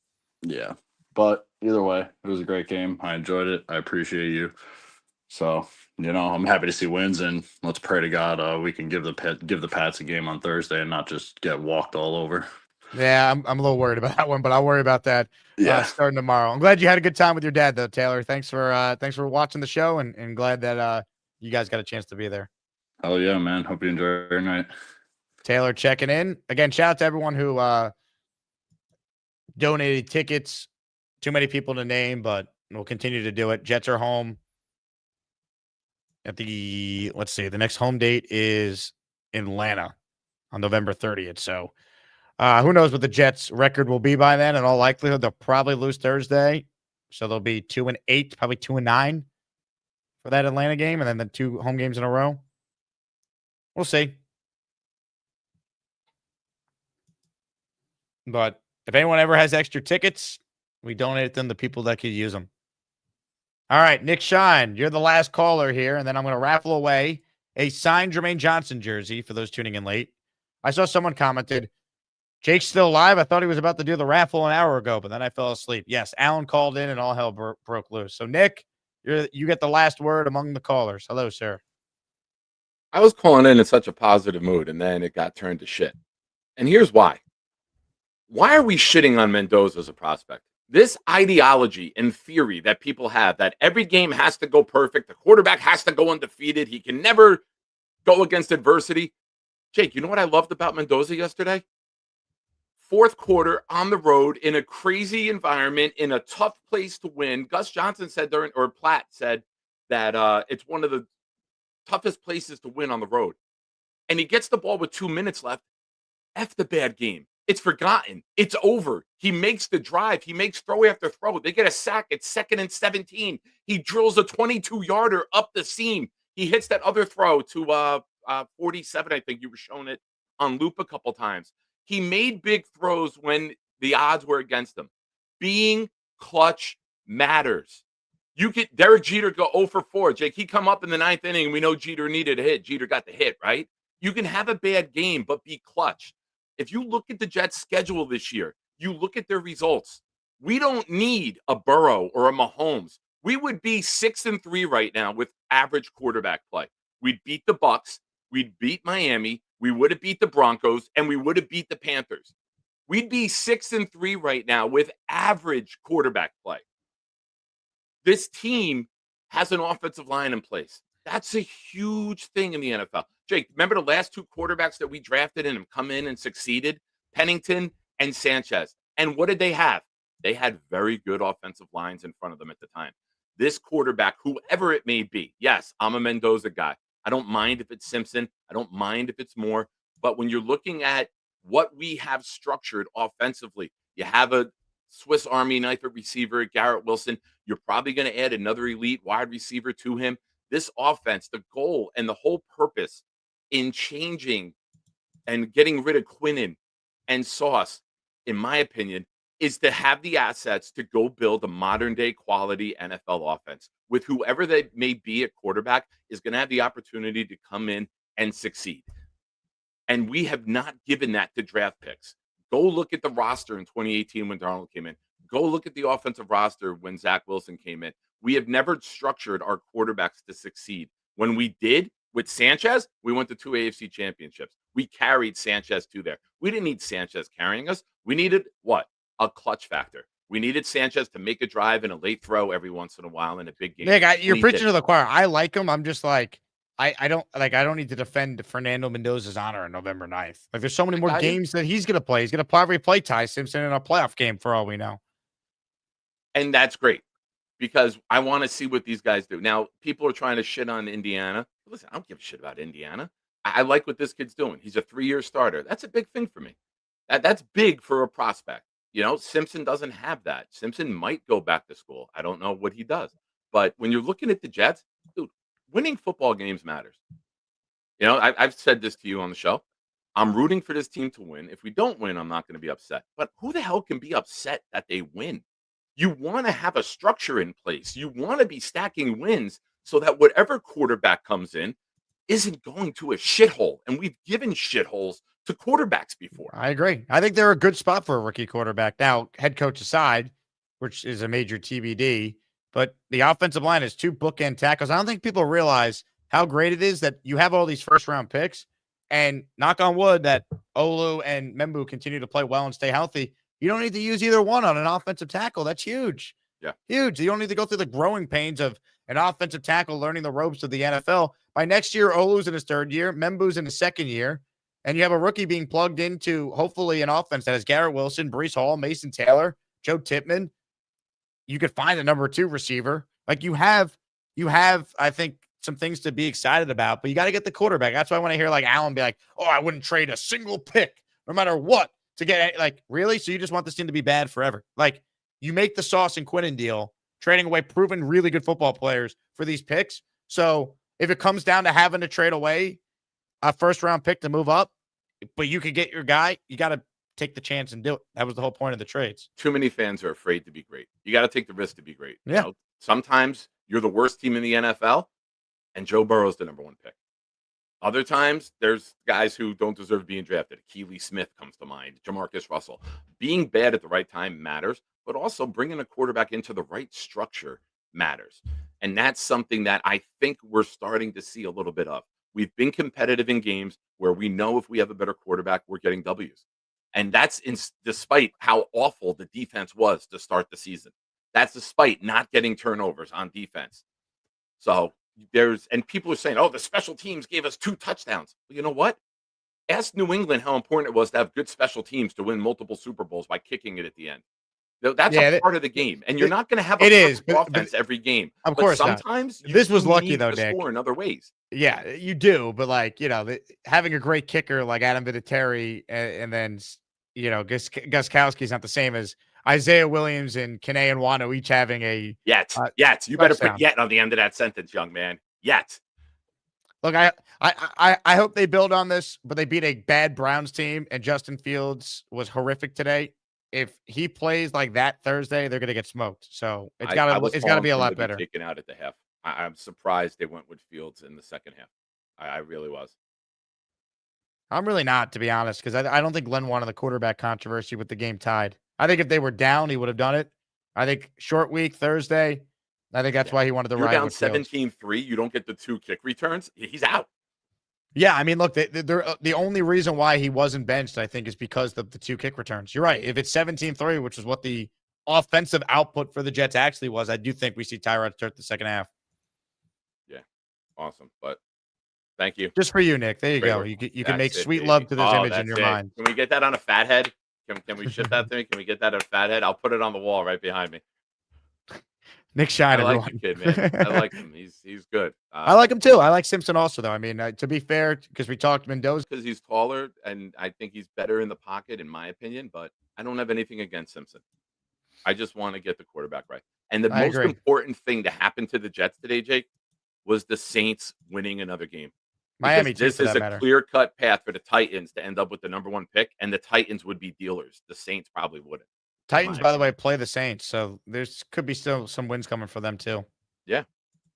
It's going to change a million times, people. Don't freak out about the draft order on November 9th. There's too much time left in the season to go absolutely crazy over what the perceived draft order is right now. Yeah. And I think you missed my super chat before. If the Jets beat the Patriots Thursday night, you come to Baltimore with me, Nikki, Thunderlips, Lou B. Can we get you on board? No, but maybe I'll be more willing to reconsider if they do beat the Patriots. We beat the Patriots, man. We're all going. Road trip, baby. I love it. Nick, appreciate you, man. I'll be live right after you for anyone who still wants to talk Jets. Have a great night. Enjoy the victory, Jets fans. Jeez. Let's go, baby. A win. Who want to fly with them?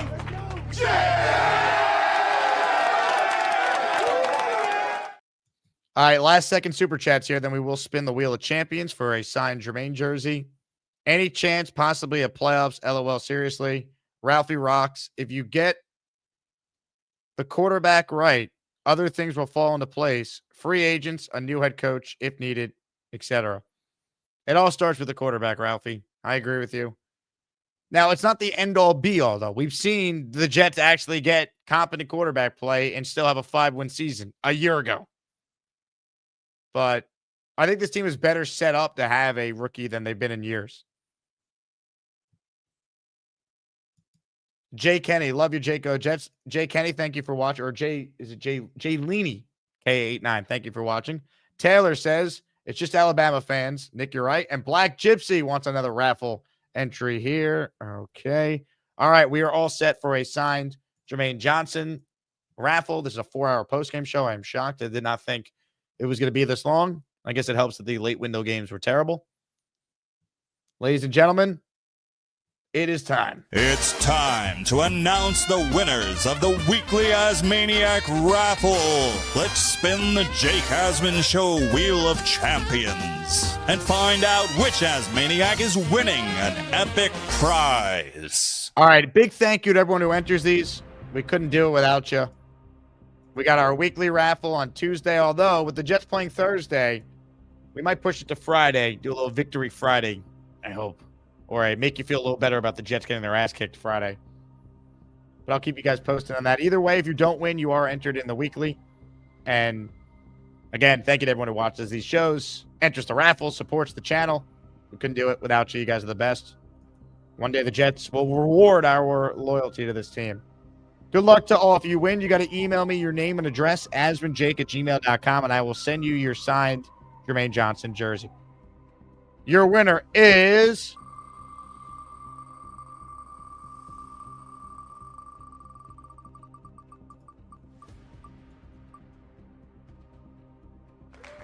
J Y B. Hit it again. One more. Hell yeah. Ladies and gentlemen, that is a show. Make sure you like the video, you subscribe to the channel, and I will leave you with a message from the head coach of the New York Jets. Talk to you guys tomorrow. Beningo, 10 a.m. Go Jets. That's a win, baby. It might be ugly, but it's a win. Hit it.